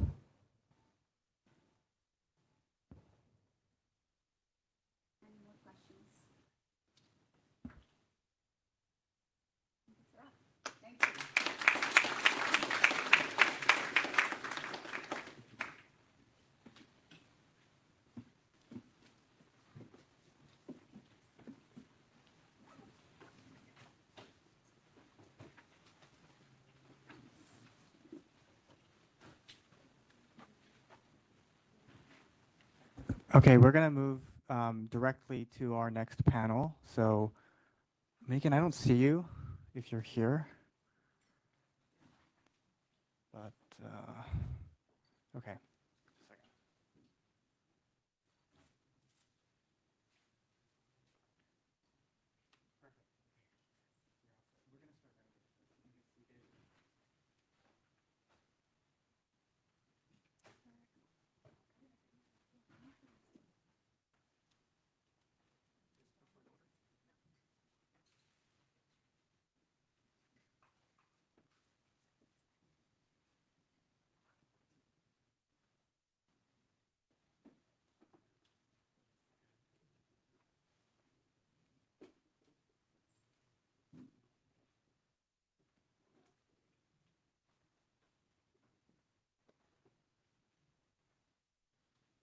Hi, everyone. My name is Megan Lindgren. I'm a lawyer with the New York Fed Legal and Compliance Group. I'm very excited to have our panelists here today to switch the topic back to tokenization. And before I introduce them, I just want to level set a little bit.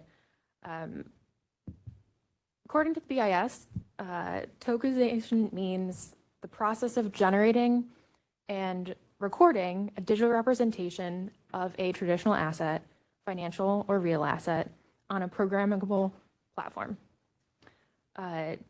Digital tokens can be compared to database entries. Programmable platforms means technology that allows eligible participants to develop and execute applications to update a common ledger. What does that really mean? And that might involve distributed ledger technology, it might not. Tokenization has a lot of benefits, and we're going to explore some of those benefits through this panel. But some of the key themes that I've seen come up are accessibility, liquidity, transparency, and composability, where we can connect different components to create some larger, more complex structure. Some of the benefits could be increased efficiency, lower costs, improve the settlement process, lower settlement risk, and there's many different use cases across the wholesale or retail space.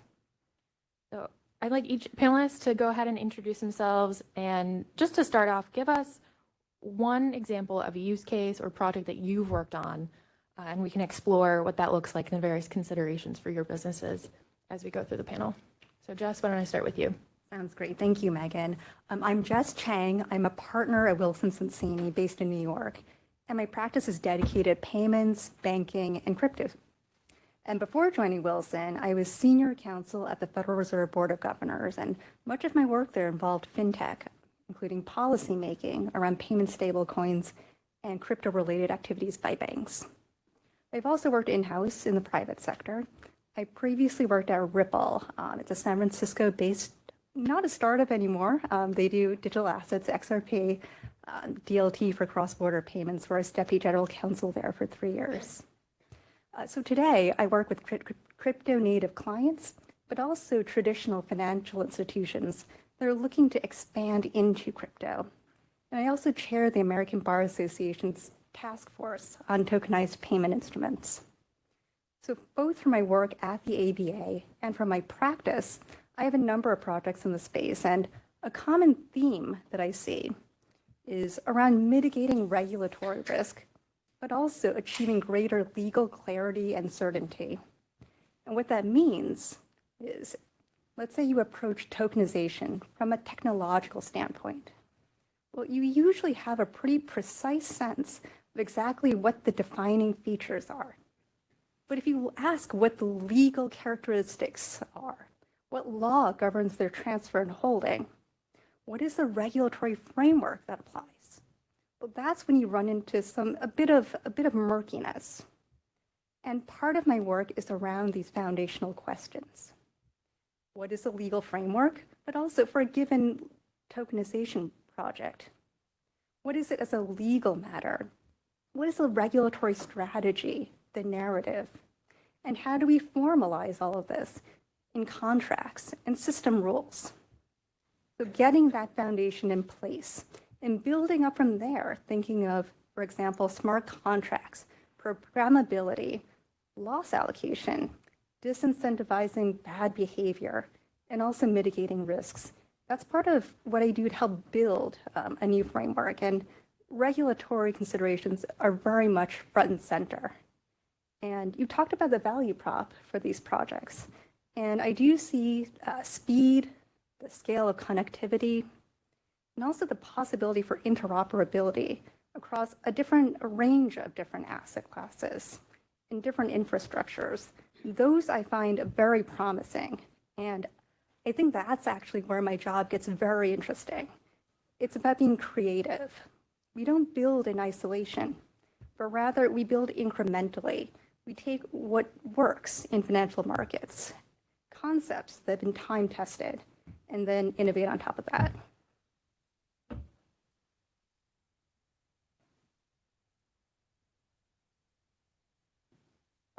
Yeah, I'm not nearly as prepared, but feel like I could tell much more of a narrative, but not today. Yeah, I'm Leo Mizuhara. I'm currently VP of Product at Circle. Previous to that, I was CEO at Hashnote, that at the time had the largest tokenized money market out there, which we've recently been surpassed by my friend here. As soon as they lost you. Yeah, as soon as they lost me. No, so we were recently acquired by Circle. So we're now part of Circle. I think the synergies between the product that we made at Hashnote and Circle's USDC are like clear and obvious. I think there's a lot of ways that the programmability and the fact that these digital assets have this way of composing with each other allow us to do a lot of things that cannot be done unless these two products are in-house together. So there's a lot for us to do there. Previous to Circle or previous to Hashnote, I was the head of options trading at DRW. So high frequency trading firm that I'm sure a lot of you know. Most of my familiarity with some of the faces here actually comes from my traditional finance days. And previous to that, I was senior portfolio manager at Bank of America. Was there for 10 years as part of corporate investments. So interacted with the Fed a lot in that capacity, actually. Kind of ironic to me that I'm here in innovations on blockchain rather than for macro, but it's good to see you all. And I'm Robbie Mitchnick. I'm the head of digital assets at BlackRock. I've been there for the last 6.5 years in that role, and very happy to be invited to join today. I think it's wonderful that the Fed puts on great events like this, and you know, it's clearly a very very well curated and terrific list of audience members. So I'm excited as well for the Q&A part of this. I think it's going to be a great discussion today. When we think about the digital asset space, we think about it across 3 pillars, being crypto, stablecoins, and tokenization. And all 3 of those pillars to us are very important and are very significant forces in terms of where our financial system is headed. Crypto more so as an emerging alternative asset class, but stablecoins and tokenization as really important technology themes that we believe can make the financial system even more accessible and efficient.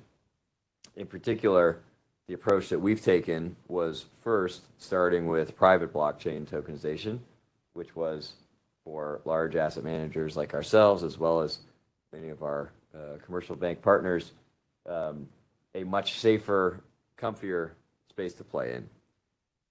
But we did find over the span of a couple of years that the trade-offs required to utilize private blockchains did undermine a lot of the benefits that blockchain technology represents in terms of being a open, interoperable ledger that can be programmed, that can be composable, that enables a new degree of access and efficiency by not being a walled garden or a siloed database. And so our efforts evolved to become a much greater focus on public permissioned blockchain applications. So take, for example, our flagship tokenized fund product, which is called BIDL, and that product has very specific investor eligibility requirements. And so even though it's issued on a public blockchain, everyone to be able to hold it has to be through a AML KYC process known and have their wallet address whitelisted. The vision that we saw in terms of the opportunity to start there with tokenization, why there, why not alts, why not ETFs, stocks, bonds? The reason was in the market today, or let's rewind maybe 2 years, you had around $200 billion held in stablecoins, held there despite the fact that interest rates were 5% and stablecoins effectively passed through 0. And that was a pretty amazing signal to us of just how useful people believed stablecoins were, in that they were willing to forego a 5% opportunity cost on yield for the benefit of having a digital US dollar that is transparent, accessible, can be moved anywhere in the world in near real time at near 0 cost. And so that created this impetus for us to say, how can we break the trade-off that exists today between yield and liquidity. Prior to that point, you either had to prioritize liquidity, in which case you held a stable coin and forewent the yield that you would have earned, or you prioritized yield, in which case you had some constraints around your liquidity. Money market funds today are quite liquid, but not perfectly liquid. They are subject to daily cutoffs and banking hours, and particularly over weekends, the absence of liquidity is a challenge at various points. And so when we set out to do a tokenized money market fund on a public blockchain, we were aiming to break that trade-off and enable investors, for now just qualified institutional investors, to be able to hold a tokenized US dollar, effectively money market fund, and at any moment be able to move back and forth into a digital US dollar cash instrument. Thanks, Alan. I definitely want to explore some of the themes you've already brought up. Legal clarity, of course, considerations when you're thinking about what blockchain or protocol to use. But let's think about some of the legal, regulatory, or compliance considerations. And I want to have Jess start off, the other lawyer in the room.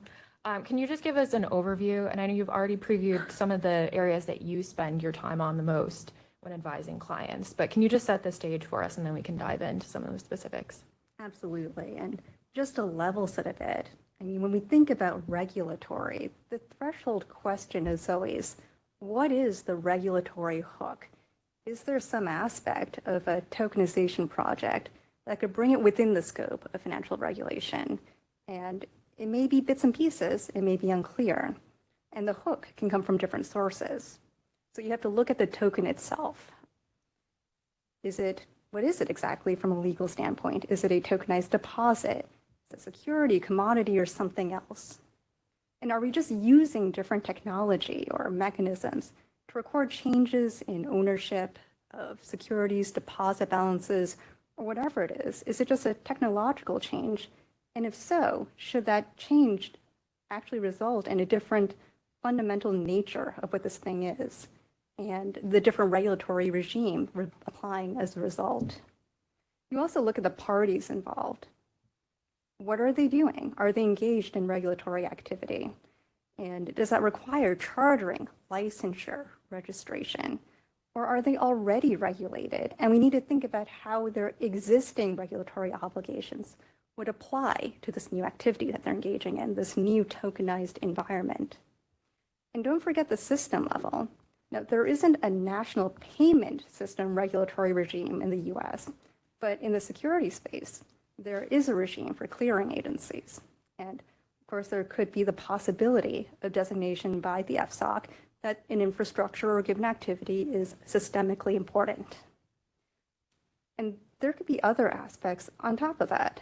So for example, if you have smart contracts, if the arrangement is underpinned by public ledger, if you can transact anonymously, well, do those aspects change the legal significance of what's going on? Or does it change the risk profile of the activity that parties are engaged in? So a takeaway here is when you're taking new technology and you're moving it into financial markets, engaging in activity in a new way, it's important to have a strong foundation of risk management, regulatory compliance. And part of that exercise is thinking through counterparty risk, doomsday questions like run risk for tokenized money, operational failures. So you think through these worst case scenarios, and that's because you want to be prepared if that happens. And that's important. If something does break down, well, we're prepared and we can manage that risk. And of course, we do accept risk today in the traditional financial market, certainly in payments and in banking. The key is that we know what those risks are. We can use the tools that we have to mitigate them. And we do that by leveraging what are pretty well-established risk stripes. So you think of operational and cyber, third-party, consumer, liquidity, credit, legal and compliance risk, and so forth. We have ways today to identify, measure, monitor, and control risks. And that's what we have to build for tokenization when we bring it into the financial services space. And now I want to bring it to a more practical level.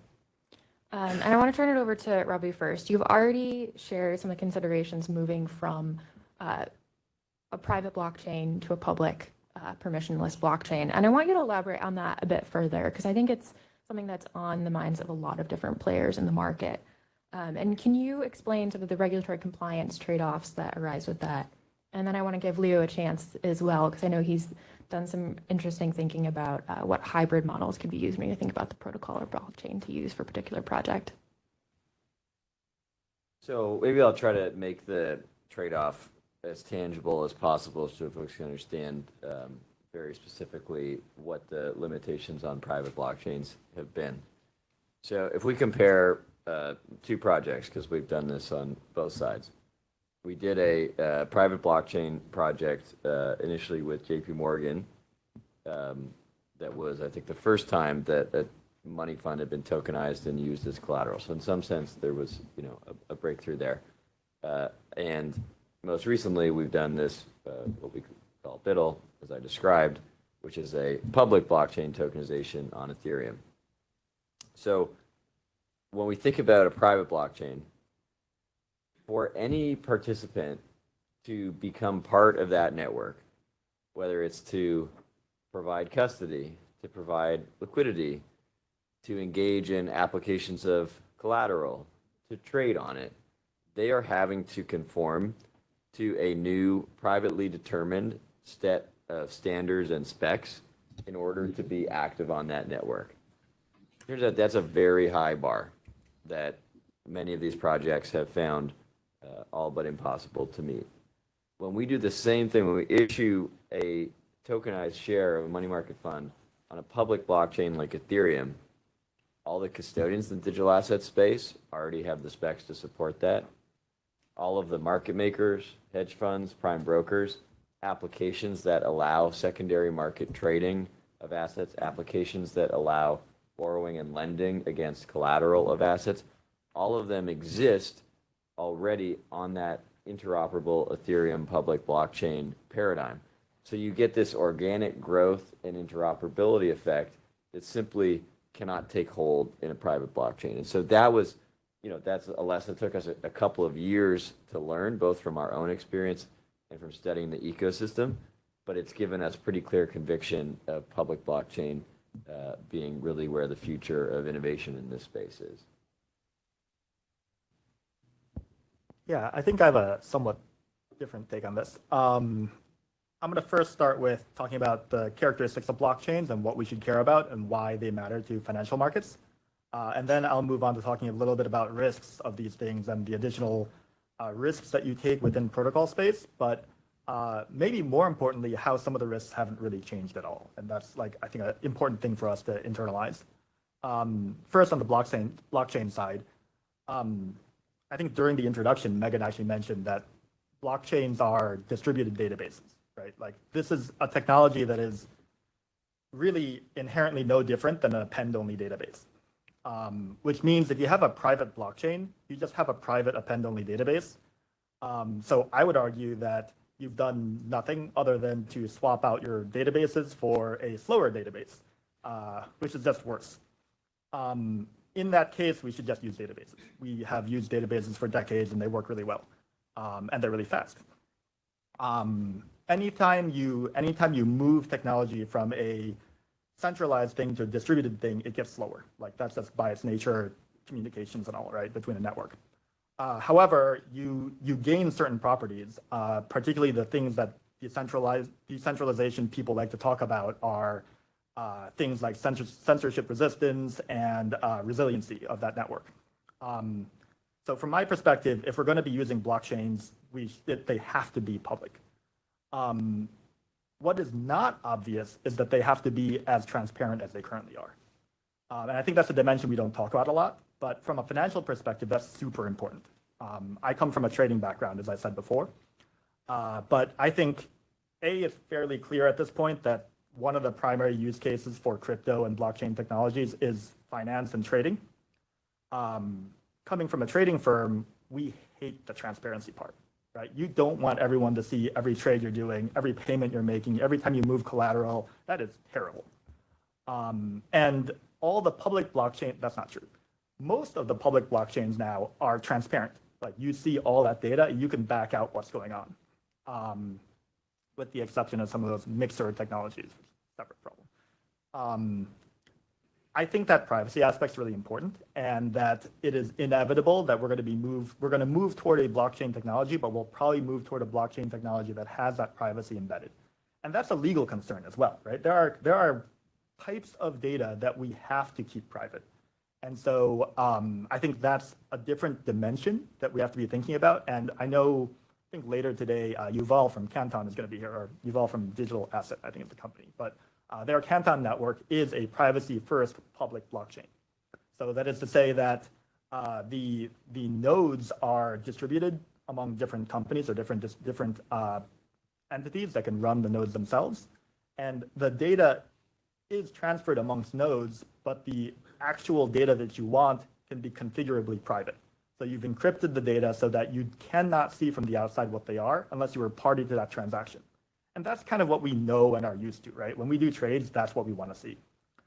So I think that's a really important dimension for us to think about in terms of like private versus public blockchain, but really the dimension we care about, I think, is privacy versus fully public or transparent. I then talked about, I then said I would mention something about the risks that we're taking. Public blockchains are scary in that you're taking this additional protocol risk, right? One of the big problems, like a doomsday type scenario, is that the network goes down. And we see that happening all the time. Things like, I'm going to pick on Solana, but just because I can. Solana, various times in its history has stopped suddenly and been unable to operate. They were able to get it back up and running fairly quickly. And that's a significant risk that these things can suddenly stop. However, we see the same in private networks, right? We've had the CME go down. We've had NYSE go down. So I think that's a risk that we're already taking. And I think that's something that we generally have to be aware of, that when we're talking about these new technologies, there are these new risks, but oftentimes they're the same. KYC AML is the same way. KYC AML is a major risk currently on blockchain, but largely that's, I think, because it started with this ethos of anarchy to some extent, right? There was this ethos of everyone should be able to transact anonymously, but as Robbie and I have shown, like our products, so USYC is the money market token I made, and we both went the traditional KYC AML route. So anybody who transacts registers their wallet, and we know who they are, what they're transacting. We know where every single share is. And so I think the KYC AML risk has really not changed at all. To some extent with Circle, USDC, USDC trades like Cash. But Cash has the same KYC AML risk you've always had. In fact, if anything, this is easier to trace, more difficult to run fraud, or more difficult to break AML rules with, because it's always going to be traceable forever on the blockchain. One day you'll be able to figure out like what it is exactly that happened for any transaction. So I think that's, again, a risk that we're always taking. So as we think about these blockchains and their technologies, I think that choice of what blockchain do you use or what technology that you use oftentimes comes down to the unique feature of protocol risk, like how likely is this protocol to go down, or what are the features of that protocol, like privacy, that we might care about. But it's not really a lot of these traditional risks that we've always had, because we still have credit risk, we still have operational risk, we still have KYC AML risk. They exist on all financial transactions, and changing the technology doesn't really change those specific risks. Sorry, I went on a bit. I think it may be helpful just to clarify a technical point, because I feel like we may have been confusing with some of the uses of privacy. So one framework for thinking about private or public is at the protocol level, the wallet level, and the transaction level. So at the protocol level, that's what I was referring to when I said our focus is on public versus private. That's basically saying who's allowed to even be associated with this network, right? There, we're focused on public. At the wallet level, there's a question of permissionless or permissioned. Basically, everyone who's tokenizing securities, as we are, is using a permission structure because you have to be eligible to hold that and we have to know who you are. And then at the transaction level, which is what Leo was mainly just describing, that's a different question of privacy or not in terms of the ability to not have your transactions be transparently visible. And so you talked about the benefits of privacy at the transaction level, and we're on the same page in terms of what that may solve for. I'm glad, Leo, that you brought up KYC. It sounds like you're thinking that complying with existing BSA AML sanctions requirements, doing your transaction monitoring, KYC checks, all of that is not the area that's necessarily holding you back from achieving the value proposition of tokenization. To our other panelists, do you share that view? And if you can give some color on what firms are doing today just to handle the requirements, right? Are we using legacy systems and that's sufficient, or are we doing something new? Maybe Jess, Robbie, either one of you can start. I can, happy to jump in, but I'll just add, I think the way Robbie structured the protocol level, wallet level, and the transaction level, it's a helpful framework to think through regulatory compliance. And to Leo's point about privacy considerations at the transaction level, I think one thing that I personally find interesting looking at these tokenization projects, especially for me in the context of payments, it's clearing and settlement. That's what payment systems do. And I think when you look at crypto, blockchains, DLTs, that's the solution for settlement. But there isn't quite a solution for the clearing layer that's in payments. That would be the SWIFT messaging layer. And that's where you might put sensitive information, like the name, the identity of the payee. It might be where you put regulatorily required information, like travel rule, record-keeping rule, in the traditional payment space. And I think one challenge to your point about privacy and how do you handle that in a tokenized environment where it's underpinned by DLT blockchain? Have to think through that messaging layer and how that would work, both if you want to, from a payments, a practical standpoint, where you want to have interoperability with a different payment system or link up with wires, ACH, and so forth. You need to be able to move that information along, and there just is not quite that solution there. Or maybe I'm seeing some exciting developments in the projects I'm working on that might fix that. But that's one area that's missing today when we have that solved already in traditional payments, that clearing piece that goes hand in hand, even better if it's integrated with that settlement layer. I'll say too, one thing that I find interesting, or one thing that might be different today in a tokenized environment. And again, I would frame this as not something fundamentally new or different, but rather an aspect of tokenized environments that exacerbates an existing risk. I would say it's actually three things that are unique to crypto assets.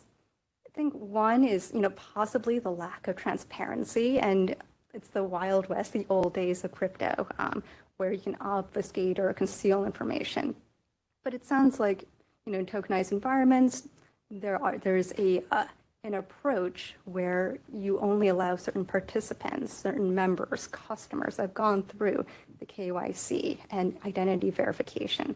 So that one might be exacerbated. But again, if you're integrating a tokenized arrangement into a broader, say, Bitcoin, ETH, a broader ecosystem, there might be some risk of that. But I say the other two, ease of transfer, speed of transfer, but also general irrevocability of transactions.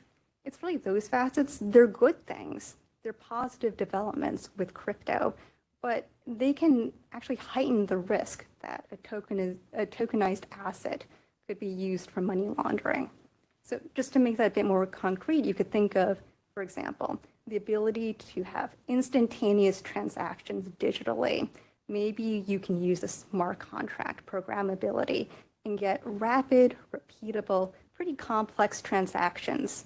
Well, the concern there is that it could make it easier to have many, many small transactions through many different accounts actually move in the aggregate what are large sums. And then those small transactions can be very difficult for a financial institution, that gatekeeper, to monitor the system and actually detect suspicious activity. Now, what I've described is also nothing new. It's structuring. We see that today, money laundering now.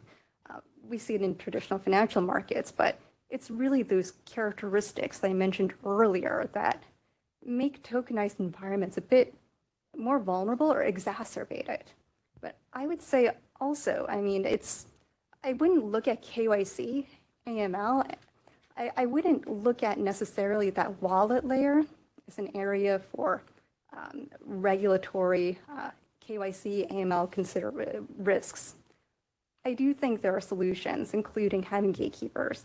But on the topic of anonymity, I do think public versus private systems, the risks for tokenized environments, that it could come from the underlying protocol as well. So for public blockchains, you can think of, for example, anonymous entities that can validate transactions. Maybe they get gas fees from it. Well, the risk too, then, is that you're using these systems that have unknown validators.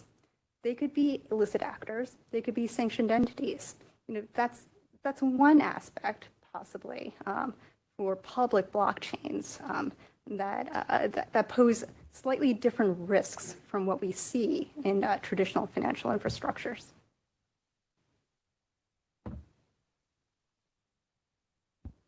I think a lot of what you said is spot on. I think there are two things that are worth pointing out to this group, though. The first thing that came to mind was on information leakage. This idea that you separated out the clearing layer versus the settlement layer, which I think is accurate. I don't think that's quite sufficient, though, to have the clearing levels separated. Coming from a low latency trading background, right, we can get information from all sorts of things you can't imagine, right? There's like just the size of the packet that you're putting on the network is enough for us to infer information about who you are. So I think there's an aspect even on the settlement layer where having that information out in the public can give away much more information than you think. So from a regulatory perspective or from a system design perspective, we really want to make sure that a lot of these features aren't inferable from the data that's out there. And so I still think that there's an important aspect to the privacy space where you do that full encryption to prevent any of that information leakage. And generally speaking, when you get that wrong, it's these like hedge funds and low latency trading firms that benefit from it, right? Which is not really our goal in any of these system designs. The other thing that came to mind as you were speaking was on the KYC AML side. I think that all of us who are taking this space seriously are very much using traditional methods of KYC AML. But all of the ways of potentially getting around KYC, I think, are the same things that we're seeing everywhere else. Like the structuring you mentioned is just, it's so similar to what we're seeing in the banking system now.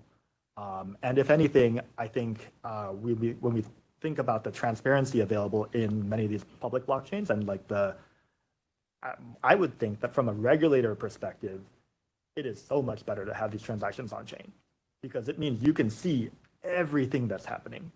You can get the keys, like probably something that it's probably come up at some point, but if you have a privacy-based blockchain, it would make sense for the regulator to have a decryption key for everything. So then as a regulator, you can see everything, right? That level of transparency for the regulator would make a lot of sense for these blockchains and make it so that you get a lot tighter control actually around KYC AML type problems rather than having it limited to the financial institution. Like when we have banks right now, you're relying on the bank's KYC AML team to self-regulate. And we've seen that doesn't work, right? That's actually one of the least incentivized groups within a firm, right? If you're the anti-business entity within a firm, that's usually not very popular. So I actually think that a lot of these things, if we get away from the narrative that the world wants to talk about, right? We want to talk about Bitcoin being the Silk Road, like piracy, hacking blockchains, but like, if we look at the raw technology, we can actually use this in a way to enhance our ability to monitor these things.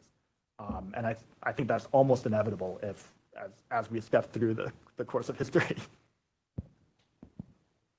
Yeah, very little to add. I think, put simply, this is a technology which poorly understood, poorly regulated, can make AML and illicit finance problems worse.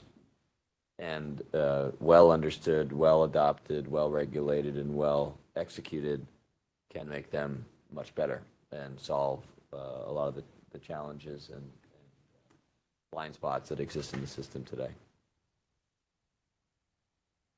think that's a nice way to put it. And now that we've thought about some issues with privacy, identity management, I want to broaden it. And I'd like to hear from each of you on what you think are the most challenging areas or novel risks for tokenization. If something like AML is something that we, understand pretty well, and we're just figuring out how to adapt that to the new technology. What are the areas that keep you up at night? Is it operational risk? Is it third-party risk? Is it something else entirely? I think I would piggyback off of what Leo and Robbie just described. I think part of the challenge is understanding the technology, understanding the arrangement.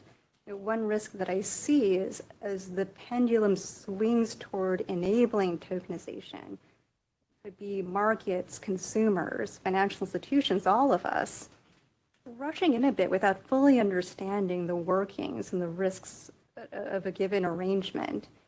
And in the payment space, as an example, for me, I certainly don't think that hard about using a payment app or my credit card to pay. And it's not because we're lazy, we're not intelligent, it's because these arrangements are very, very complex. They're not what we're used to in the traditional financial system. And I think what's also new and different is just how fast it changes, all the different pieces in the ecosystem. So to me, it's operational risk. You can think of it as black box risk, the possibility of a disconnect between how we think an arrangement, a system works, and then how it actually does work. And I would add on to that the risk of bad actors. Think of rogue nation states as well that exploit this vulnerability, that disconnect. And I do think it is the lack of familiarity. Consumers, institutions, and also regulators, possibly. It's the risk of that lack of familiarity with the technology and the associated risks. But I also think that's why conferences like this, hearing directly from leading innovators, Leo, Robbie, all of us here, I think the fact that we're having this discussion on regulatory aspects, I think that in itself is very valuable.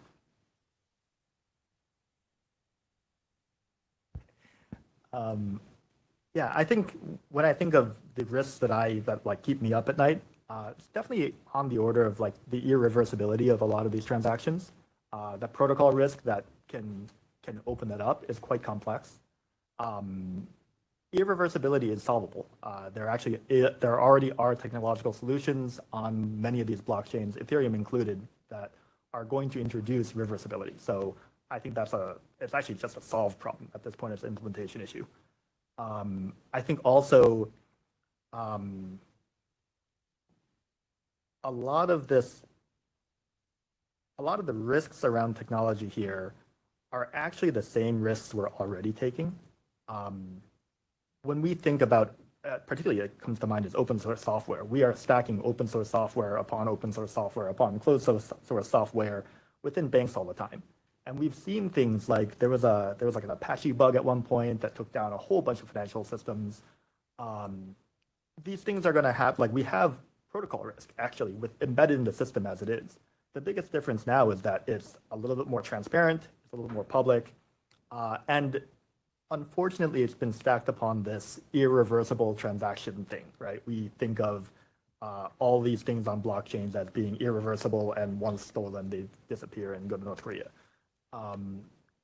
That is actually a solvable problem. And I think once a lot of that is solved, it actually net reduces risk to the system because you'll know the things that you're composing upon. There is a problem with speed. I very much see in the permissionless DeFi space, people compose upon each other so quickly without doing that homework of actually checking that everything they're composing upon is sound.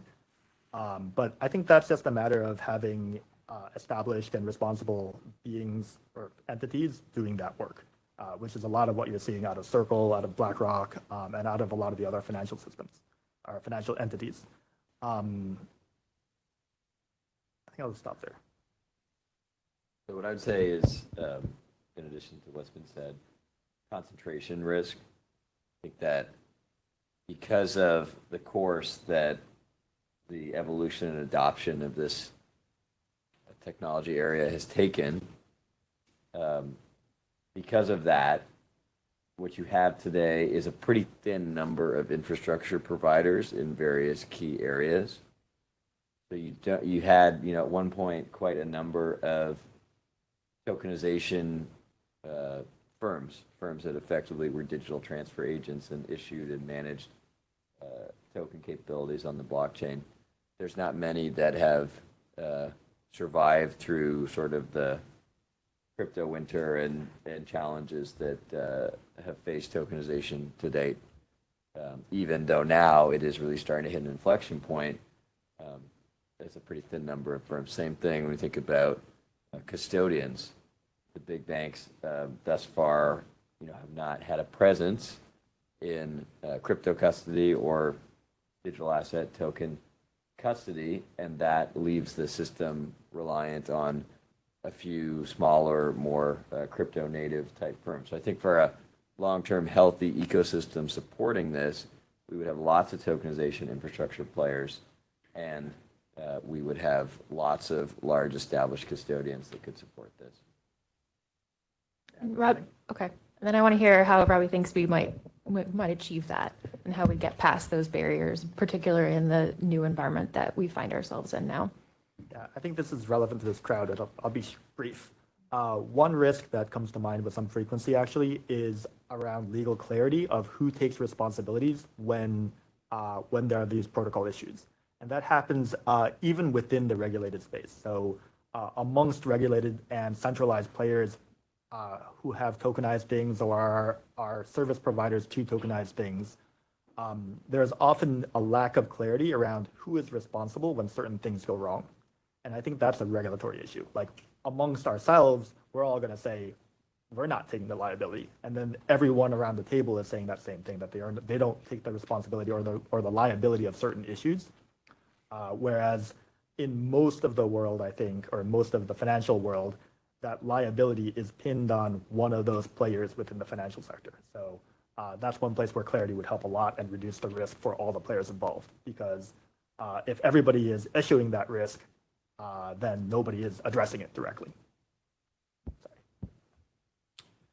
Well, I think steps have already been taken that are helpful. I think it's well understood that the SEC's SAB 121 guidance basically put a halt on any custody activities in crypto or otherwise that banks would have undertaken.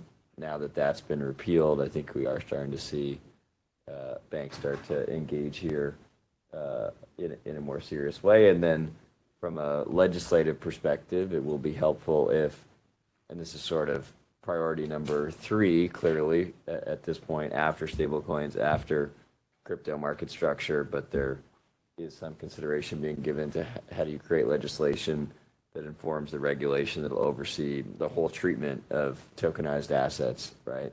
And if that were to happen, that would also be very helpful, and it would, I believe, spawn proliferation of healthier tokenization infrastructure providers. I want to leave time for questions, but as one last question for our panelists, can you give us your views on the future state of tokenization? One thing that you might want to change, And one prediction for the next, let's say, 12 to 24 months. I'm not going to go out to 5 years because so much will change by that time. I can start up, but I also just want to raise one quick thought on regulation versus legal clarity and certainty. I do think there's a distinction between the two. I think regulation has the role of setting the boundaries of what's permitted, kind of the fence. This is the where you're allowed to play in, but there's usually space to decide to act. And that doesn't mean that there's a void of legal clarity and certainty. Instead, you would have contracts, system rules, and something else called the Uniform Commercial Code, which I won't go into, but that's also another source of legal clarity and certainty, which I personally love. But I think, when you're within that space, it's also the prerogative of the parties in there to want, to demand, to expect clear roles and responsibilities in a complex arrangement where there are many parties involved. But that's different from regulation, which says you must do this and you must do this in a very particular way. So I'll just say that. And I think to your question, which is a great one to end, I'll just give more of an anecdote on what I hope to see in the future. So I recently had this thing with my shoulder. It's a repetitive stress thing whenever I use my mouse, and I think it's a perk of working in a law firm. So I started switching over using my left hand for my mouse, and I'm not ambidextrous at all, which means everything is clumsy, clunky. If I have to share my screen, I have to really focus, like intense concentration. And I've recently switched back because I think I'm okay now. And it's smooth and it's easy with my right hand. Everything makes sense and it's effortless. And that's what I would hope looking ahead in a tokenized environment where things move fast, efficiently, comfortably. But we look back and maybe we think of the traditional financial markets and it's like using a mouse with your left hand.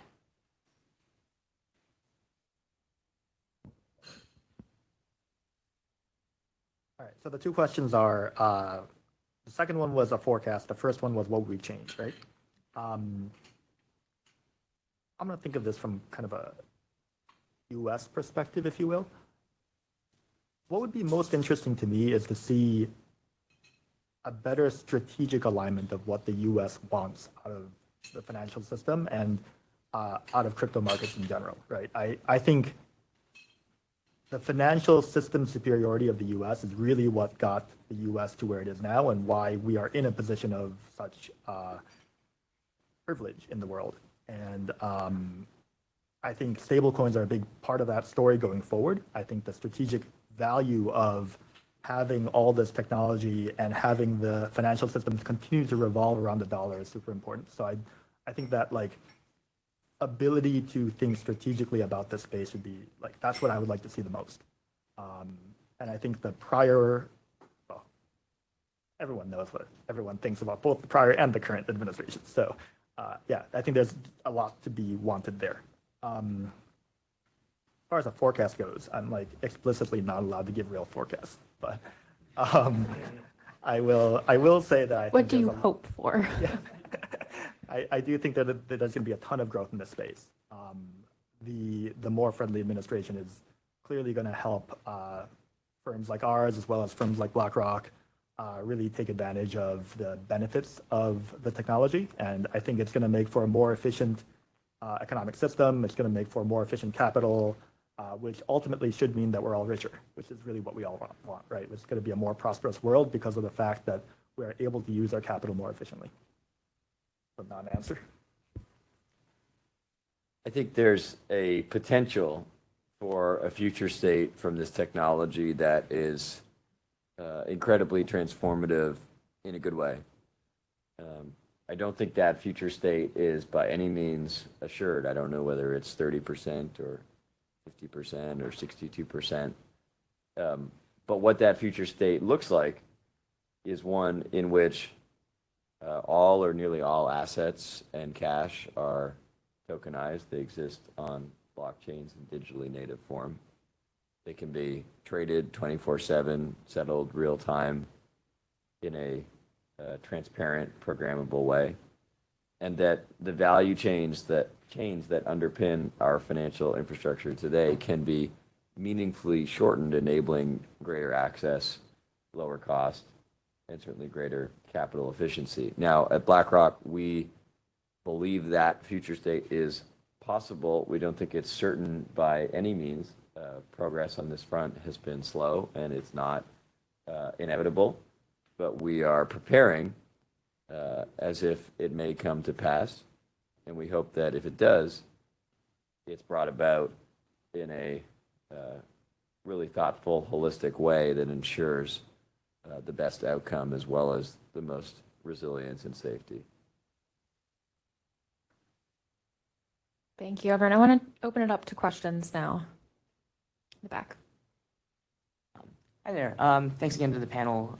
Great insights. I guess the question that I had relates to somewhat, I would call it, the nature of leverage in a system where we use tokenized assets more for collateral and things related to bankruptcy, remoteness, and so on. I think in the more DeFi side of things, we'd seen in the past that when you do lending or use assets as collateral, there have been approaches like receipt tokens, right, where people can then restake them. And sometimes that leads to cycles where you continually build more composable systems that attempt to give utility to essentially those IOUs, but it can build layers of leverage. I guess similar to this, topic related to the UCC side of things, like for tokenized assets today, where do you think about the trade-off in terms of making things more composable, more accessible for people to build using it versus controlling the risk of them building systems that might build systemic risk because of higher leverage or layers of leverage? And then I guess related to that, so to speak, thinking about like the bankruptcy remoteness of that security interest, like will regulation get there anytime soon?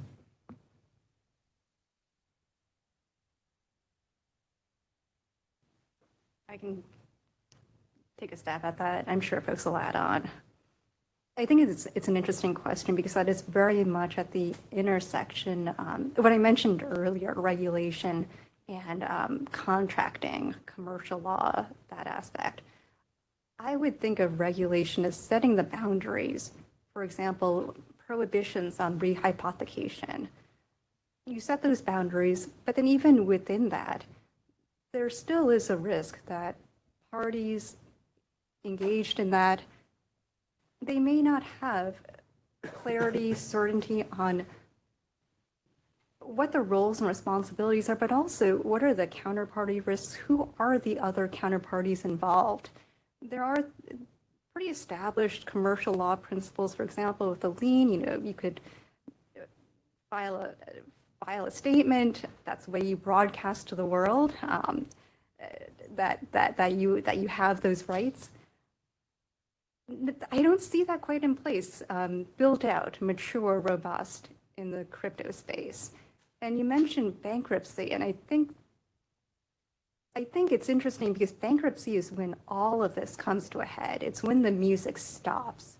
But even in the absence of bankruptcy, this is something that should trouble parties, that anyone engaging, anyone transacting, anyone offering services, products, building in the space, even apart from bankruptcy, they should want that legal clarity and certainty, and certainly to check that an arrangement is compliant with regulations. Yeah, I think answering your questions kind of reverse order. On the bankruptcy thing, we take a lot of care to lean heavily on existing like securities law and generally speaking, existing commercial law to make sure that whatever we provide is bankruptcy remote. And regardless of how it gets used with the system, right, our product is sound. And that's also true of BITL. Like all of us within this like regulated space are conforming to traditional law, and like you can't break that regardless of how you use the token. When we think about the leverage within like the DeFi space, I think it's actually not that dissimilar to what happens in traditional finance, right? Like when we think of Lehman, Lehman was basically a giant DeFi protocol that got over leveraged and blew itself up, right? Like we think we understand the traditional financial system, but we really don't in many cases. If anything, at least with the DeFi system, I can look at that and be like, that is a fuck ton of leverage. And I can see that guy has a fuck ton of leverage. I'm not touching that thing. Or that guy doesn't have enough collateral. I'm not touching that thing. That happens in the traditional system in a more opaque way, right? Like there are regulators that are supposed to know these things. Sorry. But so I think it's not that different in many ways. It's just that we do try to regulate it in the traditional finance system, as we should in DeFi as well, right? Like we should outright, I don't know about should, sorry. It is possible that regulators could look at DeFi protocols and say like, that one is a problem and make that a public bulletin of some sort. Even if they can't outright ban it, yes, you probably could. You can create controls around those things if you wanted to. Additional questions? Michael. So I think Robbie actually put forth an argument about why, like, the value of tokenizing assets on public blockchains. I think the way I would summarize that is there's already an ecosystem in place that allows for people to actually build on it and access your assets. In contrast, Leo has kind of emphasized one aspect about irrevocability.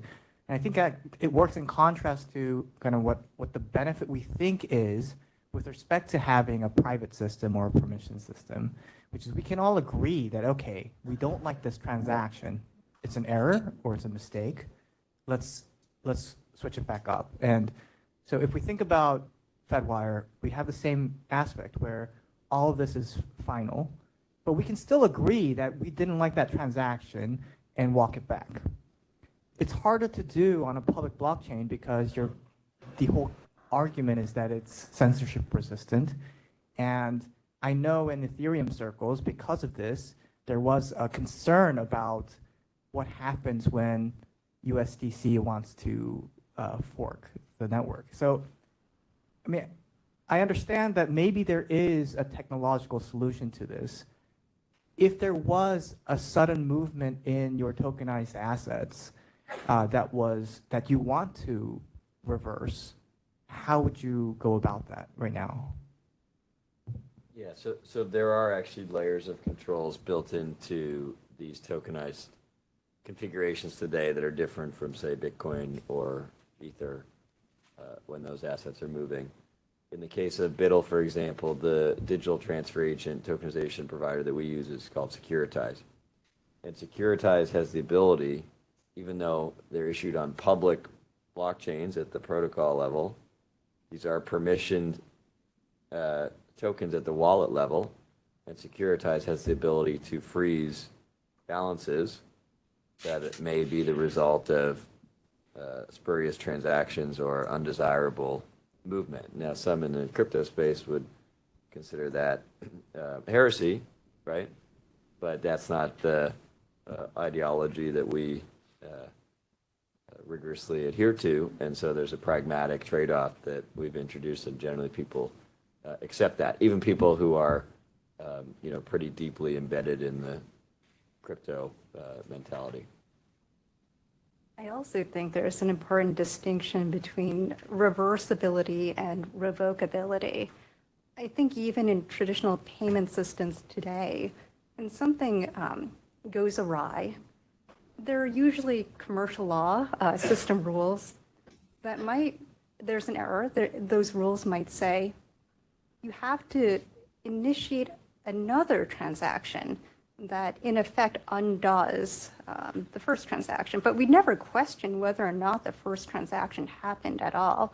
So it's still irrevocable. There is, I think, a way for you to have an irrevocable system, but robust rules, commercial law in place that handles, I think like we've discussed earlier, when something goes wrong, it's not that that thing never went wrong at all, that transaction never happened at all.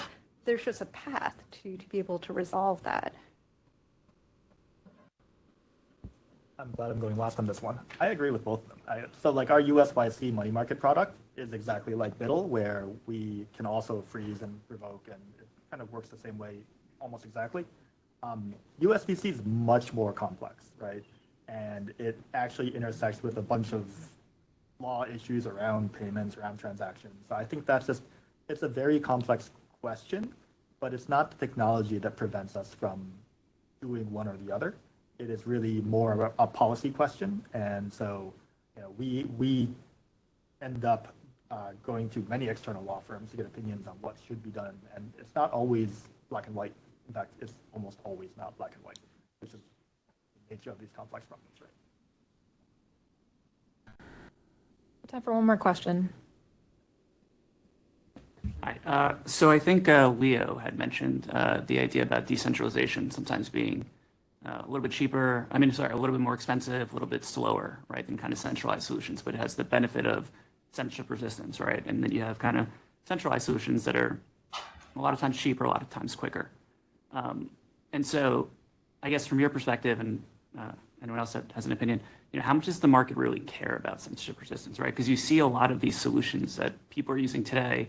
It's multi-sigs, it's single sequencer L2s, right? It's other solutions that are essentially cheaper and faster, right? And so that's where a lot of obviously issues have come in the past on hacks, et cetera.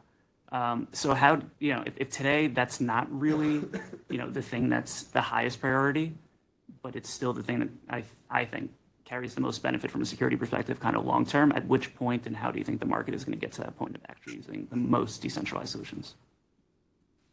That's a hard problem, and also one that is very dangerous to answer. Personally, I came from a trading background where decisions are very centralized. Hashnote, USYC, very centralized issued product, right? USDC, also centralized issued product. Conceptually, censorship resistance is not that important to us because we live in America. Right? We generally trust our institutions, and we generally think that we're not going to get blocked from the financial system just because. That's not true everywhere in the world, and I think you see the usage of decentralized systems more where you see more censorship. The market, from our perspective here in the US, doesn't care that much. But I think if you go to different parts of the world, you'll find that different parts of the world care more. I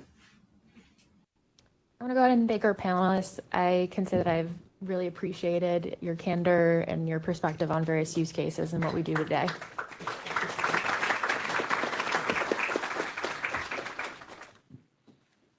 Hi all. Welcome to our panel discussion on risk and opportunities of generative AI. My name is Morgan White. I'm a strategist on the New York Innovation Center. AI is transforming our financial systems with unprecedented speed, and we find ourselves at a critical junction. Technologies reshaping market analysis, risk assessment, consumer services offer tremendous potential for efficiency and innovation. Yet they simultaneously present profound challenges to our regulatory frameworks, market stability, and institutional governance. Today's panel will explore this complex landscape, examining how concentration of AI capabilities among tech giants may reshape competitive dynamics, how model transparency affects trust in financial decision-making, and how the standardization of AI solutions might create new forms of systemic risk. Our goal is not only to identify emerging risks, but to chart a thoughtful path forward that harnesses AI's benefits. With that context in mind, I'd like to have the panelists introduce themselves. Before you get started, I would like to say also we had a switch in our panelist lineup. So these folks don't necessarily represent what's on your sheet, but I would ask them to introduce themselves, give a little bit of background on each of your areas of expertise. I get to go first here. All right. So thank you so much for having me here today. My name is Ray McLendon. I'm basically an independent AI consultant. I work with a large number of decent number of large companies, that is, in the consumer electronics space, as well as working with a couple of, let's say, well-known German luxury car manufacturers and so forth. On top of that, previously, I worked at the Kansas City Federal Reserve and worked as a part of the data science team to help deliver products in the supervision and regulation space. A little bit of background as well with working with the Treasury side payments over in the Kansas City space. So. Yep, my name is Kush Varshni. I was on the earlier panel with the yellow safety vest, so now, exactly. So I took it off, so you can maybe still recognize me. I'm an IBM fellow, which is our highest technical rank at IBM, and I'm responsible for our innovations in AI governance. Hi. Ben Coleman again. I'm not a deepfake this time. Co-founder and CEO of Reality Defender. Full disclosure, IBM is one of our recent investors, so in case you get any softball question, that's why. Prior to this, I worked at Goldman Sachs in cybersecurity, commercialization, and strategic investment. Worked at Google, and I've done some defensive work for various U.S. government defense groups. Thank you. So before we get started, I want to do a little exercise with the room just to shake things up. It's sort of afternoon. We've had our sweet treats. It's time to sort of wake up a little bit. By show of hands, can you guys raise your hand if you know your firm's experimenting with generative AI? By show of hands, raise your hand if your firm is going to production, as far as you know, with generative AI right now. By show of hands, could you tell me something that your firm is doing to address AI-related risks right now? All right, I'd say about 50%, maybe 70% of the people who raise their hands. So that gives us a little sense. So maybe there's some familiarity with risks that are happening in the system, but maybe not entirely, maybe that's not the strong point of people's knowledge base. So that gives us a little starting point for our discussion. I wanted to start with what we're talking about here. And as a strategist, I also want to know why we're talking about it. There's much ado in the press and in almost every single sector about the opportunities of AI. I think we hear it pretty much everywhere at this point. There's also a lot of uncertainty about how to address the risks. Often media reports and whatnot are specific to one area. They don't necessarily take a holistic view. Which risks are each of you guys focused on? And why are these areas of high strategic importance for the firms exploring applications of AI? You want to start maybe, Ben? So outside of my company's business, which is deepfake fraud detection, the risks that we face as a company, and we think a lot of folks face, is the risks in terms of the data itself. Whether you say the data or the models are biased or you say they're racist, it comes down a lot of times to no fault of the company or team themselves, but just in what data is available. Case in point, for us, we want to look at all kinds of combinations of, age, gender, skin color, etc. But unless you're a Caucasian man, aged 25 to 35, you're just not represented in the data sets. And so given our clients are looking for deepfakes across every kind of person, or really everything, we have to go long and far to try and get a lot of these data sets. We've got to generate them ourselves, partner, license. We don't steal them online. We're very careful about that. We've gone so far as to, convince one of the big ride-sharing companies to send out a ping to 1 million drivers and say, hey, can you record audio? So you get some more variability. Now, we did learn that a car is not a good place to record, crystal clear audio. But, we're just a small part of, the technology space within AI. And so that just should show you like how challenging it is for data and probably how there's some more great opportunities. I know some folks in the room are working on, delivering and providing access data, but it's a huge challenge on a daily basis for us.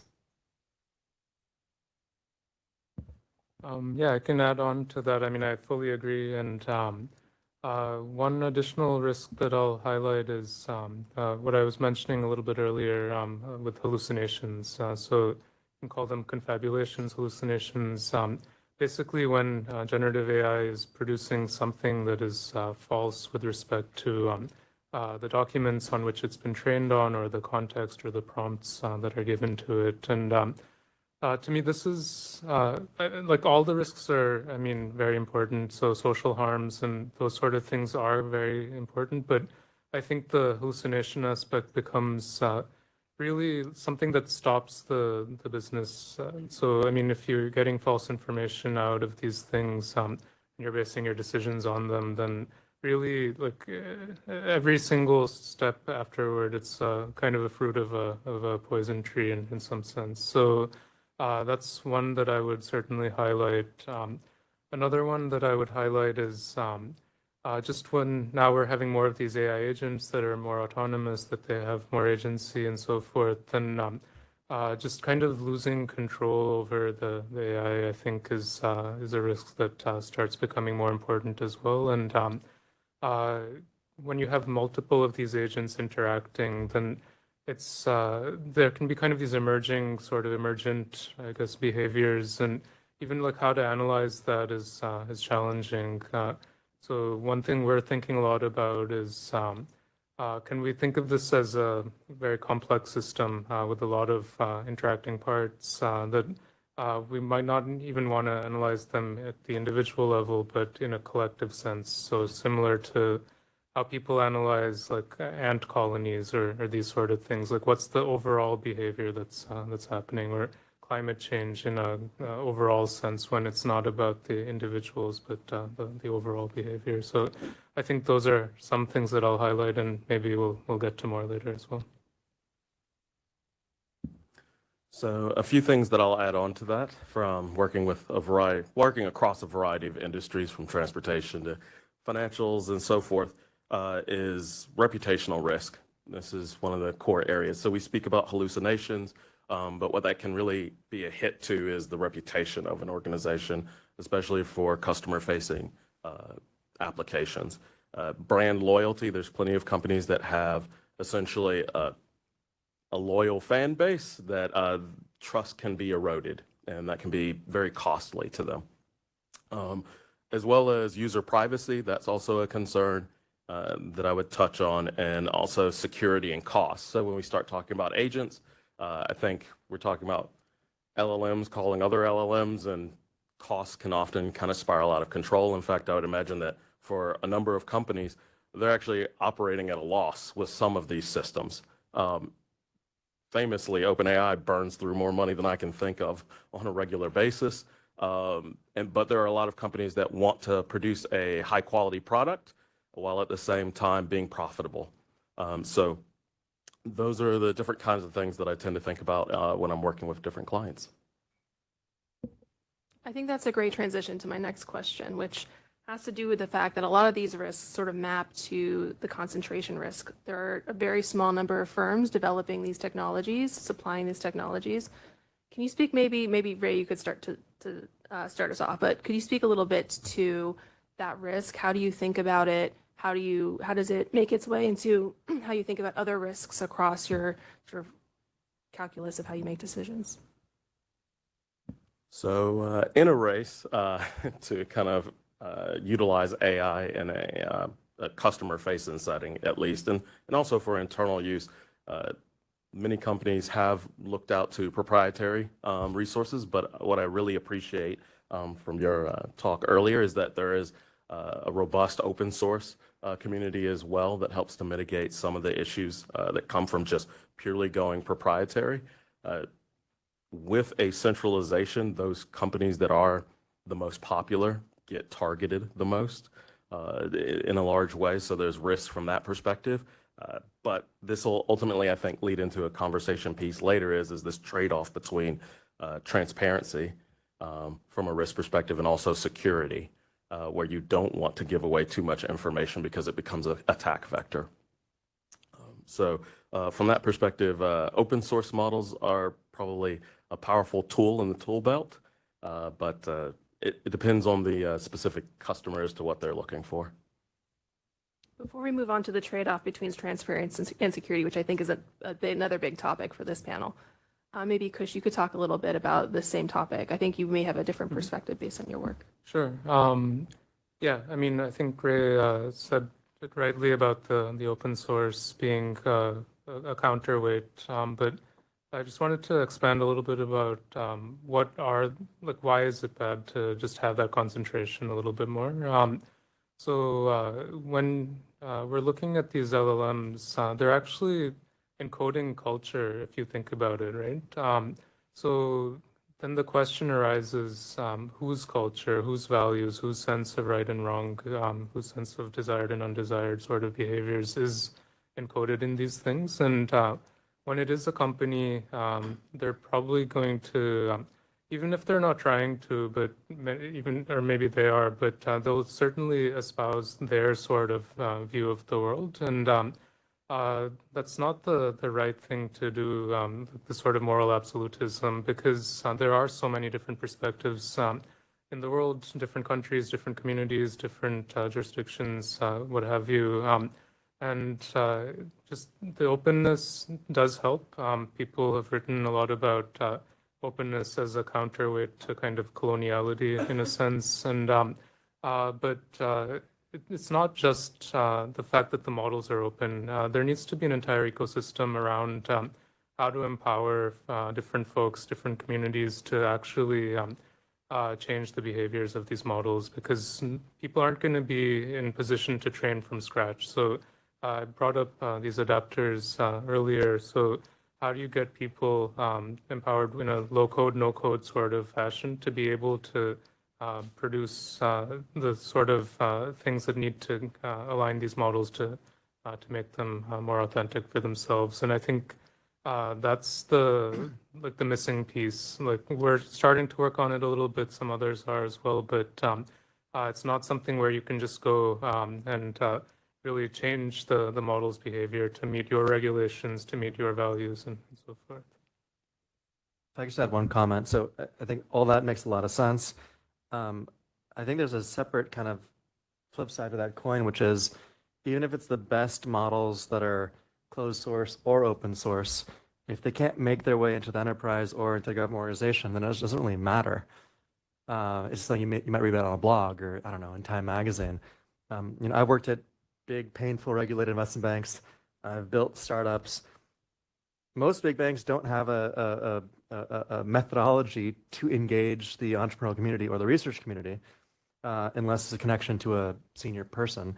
And similarly, most researchers or founders don't know how to enter into a bank or a government organization beyond going to the website and saying, oh, the Fed, I'll email info at, and I'm not sure there's an email for info at, but probably doesn't work. And so that's an area that I spend a lot of time kind of counseling earlier versions of myself who are like, oh, wow, what we're building is so cool. It's so great. If I could only get into the banks, if I could only get into the government groups. I think things are getting better, but in the space of AI, there's so much incredible stuff that'll never see light of day in your organizations. And partially it's the organization's inertia, but also it's the founders themselves. You can't build a widget and just suddenly say, oh, I'll get the Fed to use it. It's probably 1,000,001, vendor risk things to think about. And that's even more important when it's, open source, or it's non-US open source, or Chinese open source as well.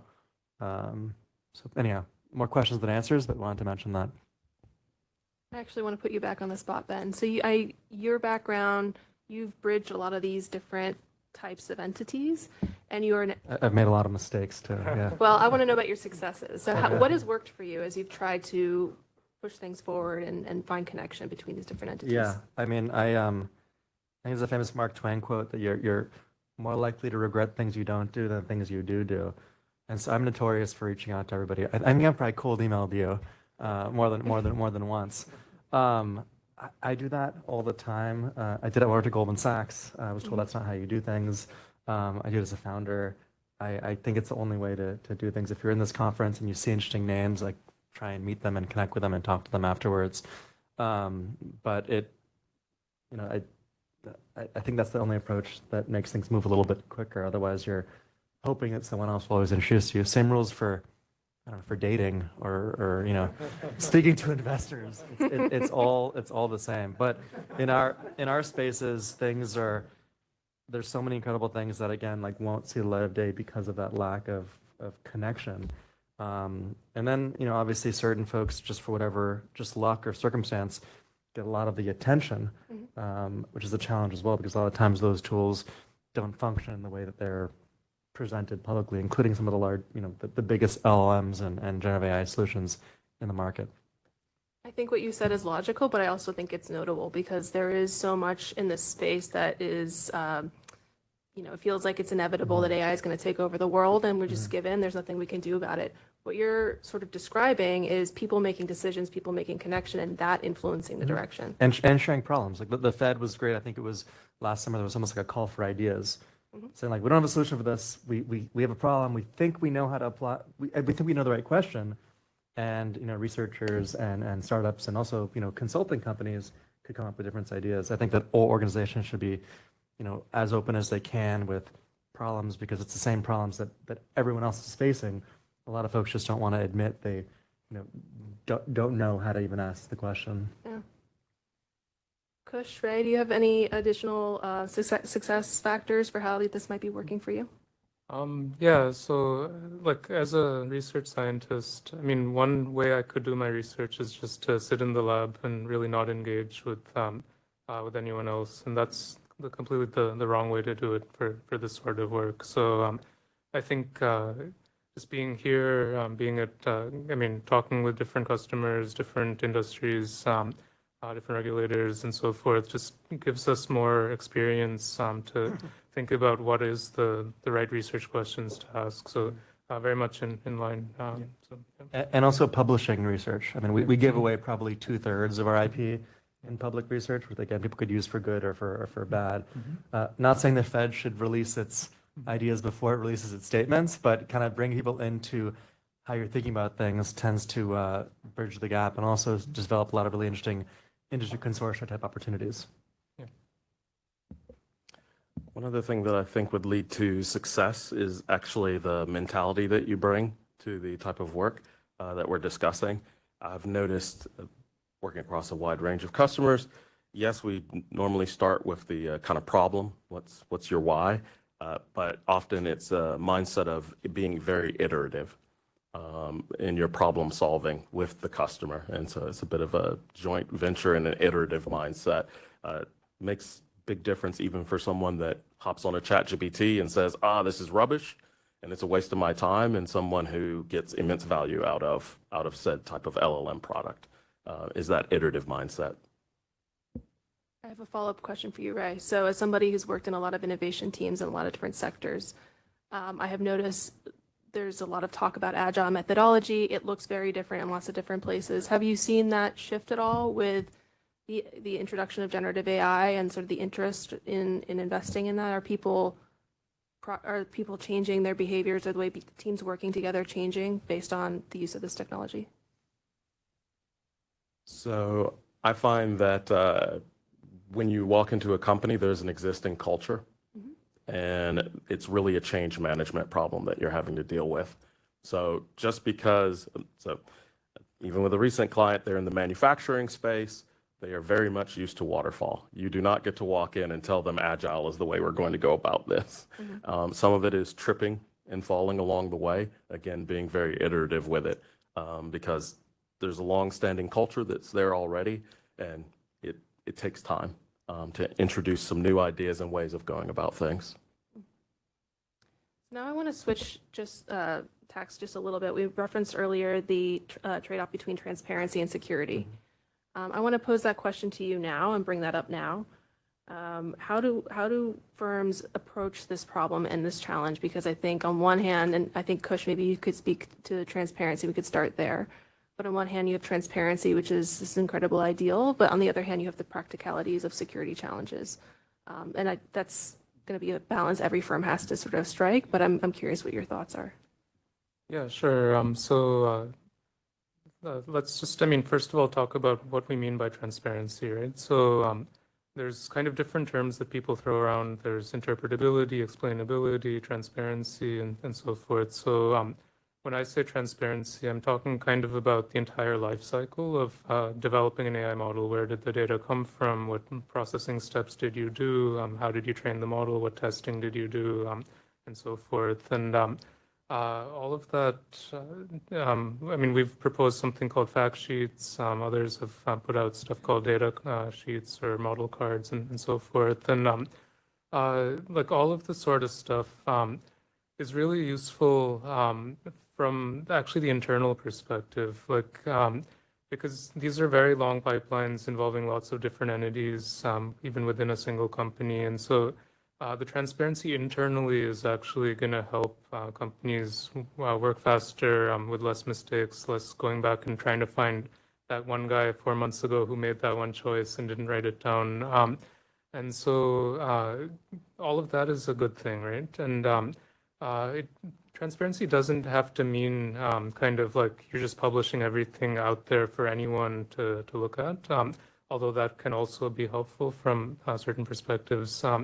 I mean, the way regulation tends to work is that there's some boundary around the transparency as well. I mean, it's only to selected sort of folks that you are revealing things or you're interacting in a friendly sort of fashion. So I would say that, I mean, all of these sort of transparency mechanisms that have been developed are kind of in vogue these days, are good to do, but they don't have to be like the full public transparency if it helps in terms of security or if it helps in terms of trade secrets or whatever other sort of things that are important. So, so that's kind of where I would start.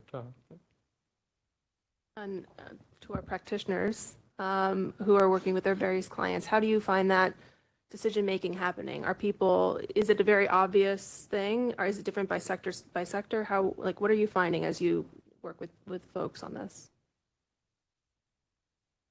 I'll go for it. So I think it varies from sector to sector as to the amount of transparency that's expected.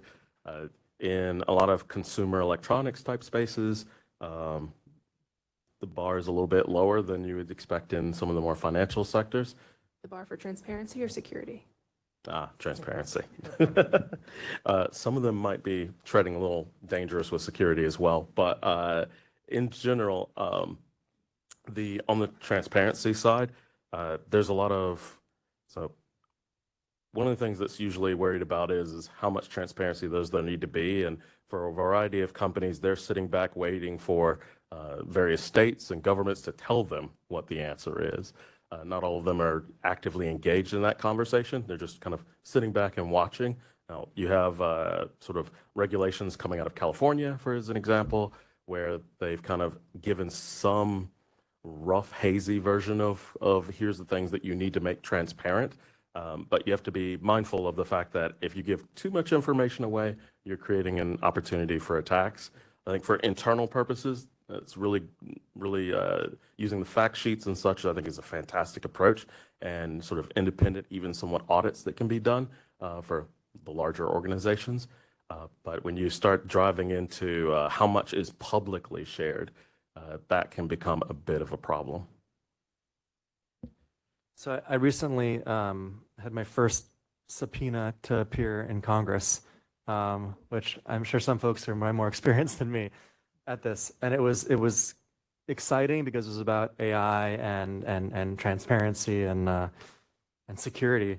And it was also incredibly exciting because we had Senator Blumenthal on one side and Senator Hawley on the other. And in this space, like, government is working, like it's completely bipartisan. Everyone's for safety in AI.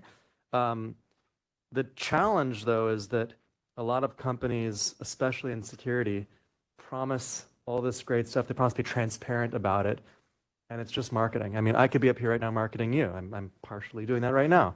And so the challenge is, how do you demonstrate to a highly regulated bank, for example, that what you're doing is not marketing? And a lot of times it means that the banks have to prove it themselves. And they're not always qualified to do that. In our space, they need to create a 1 million image or 1 million phone call sample with PII and test it and then interpret the results. We say we could do it for them. They say, we don't want you to see the answers before the exam. And so, I met with the E&Y folks here. E&Y and other consulting firms will offer to do this as a service, but there's no standards. In the absence of standards, a lot of companies in security will say we're 100% on whatever it is that we're trying to check, and that's 100% not true. Nothing's ever 100%. So I think there's some incredible opportunities for government to set standards, whether it's an ISO standard or kind of a suggested regulation. We're trying to draft some ourselves, though I'm not experienced as a politician. I'm just a founder trying to solve some problems. Particularly in AI, the great thing is there's opportunity for a lot of data, The challenge is that just some organization kind of pointing to one and saying, this is what we need or this we want. Right now, it all happens behind closed doors. We'll say, oh, Bank A, you could talk to Bank B about our widget. But as far as being public, I think to your point, if you say too much, it gives bad actors and hackers more ability to hack you.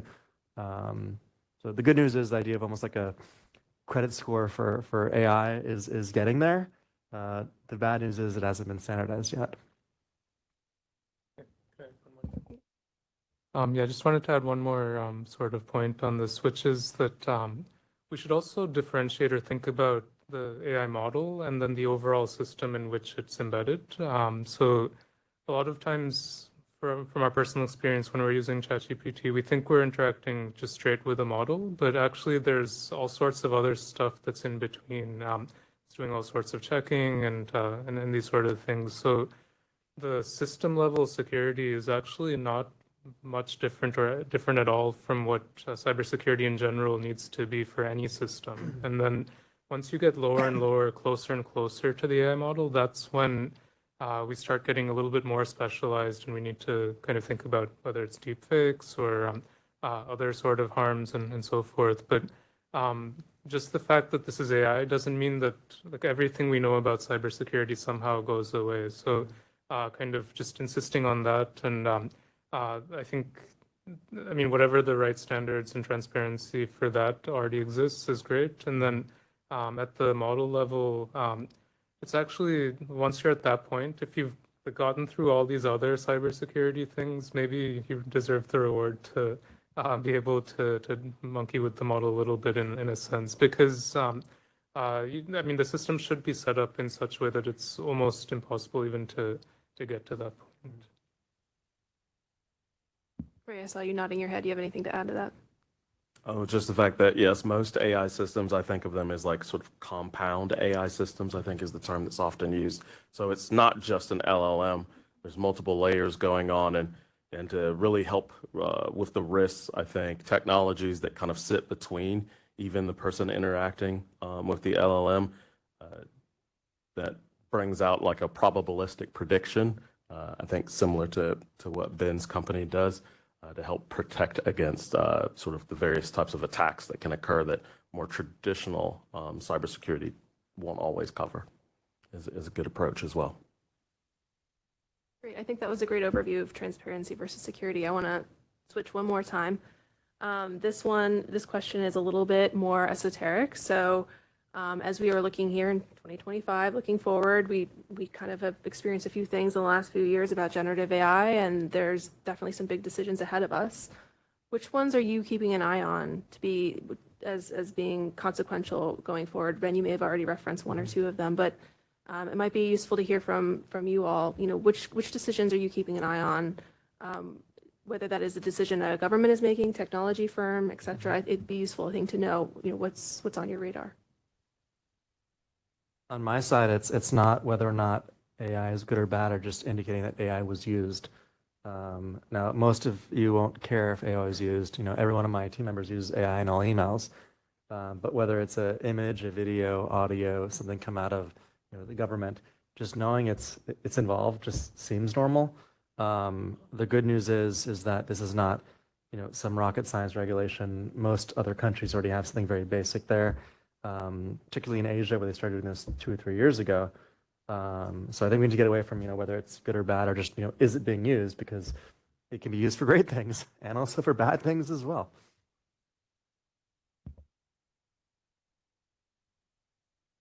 Yeah, absolutely. I think generally speaking, most of the time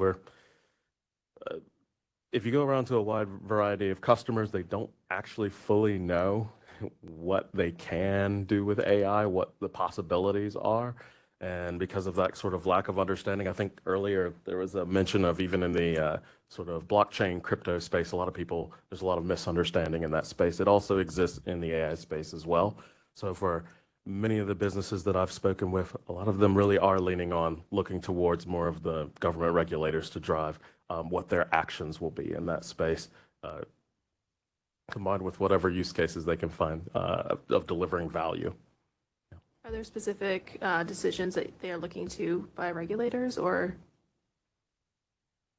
Yeah, so most of the ones that I've been privy to in conversation are around the kind of conversation of what is the level of transparency that we have to provide, making sure that we're maintaining legal compliance with everything that we're trying to, in the process of delivering value to a customer, that we're staying up to snuff with regulations and all, and also trying to figure out whether a regulation actually prevents them from going after a particular use case that they have interests in. So that's kind of broadly speaking.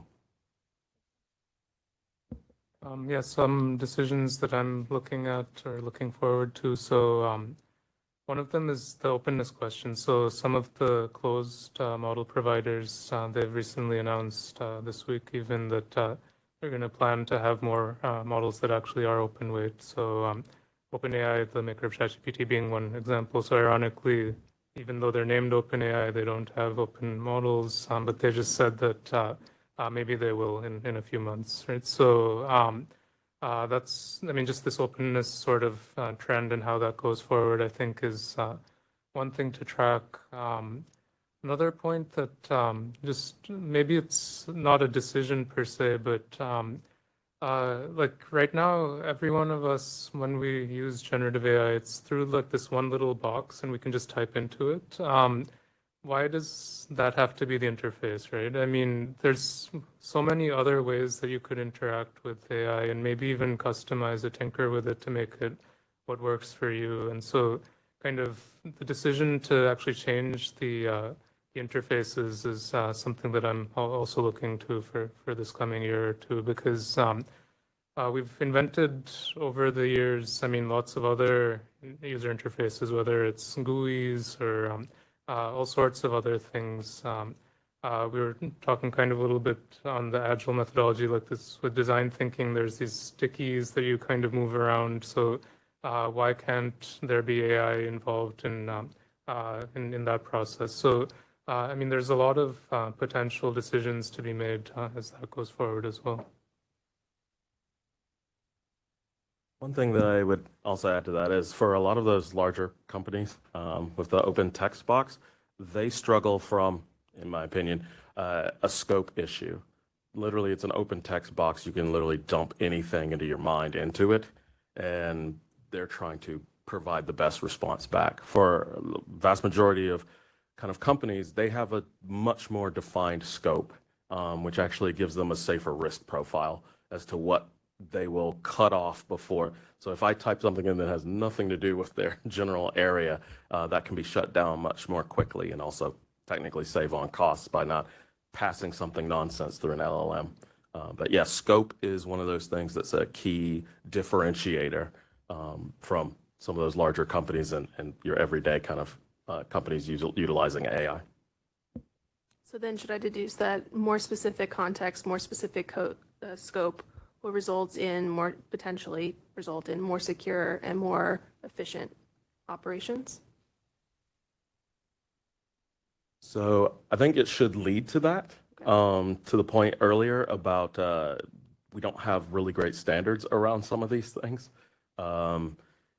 So how do you actually protect when you have a limited scope? I think there's more conversation to be had in the industry and sharing that to a broader audience, as each sector, let's say, has a bit of FOMO and doesn't want to miss out on the AI train. So, you know, if I go to someone that's in the manufacturing space that doesn't have a history of software and what are the best practices from that perspective, even though they may have a reduced scope, they don't know what tools are available to them yet.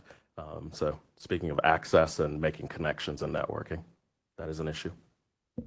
Makes sense. So I've got an eye to the clock. I'm going to do sort of one question rapid fire down the line, and then we can open things up for Q&A. All right, so my question is, are you optimistic about the direction and velocity of this work, and why? I'm going to start, Ben. Yeah, I'm incredibly optimistic. You know, I think it's, you know, it's really simplifies it down too much, but I remember when I was in junior high school, I got a graphing calculator. It's kind of like that. So many other new cool things you can do. And yet some students will put answers to exams in the graphing calculator. And I won't ask for a show of hands. So I think there's a lot of really interesting things, but I think, you know, among the challenge you mentioned, the biggest challenge is just accessibility. I've spoken to so many folks, particularly in leadership at Fortune 500 organizations, who just haven't used it because they're not allowed to use it by their compliance departments. And thinking about how much I've used it just today alone, I can't imagine what it's like, to miss it now, let alone miss it for the next year. Yeah, as an engineer, I think you always have to be optimistic. I don't think I could live in any other way, right? So very optimistic. In terms of the velocity, maybe it's a little bit too fast. I don't know, even the folks working on the technology, I think they're going a little bit crazy. I'm just trying to keep up. So maybe they're taking shortcuts here and there. So maybe a little bit of slowdown would just help the engineers themselves kind of be more responsible as they're moving forward. Yeah, I think just in terms of the direction, overall, very good. Expand the set of opportunities for more people. I'm going to pile on. Yes, I'm very much optimistic, largely because, yes, we are technologists. We have a penchant for envisioning a brighter future and collaboration being a part of that. I will be a little bit touch of a skeptic and say that while, yes, things are moving very quickly and there's a lot of people that are like breakneck pace, on a sort of ground level, day-to-day basis, a lot of companies don't have access because of compliance departments. And to that further point, a lot of people, well, I would say, what percentage of people have ever used ChatGPT even, or Claude, or whatever your favorite thing is, Granite model? What are the kind of percentages of folks that have that even understand really what agents are? If you go around and ask a lot of people what are agents, you're going to get a bajillion different answers, is my experience. So there's plenty of room for education and growth in the space, and I don't think I am optimistic for the future. We're not too far gone.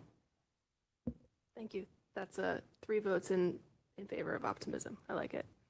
I can open up things up now for Q&A if anyone has questions. Sure.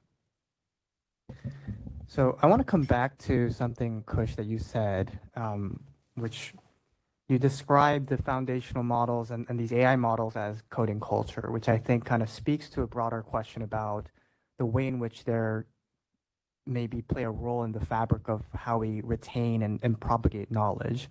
And that also comes in tandem with the potential for misinformation and, on the other side, censorship. So a lot of these models now will exert a lot of influence over the types of content that's accessible. And for someone who is an authority in a topic, they can use that as an assistant. But more and more, we're going to see people use it not as an assistant, but as an authority. So how can we deal with this, given that we have already seen through social media the power that it might have with respect to misinformation and the challenges with combating that when we have these large models that are reaching millions of people, and people might take for granted that this may or may not be actually the truth? Yeah, I mean, a lot of thoughts in there. Let me give like a very kind of random sort of anecdote to begin with. So the Malagasy people of Madagascar, they have this cultural tradition that they don't want to destroy the coral reefs where the octopuses live, because otherwise their fishing will not be sustainable. Right? And they pass this down generation to generation through these moral tales or fairy tales or something like that. And that's not going to be in your ChatGPT. Like, no way that's in there. So again, the question becomes, like, even if something is factual, and there's always controversy, there's no like truth always, right? I mean, like on Wikipedia, people contest who won a war. Like each side says we won the war, and they keep editing it and so forth. So like even thinking that there is a truth, kind of the epistemology of it is contested. So I would say the kind of pluralism that can be brought into these things is where we need to go. Kind of how do you deal with the fact that there is contestation to information, to values, all of those sort of things. And to me, that implies, I mean, there shouldn't be just one LLM that's homogeneously, I mean, for everyone. It needs to be kind of specialized a little bit more. So that's kind of where my mind goes. But then the counter argument is, yes, I mean, if someone wants to take that and make it a propaganda sort of version and then kind of expand from there, like what prevents that from happening, right? Once you open the door to customizing, then you can customize in good and bad ways. So I don't have the answers, but I would much rather be in a world where you are empowered to kind of make changes and then figure out how to, I mean, put other guardrails around it so those changes aren't used in bad ways. But if you just don't have the possibility at all, I think that's a worse situation to be in.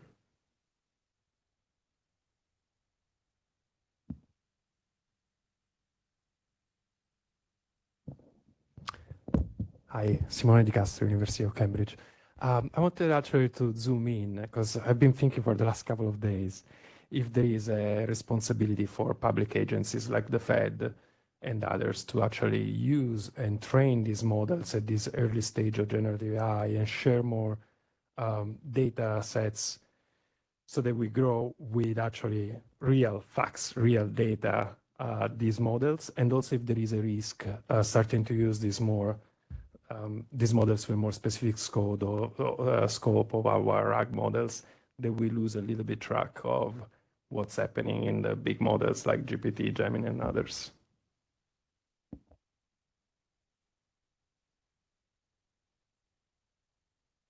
And do you want to ask somebody from the Fed that question?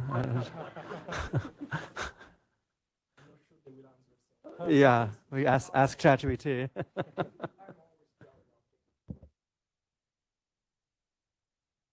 Data we get is public data, right? BLS, Commerce, wherever else. It's already out there. It's nothing that isn't already on the instruments. All my speeches are out there. My stepson runs speeches for me by feeding my old speeches in to see how good they are. I'm not sure how much we're going to add. I mean, the other data is all confidential data. We can't put that out.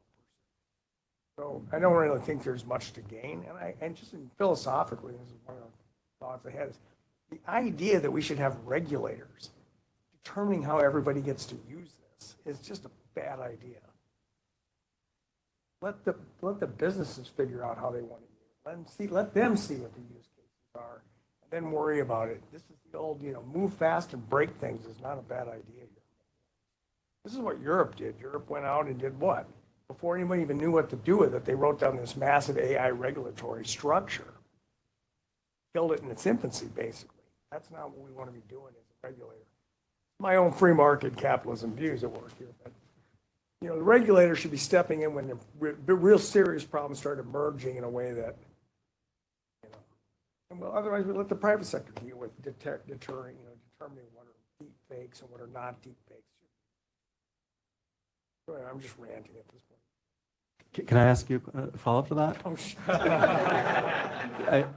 given there's so much use of AI to predict what you guys are thinking or what you're going to potentially decide, whether it's rates or anything else, how does that counteract maybe the goals of trying to not do what people expect? Does it kind of create some interesting feedback loop, or does it make things more volatile? Yeah, I mean, I think the first thing, and Rob could hopefully will back me up on this, but back in the 80s when macroeconomics started moving to what was called rational expectation view of the world, the fundamental question is, why do you want to surprise people? They just make bad decisions. You make them to incur losses. The whole idea of what we do by our communications now is we try to give people guidance of where we're going. There might be small details, but our job is not to surprise people. make policy more effective. That's not the way we want to do things. So if AI can figure out from speeches and other things and data what's probably a good guess, great. That's what all the analysts do and all the chief economists do at all the banks now. If the AI helps them do a better job, I think that's great. I don't think it is any problem for me.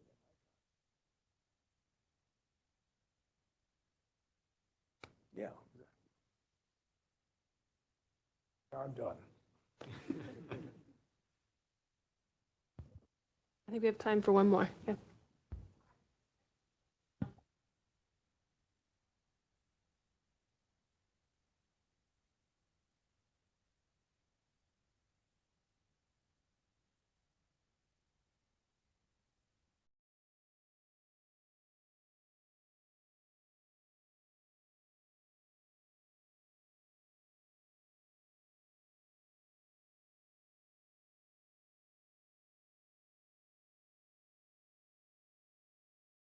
In our space, we have kind of these dual narratives where a lot of institutions want to know what's happening at others, but they don't want to share any information themselves. So, the good news is they're all being hacked by the same people, which is also the bad news. So we're thinking a lot about how we can use different kinds of, whether it's blockchain or just, ledgers, they don't always have to be distributed, to just share information with some, I don't know if you call it smart contracts or just smart decision making. That allows folks, that encourages counterparties to share information in a way that doesn't risk them, but also helps them learn from their competitors. I think in our space, particularly in cybersecurity, it's not as competitive. I think that all institutions realize this is an industry problem, and that someone being a little safer doesn't help or hurt a competitor. We should all help each other. But I imagine other areas there's a lot less willingness to share. Yeah, so I'll go in a couple of different directions. So we were talking about transparency before with the fact sheets and so forth. So the question was, does that transparency lead to security issues? So what if the facts on this fact sheet could be done in such a way that they are on a ledger of some sort? So it's not like the company themselves, once they've put it in there, can alter it, and then there can be kind of a zero knowledge proof sort of version of it that if you need to verify that this test was done and what the results were and so forth, that all can be stored kind of in the transparency sort of side without having to necessarily reveal it in the public. So I would say that's one sort of area. Another, Michael and I were actually talking about this earlier. So these AI agents, as we're thinking about them, so they're kind of like a piece of code that just runs. A smart contract is kind of like a piece of code that runs. They're kind of parallel to each other. Is there some intersection of having more AI agent behaviors in smart contracts? That might be something to pursue. Not agents. No. So with that, I think that's that's time, but I want to thank you all for being on our panel. I feel more so than ever that it's not just a complete inevitability that AI is going to take over everything and we have no control. Thank you for outlining where we have agency and where we have decisions to make. Thank you. Well, thank you for making it to the final panel of the day, and it's been an incredibly rich day so far. I've certainly learned a huge amount and enjoyed all the discussions, and excited to finish the day with this panel. I'm Per von Zelowitz, the director of the New York Innovation Center here at the New York Fed, and before we dive into introductions and the panel, just one programming note. So for those of you who can stay around, we'll have a reception after this panel downstairs in the beautiful Liberty Room. So if you'd like to continue the conversations, I encourage you to stick around and spend some time with us downstairs. So with that, it's my privilege to introduce our panelists today. I have Rod Garrett at the end of the table, who's a professor at the University of California, Santa Barbara, and recently also a senior advisor at the Bank for International Settlements in Basel. Yuval Rus, the co-founder and CEO of Digital Asset. and Simone Cortese, the head of product for Finality International. The panel discussion that we're going to have today is focused on tokenization platforms and the future of financial infrastructure.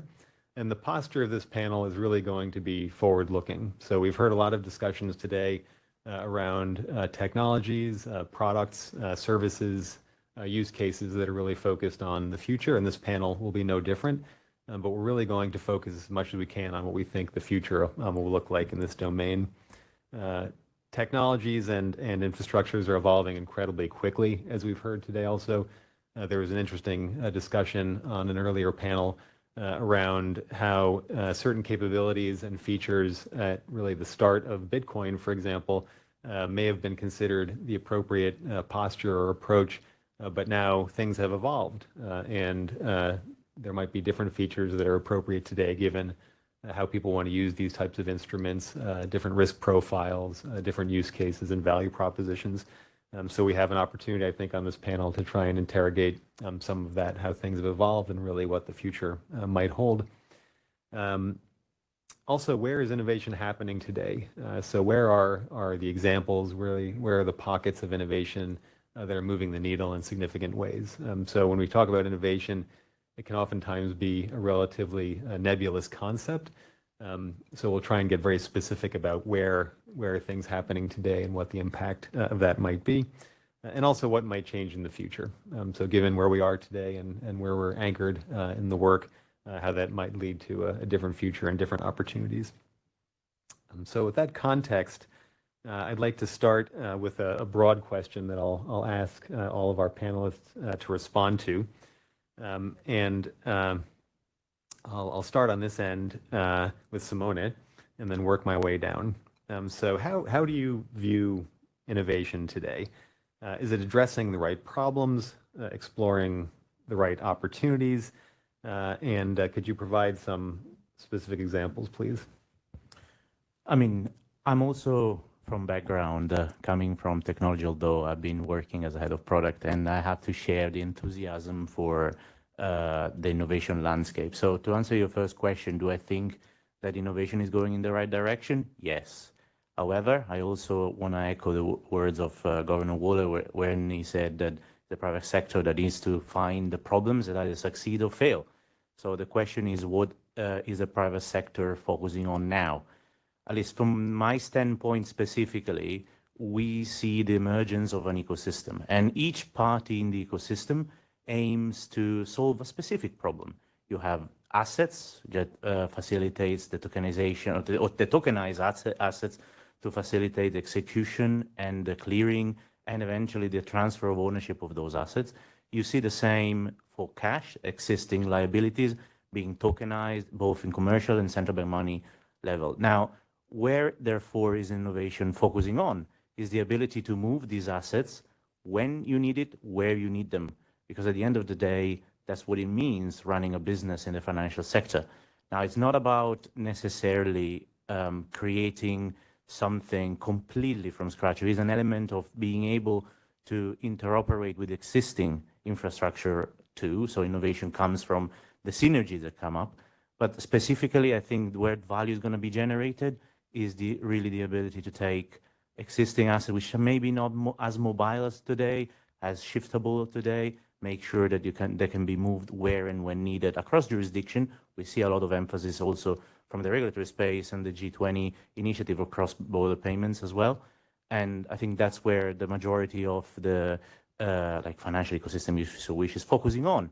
Of course, there are a lot of opportunities, not only in payments, but also in collateral management, which is another areas where you can see a lot of synergies being created. The two can go hand in hand. You can have cross-border payments supporting better collateral management. And we personally also at Finality, we've been looking at this area, working with other firms such as Broadridge in order to facilitate exactly that. I think that's what we see like value as well, is the ability to better mobilize capital, because that is beneficial for the day-to-day management of the treasurer of tomorrow. So that's a picture that the ecosystem is going to deliver.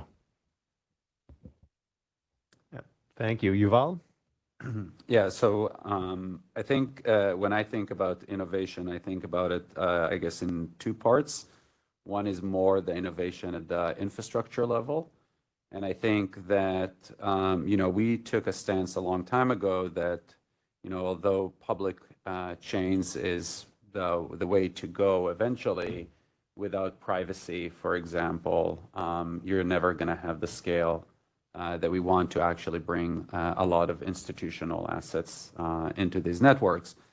And, I think that on one hand, it's good to see that now the market is kind of really focusing on privacy. But again, I think that a lot of times, especially in crypto and blockchain, I see that a lot of innovation is really geared towards kind of like buzzwords rather than actually going to first principles. So for example, when we talk about privacy, and we can talk about it in more detail, a lot of times like zero knowledge gets kind of like mixed together with privacy, and everything is kind of stated very high level, but nobody goes into the details of like, well, is it privacy or is it anonymity? Which are very two different things for regulators, for example. So I think that generally speaking, the trend is heading in the right direction. I still wish that sometimes people will go into first principles of what does it mean. For example, this panel is about, like we were talking about, tokenization. But what does tokenization mean? Is it actually putting the books and records of an asset on the chain? Or is it putting an IOU token on the chain? And then potentially you're actually introducing more risk into the system rather than less risk into the system. So that's at the infrastructure level. But, as Simona said, I think that when it comes to the use cases, I think that collateral is really where I get excited. I think that there is a massive opportunity. This morning I was on a podcast, and they asked me about it, and I said, well, if you just think about crypto, what Tether did to crypto, which is it brought capital efficiency into crypto. Before stablecoins, you had to over-collateralize all of your exchange balances in order to trade. Then came stablecoins, and you could move dollars 24/7 real time. And I'm just saying, okay, well, just assume that efficiency that stablecoins brought to crypto. Now take that into TradFi markets and think what would happen if collateral were to move 24/7 real time. I think I don't think people even comprehend the opportunity. But I think I heard in previous, there was someone who was asking about perfection of title and how do you protect from like forking ledgers and things like that. And that's where, again, I wish the industry would kind of pause and say, yeah, great opportunity, but let's think about it from first principles of those corner cases. How do we protect against those edge scenarios? Thank you. It's very insightful, and appreciate how we're evolving from Simona's comments and getting deeper into the infrastructure and some of the use cases. And now, Rod, over to you. And also, it'd be interesting to hear, given your experience with the BIS, some perspective from the central bank side. Yeah, thanks. So I think what's if the basic question is innovation, focusing on the right things, I think, a real short answer is that it will be soon. And the reason I say that is that I think to a large extent, certainly on the public sector side, but also in the private sector, when it has sometimes a short planning horizon, people tend to innovate for the world that they know. And that means that the strategies of innovation are focused on the current opportunities and reflect the existing constraints. But those constraints may be changing. And, obviously that one of the big constraints that may be changing is the ability for private sector financial institutions to participate on public blockchains. And I think that is going to lead to a lot of interesting developments. And one of the reasons I think that is that we get the experience and knowledge of people that have worked in finance, worked in payments, and applying that knowledge in some sense directly in this new space. And I mean, we've already seen one example with the announcement of this new UBIX clearing system, which is coming out of a private sector participant, Tony McLaughlin. But I think what's happening there is there's an insight, which is that, we've been thinking about stable coins to a large extent as a form of digital cash. But when someone who's worked in the payments field for a couple of decades looks at it, in this case, Tony McLaughlin, it says, no, these are checks. These are just digital checks. And so what a stable coin is doing is it's a way to, what is a stable coin at the heart of it? It's a claim on an issuer. And you take this claim and you want to pay someone with it, so you're just transferring that claim. Well, that's what happens when I hand someone a check, or I guess more precisely a cashier's check. And what the receiver wants to do is they don't necessarily want to hold that stable coin. They want to, just like they wouldn't want to hold a check, they want to deposit it. So what's the innovation that we need here to make these stable coins more useful, more accessible to a larger population, is we need to clear them. So this is an insight that comes from the payments world. And so I think that as we see innovation develop and we see broad scale participation by, I don't know, people from the legacy world, traditional financial participants, we're going to see a lot of exciting new things happening. So I think it's very exciting.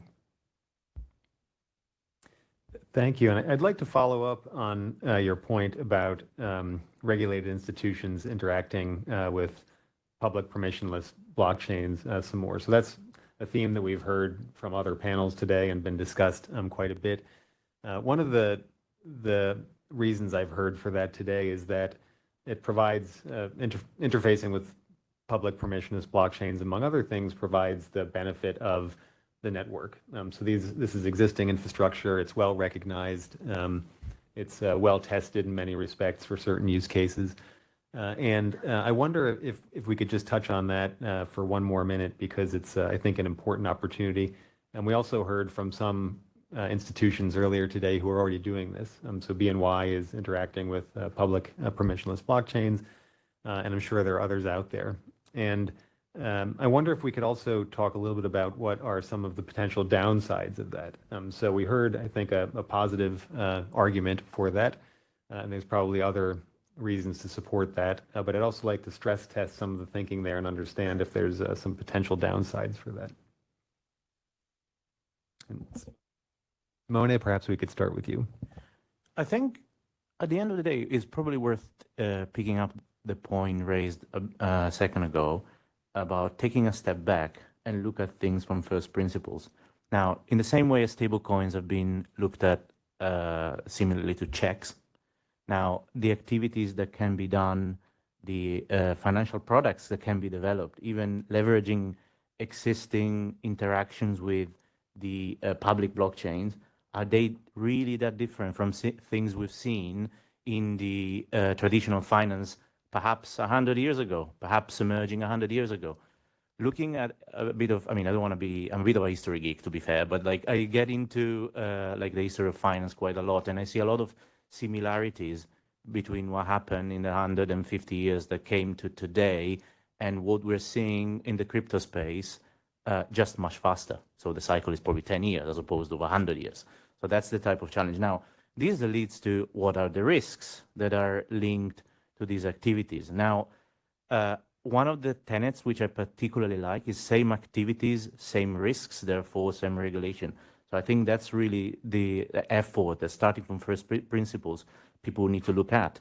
Irrespectively of where you are, irrespectively of what you're dealing with, notwithstanding that there is an underlying question about the nature of the asset itself, there are certain activities that can be taken back to banking or loans. As such, how do we manage those risks? It's the same risk frameworks that we would imply that we would use for loans in another environment. Of course, you have extra domain-specific risks linked to smart contracts. The fact that, especially in the public space, we have permission, we don't have permissioning or KYC, and that's certainly a valid point that needs to be addressed. But fundamentally, the activity itself is something that one way or the other we've seen. So the question and the challenge is, can we take the learnings that finance has given us in the past 150 years in terms of risk management frameworks, controls frameworks, and apply with the right mindset to this set of novel assets, taking into account the specificities that emerge with that. In the earlier panel, someone has said The fact that we're using AI doesn't mean we need to forget about cybersecurity, and the same principle applies here. The fact we're dealing with crypto doesn't mean we need to forget all the risk management principles that we lived with in the past 50, 100 years. So maybe I'll try to address my view about public permissionless versus not. I think that at the end of the day, there is no point of using this technology unless it's on a public permissionless network. No different than the internet today wouldn't be what it is if it was still intranets, right? Like, I mean, we wouldn't have the scale of innovation on the internet if it was in a public permissionless network. That being said, I don't think you would have the innovation on the internet if the only thing that the internet protocol was able to support is no privacy, right? Like, the Fed wouldn't be okay with their banks having all of their customers' account open in a pseudo-anonymous manner for the whole world to see. Like, that just wouldn't happen. So when we think about, and maybe before I get to the second part, is the reason why it has to happen on a fully public network is because the value of this technology, the opportunity, the real value will come from composability. So it's this ability to compose assets. So what you're seeing in crypto, it's nice, but this DeFi, but really, like, if you want to start thinking about, is imagine the DTCC or Treasury issue US Treasuries natively on chain, and then you can start doing repo in a much more efficient manner because now you have digital money by finality, you have native US Treasuries, Digit in the UK, and you're actually able to start processing these financial transactions at a whole different scale and efficiency.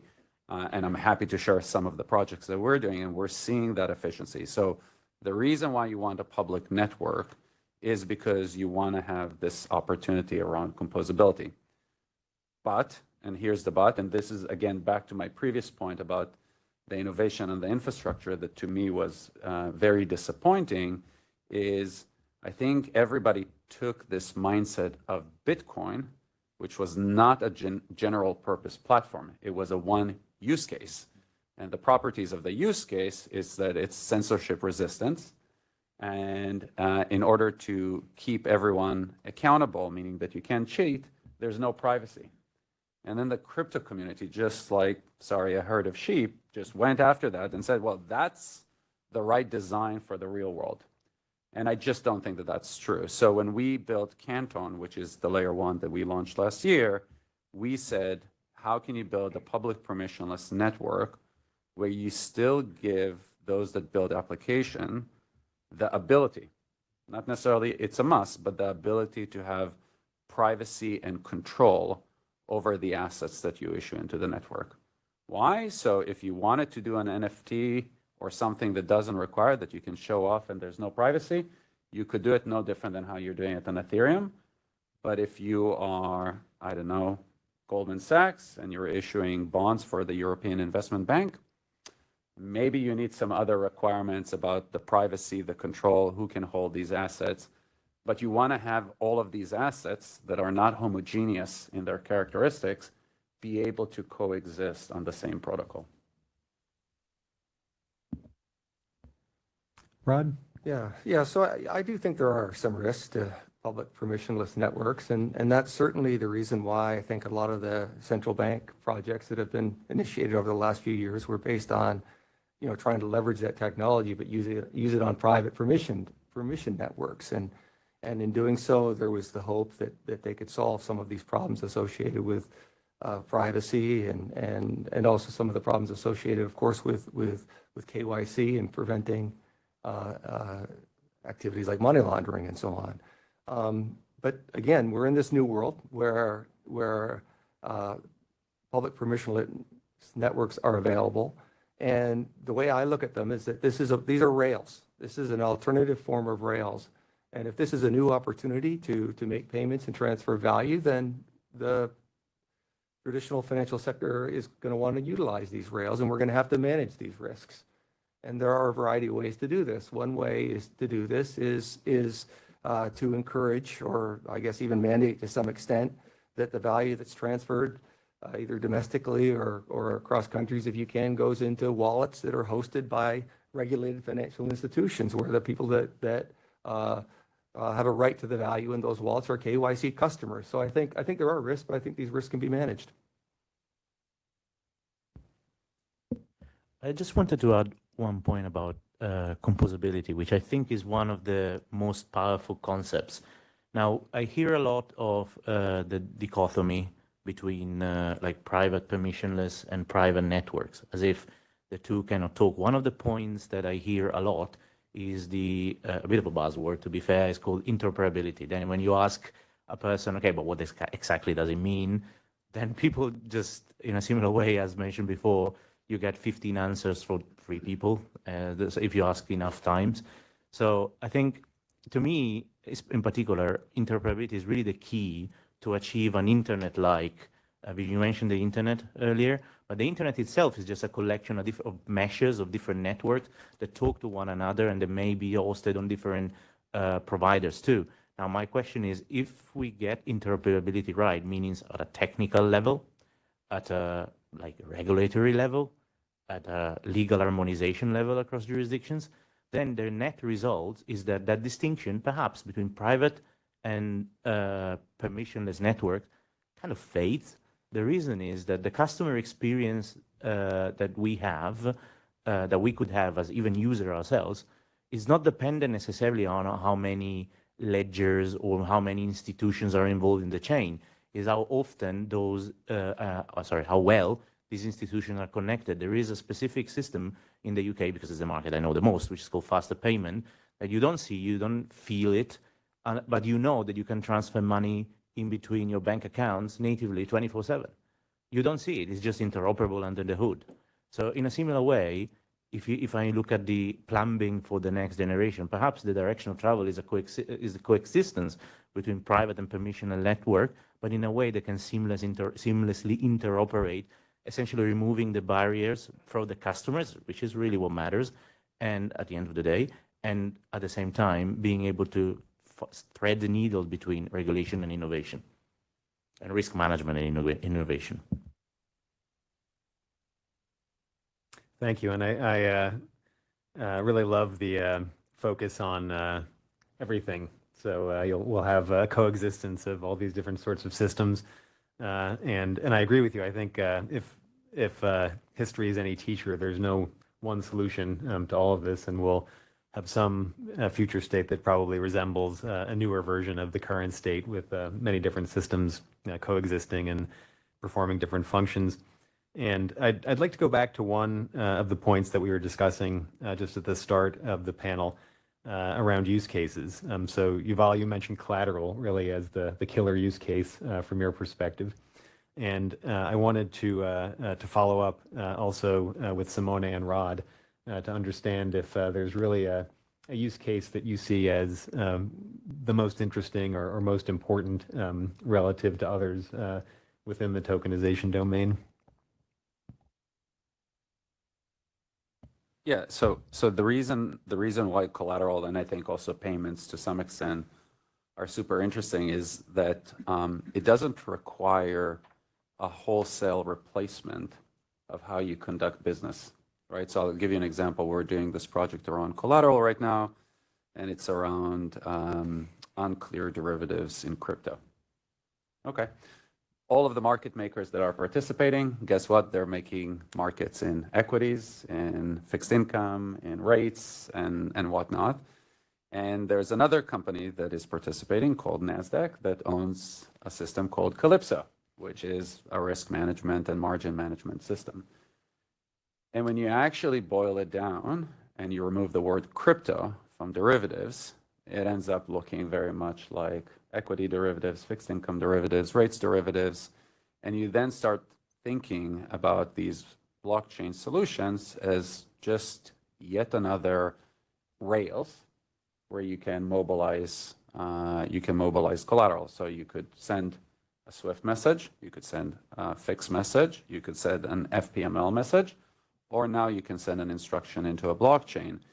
And the nice thing about that is, again, you didn't have to do a wholesale replacement of the way that we conduct business. And to me, that is one of the mistakes, including myself, that we have made, and I think I see a lot of people that make, is let's tokenize real estate. Do you even understand what it would mean from all the different systems? What does it mean? What are the consequences of making that statement? And the best example that I have is we've done a platform that tokenized mortgages with one of the largest mortgage originators in the nation. It's in production. It works really well. Some government agencies are even buying mortgages through this thing. All great. We took settlement of conforming mortgages from 30 days to minutes. You would go, wow, that is huge, because if it's all off your balance sheet, you can free up your balance sheet 30 days faster. That's great. We're having such a hard time moving the traders because it did change the workflow. It does actually change. So just a simple behavioral change is hard to convince the customer to change, even though the impact from a balance sheet is so significant. So the reason why I focus on collateral and payments as being really good use cases, it's not just because the opportunity is so big. You're actually not having to change behavioral and systems in a wholesale, and you could actually just integrate at the edges. To me, that is really why these use cases are exciting. Yeah, that's a wonderful example, and I agree with you. Collateral is an extremely interesting area, and I love your example of the machine running into behavior. So the better mousetrap doesn't always kill mice in the way that you want it to if people aren't going to know how to use it or want to use it. So that's a great example. Simone? No, I want to echo the same sentiment, in the sense that we've also been focusing on supporting collateral, being a payment firm, a settlement firm. But there, the focus often has been on the ability to mobilize collateral at precise moment in times in order to satisfy your liquidity needs more effectively throughout the day. So if you're able to mobilize the collateral at 2 p.m. and get it and pay back at 4 p.m., suddenly you can smoothen your liquidity curve intraday. Now, echoing what Yuval has just said, that's an easier sell from an educational point of view, because repos, however short they are a known product. So it's a much easier conversation to have with regards to the people that you want them to use the platform, than presenting them the next big flash loan product, which, I mean, it would take quite some time to educate. So this is to say, it's much better also to cross the chasm of adoption, which is one of the things that really would drive the ecosystem growth, to start from the products and the activities that are known, that are understandable, and deliver immediate benefits, so that people can get used to the new capabilities that are being made available to them.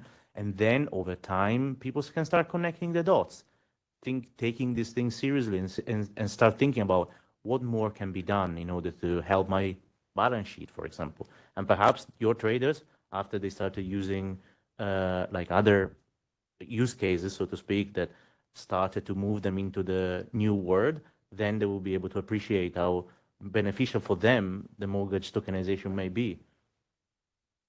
And thank you. I think that's it's a great example of mobilizing collateral at an exact time. And if I can just add, of course, because Simona said something that I think is so critical. I think that this point of do something that is easy for people to understand and start using the technology, and that opens the eyes for then what to do next, I think is such a critical point. We did a project with a company called iCapital, which is the largest feeder fund manager in the world, and they're putting all of their books and records on our layer one. And it was purely about processing efficiency. How do we reduce the OpEx of managing a private equity fund as much as possible? They've done it, it works, and suddenly they're going, oh, you could actually now very easily encumber a private equity fund into a loan. So now I can actually take, if I'm an LP, I can actually get a loan against my private equity holding, because now from a processing perspective, I have everything on the ledger. And now suddenly we're sitting on $250 billion of assets that someone can get a loan against. And I think it was that 1-2 step. Hey, let's just do what we know and just do it better, more efficient. And now that suddenly opens the door for other use cases on top of it. I think is such an important lesson and something that to focus on. So just wanted to echo that. Yeah, thank you. And I think that's one of the interesting opportunities within the tokenization space also is that it can be an enabler, and there are these second order effects. So you have an initial target use case or value proposition you want to test, and oftentimes it's not obvious what the second order effect might be until you actually implement the first use case, validate the value proposition, and then understand where can you go from there. So really neat example. And then one point that you made, Simone, I just wanted to go back to, which is the collateral mobility example that you provided, I think is a really neat one. Oftentimes we talk about the value proposition being tied to things like speed. And when we talk about concepts like atomic settlement, conditionality, and one opportunity that I think is a really interesting way of reorienting that value proposition is really around precision. So speed is great, but speed doesn't really matter in a vacuum or on its own. It's really about what's the specific transaction characteristics that you're trying to solve for, and precision provides you with that opportunity to deliver that value proposition. So, yeah, talk to big buy-side firms about them trying to do substitute of collateral after 10 a.m. Through their FCMs. The answer is always no, right? And I think that that's kind of to your point about precision, the ability to really know which collateral is available or encumbered in real time. It's not just about the mobility, but the precision is such a huge point, and something that we hear over and over again from the large buy-side clients as a big opportunity for them. And Rod, wanted to go back to you also and learn more about your use case. Well, I mean, you're asking someone who's worked in payments for 30 years to what their favorite use case is. So of course it's payments, but I mean that's what I know. But I guess more broadly, it's cross-border payments is a big use case, and then it's thinking about what the objectives are of the innovation. So we have if we look at the G20 recommendations in terms of increasing transparency, reducing costs, then certainly a lot of the innovation that is taking place works in those directions. I mean, in some sense, this is one of the benefits of the use of blockchain technology is that we believe it can improve things on these dimensions. But that's something that we'll have to see over time. I mean, it's one of the focuses that you mentioned earlier as well was this idea of interoperability. And in order to achieve these broad objectives, we need to have interoperable systems. But sometimes interoperability doesn't get us all the way there, because sometimes, for example, I just mentioned that if the objective is cost reduction, then connecting systems doesn't necessarily reduce costs. And so you can look at examples where connecting systems helped, but we didn't get all the way there until we had something deeper than connections, which is integration. In fact, I was just thinking that we're at the Fed, and so Fedwire used to be the Fedwire payment system used to be different payment systems for each district, and then they tried to connect them, and they connected them through a hub in Culpeper, Virginia. And this was good, and although actually they found that having the problem of losing connection to the hub was a very serious issue. So they were thinking about back to a more complete connected network, but ultimately they moved towards a fully integrated system in Fedwire. And in fact, Target did the same thing. They started off with sort of a hub-spoke system. They moved to an integrated system. TIPS, is an integrated system, and we see, in order to get the benefits of increased scale, we see that Sweden has joined TIPS, and Denmark is going to join, and Norway is going to join. So these are instances where the innovation we're seeing is trying to reach a specific objective, which in these cases is getting the kind of scale economies that are necessary to lower costs. And so I think that's one kind of great innovation. The other innovation, which is sort of being able to reach more people through more channels, we're also seeing that. So these are all my favorite use cases, and they all relate to payments. Great, thank you. And I think many people in this room share your love for payments and would identify similar use cases. And that might be the first time that I've heard Culpeper, Virginia, used in the same discussion as innovation. So I really enjoyed that. Now I'd like to pivot a bit to a slightly different perspective. And as we mentioned, we have a forward-looking perspective, but the future is always anchored somehow in the present and in the current state. And I wonder if we could now talk a little bit about how we see innovative initiatives, and it could be some of those that we've talked about already or others, competing with the current state. So is there competition between the new initiatives and the current state? Is there collaboration between them? Are they complementary or both? So talk a little bit about how the tension exists between the current state and the future state. Simone, can we start with you? Of course. I think it's true, there are different solutions that do similar things. However, it's more, I think, an opportunity for both to emerge and collaborate in order to deliver the best customer results out there. The typical example would be also looking at something like Agora, is about bringing the best of commercial banking, like correspondent banking, and reimagine it, leveraging new technologies in order to facilitate these cross-border payment flows. Now, we see the emergence of tokenized central bank liabilities, for example. Equally, we see the emergence of tokenized commercial bank deposits. We see stable coins. So do they all have a space? Yes. In the same way today, we have a different form of commercial bank money coexisting between them, and they're using slightly different ways, and they all, to borrow again a similar word, maybe they're not integrated, but they certainly interoperate with one another just enough to make sure that the customer experience is seamless enough for those to be used. Of course, there is friction, and this is why we're all here thinking about innovation, because there are things that can be improved, and this is why new technologies such as blockchain and smart contracts can allow us to deliver that. But equally, I don't think they are in opposition with one another. I think there will be a future where, going back to my point about this difference between private and public fading away, the differences fading away. I think what will end up in a situation where everything will look like a lot like the internet, like a virtual single network, but in reality made up of different networks that just are integrated enough to make sure that all the benefits are delivered.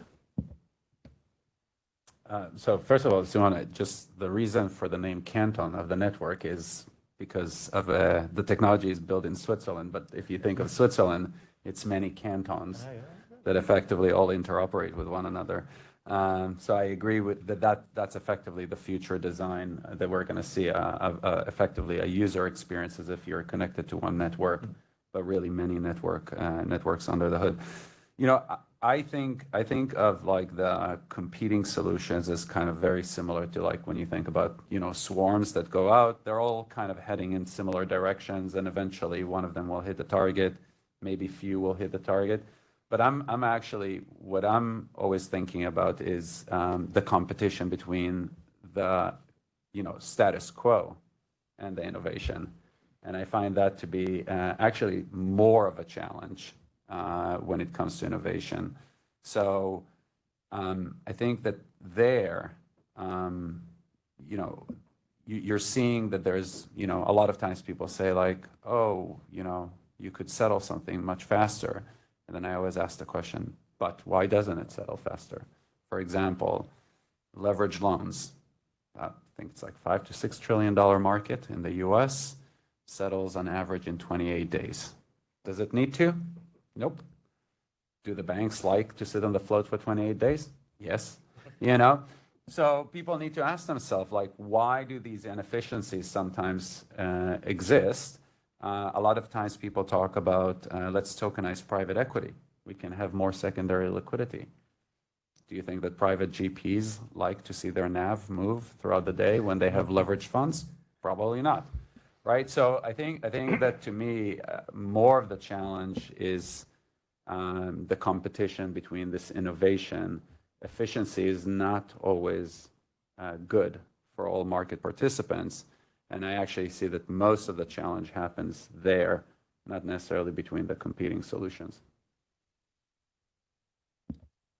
Yeah, I'd like to just start by picking up on that point about the competition with the status quo, because like I think that's one of the reasons why regulation is so important, and the speed at which regulation evolves is so important. Because from my perspective, when there's a lack of regulation, the incumbents are actually in some ways can be at a disadvantage, because they have more to lose, right? So they can't, we heard this in some earlier panels. The large banks can't do things that might be okay on public blockchains and so on.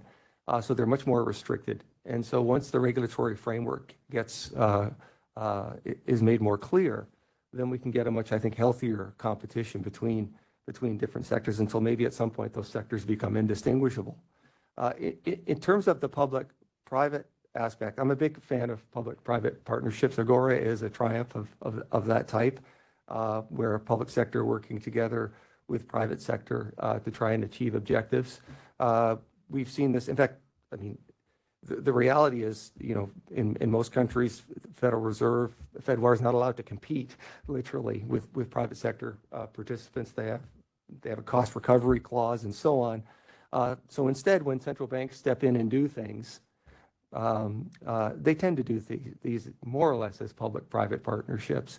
You can think about ACH, you can think about CLS, right? So this is typically how it evolves, and I think those activities are very healthy and arise for very good reasons. Thank you, and yeah, absolutely support that comment, and the work of the New York Innovation Center and the collaboration with Agora, I think, is a great example of that. So we're delighted to be part of that project, and certainly have benefited from that sort of collaboration and that model. So now I'd like to move forward to one more question, which considers two of, I think, the most effective and interesting tools that are available to people working in innovation. So one is the magic wand, and the other is the time machine. And one of the benefits of working in innovation is you really have this flexibility to use these tools. And we've heard some perspectives from earlier panels today using a similar toolkit, which I find really enlightening and interesting. So I'd like to ask a similar question to you three. So we'll have a bit of a longer horizon than what was discussed in some of the other panels. But if you look ahead, say 5± years, what's one thing that you'd like to change? So if you could use your magic wand and change one thing, what might that be? And on top of that, one prediction for what might change in the future using your time machine. So Simone, can we start with you? I think in terms of in 5 years, what I would like to see change, or what I would like to see happening, I think is probably the better way for me to interpret this. I think is about having the foundation in place for making sure that like cash and collateral can move freely across jurisdiction in a coordinated fashion without reintroducing settlement risk or like Herstatt risk, as many in this room may know it, and achieve programmability on top of it. Why? Because that's a foundational for any ecosystem to sprawl and to emerge and to thrive. Now, to your second question, then I think of all this, regulation is key as well. So having as much as possible uniform set of principles that can be used to harmonize the ecosystem across jurisdictions, or at least across markets within the same jurisdiction, that would be really, really great to see, in order, once again, to make sure that this ecosystem can flourish. I don't know if my want will defy the laws of physics more than what Simone just asked with this harmonization of regulation. I mean, that's pretty wild, but it's related. So I guess my want was similar to what Rod said earlier, which is seeing regulators be able to innovate regulation at the same pace that we innovate technology. And again, I think it is to some extent against the laws of physics to do that. But, that being said, I do think that it is definitely over the last 10 years, in my opinion, have stifled innovation in a pretty significant manner. That being said, my prediction, though, is that there is no going back, and I think that you will see in the next 5 years trillions of value move to be on-chain, not to mistaken that with necessarily new issuance, but actually you could, for example, today at the CSD say, I am immobilizing assets to the benefit of a digital ledger, and now that is the legal title. So I think you're going to see more and more assets be represented on these chains, and I think that in the next 5 years we will see tens of trillions of dollars of assets be represented on public network. Yeah, I think my answers are sort of similar to Yuval's. I think that improvements of regulation are almost like are very likely to happen and to make things progress. And ultimately, I think to end up in a world where, to some extent, blockchain is normalized in terms of how it's used in traditional finance. Again, with all the necessary safeguards and so on, but at some point, it should disappear from the forefront as this, drastic technology and just become, in some sense, another useful rail. Well, thank you. And I agree with those insights. I think, my personal opinion is that we'll see probably some version of those. And I think, again, like many of us in this room, we're generally optimists. So we're looking at this through the lens of progress and trying to improve things. And some of the comments that you make, I think, are certainly in support of that. So we have about 10 minutes left, and I'd like to open it up for questions. Tom? Thanks, gentlemen, for the insightful remarks. I just want to set the record straight a little bit about the innovation in Culpeper. Swift took that site over in 1979. At the time they ran an X25 network, we made great innovations and advances on the networking. Since that time in 2009, it actually became the secondary hub for European messaging. And we had a two-tier messaging system, which was great for things like operational resiliency and kind of breaking a dependency on a single site. And even last year, we tested AI, both machine learning and Gen AI, to improve our operational resiliency. And the response we have from our operators is one of the key operating centers for Swift. So just in terms of people don't knowing what's happening in Culpeper, we continue to innovate there. We have since 1979, and we'll continue to do that well beyond the 50 years that we've been around. Thanks for listening to me. Tom, that's fascinating, and thank you for setting the record straight. And now I'll know what to say next time I mention Culpeper. Michael? Thank you for the very insightful discussion. One of the analogies that we've seen throughout today is comparing a lot of the innovation that we're seeing here with the internet. And I do see the analogy being valid in some ways, where the internet is some free and open way of exchanging data. But I do want to potentially make a distinction between that and the consideration of the exchange for value and financial claims. If we think about the infrastructure today, we do have a set supervision and regulation for FMUs and other settlement providers, and even technology providers that we deem critical. And as we think about the future, where we have potentially multiple different types of blockchains potentially that may or may not fit into a specific jurisdiction, how do we think about having the same standards for sound, resilient, and safe financial transactions that are supported by the settlement layer? Yeah, I'll start. I agree with some of the stuff, but I think I'm disagreeing with some of the stuff that you said. And I think that the internet is a protocol to communicate, not necessarily to share. And I think that that's where you're having some of the drawdowns of the protocol of the internet, which is you can't agree on state. You can agree on historical messages. I send you a message, you act the message, and I hope that you do something that we agreed with that message. I think that really all that blockchain is changing is that rather than we exist in what I would call an architecture-based system, a message-based architecture, we now live in a state-based architecture, meaning if I change my state, I have a guarantee that your state will change accordingly. So the reason why I'm going technical is that Simona said something earlier, is that I actually don't think that we need to change the rules. At the end of the day, to me, all that blockchain is doing is saying there is a better way of how to align books and records than what we're doing today. You're actually not fundamentally changing the way we conduct markets.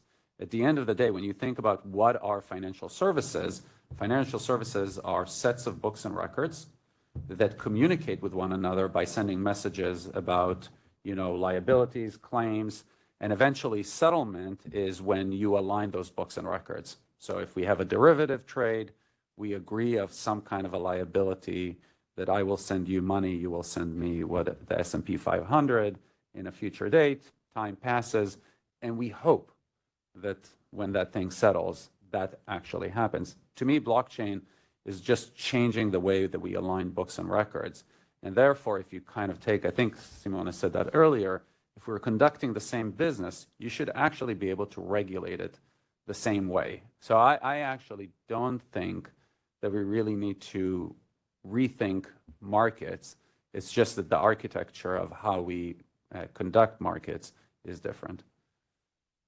I mean, there's not much more for me to add, just referencing perhaps that in order to look at these new novel ecosystem, I mean, in my head at least, it's almost as if every system, private or permissionless, depending on the nature, the architecture, and the approach that it has, depending on itself on the use case and the problem that it's solving, interoperates with one another, but should be looked at the lens of what they are actually doing and the frameworks, if they become systemically important, if they become an FMI or an FMU. I mean, we already have the PFMI, is the principle for financial market infrastructure that dictates or mandates or what an FMI should follow, for example. Should any of these novel institutions become systemically important, then they will be subject to the same rules, and we expect no less. Because again, whether they are blockchain or otherwise, doesn't matter.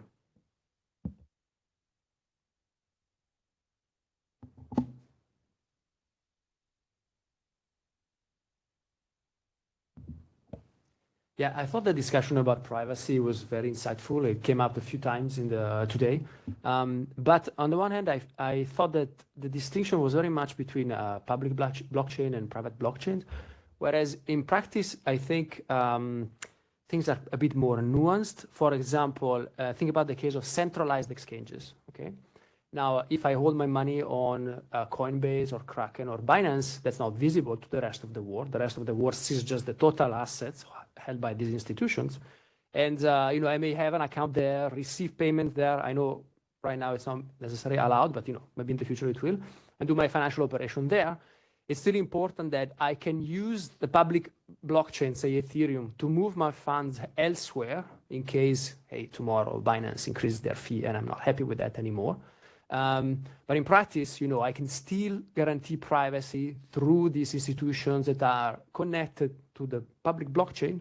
And it's important for me, but not everything is. So this institution essentially provide this kind of opacity that I may value by also valuing the possibility of moving my funds elsewhere. Yeah, so in this sense, it's not just about private blockchain or public blockchain, it's also about this new type of institutions. I totally agree, and I will just say that if, let's just take a use case, and we would take a private blockchain that has no privacy capabilities, just because it's a private network doesn't mean that you don't need privacy, right? So to me, private chains versus public chains actually just give you more control on who are the participants. It doesn't necessarily is a solution by default for privacy, even though the word private is in the technology. And I think you're right. I think that at the end of the day, there are ways of achieving privacy in many ways. Intermediaries are a good way. Tornado Cash effectively does what you said. It mixes accounts, and that's how it achieves privacy. So there's many ways of achieving privacy. I will say that when you start thinking about collateral, which we talked about, and you're going to want to see large institutions move collateral on these public network, I'm pretty convinced. I used to work at Citadel and DRW that they wouldn't want people to see what collateral they're moving. Well, thank you. With that, please join me in thanking Simone, Yuval, and Rod for the very insightful discussion.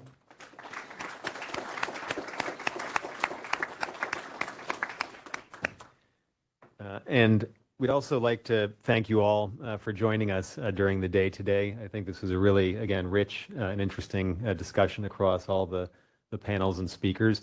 Appreciate the time that you spent with us here at the New York Fed, and enjoy the rest of the day and your weekend.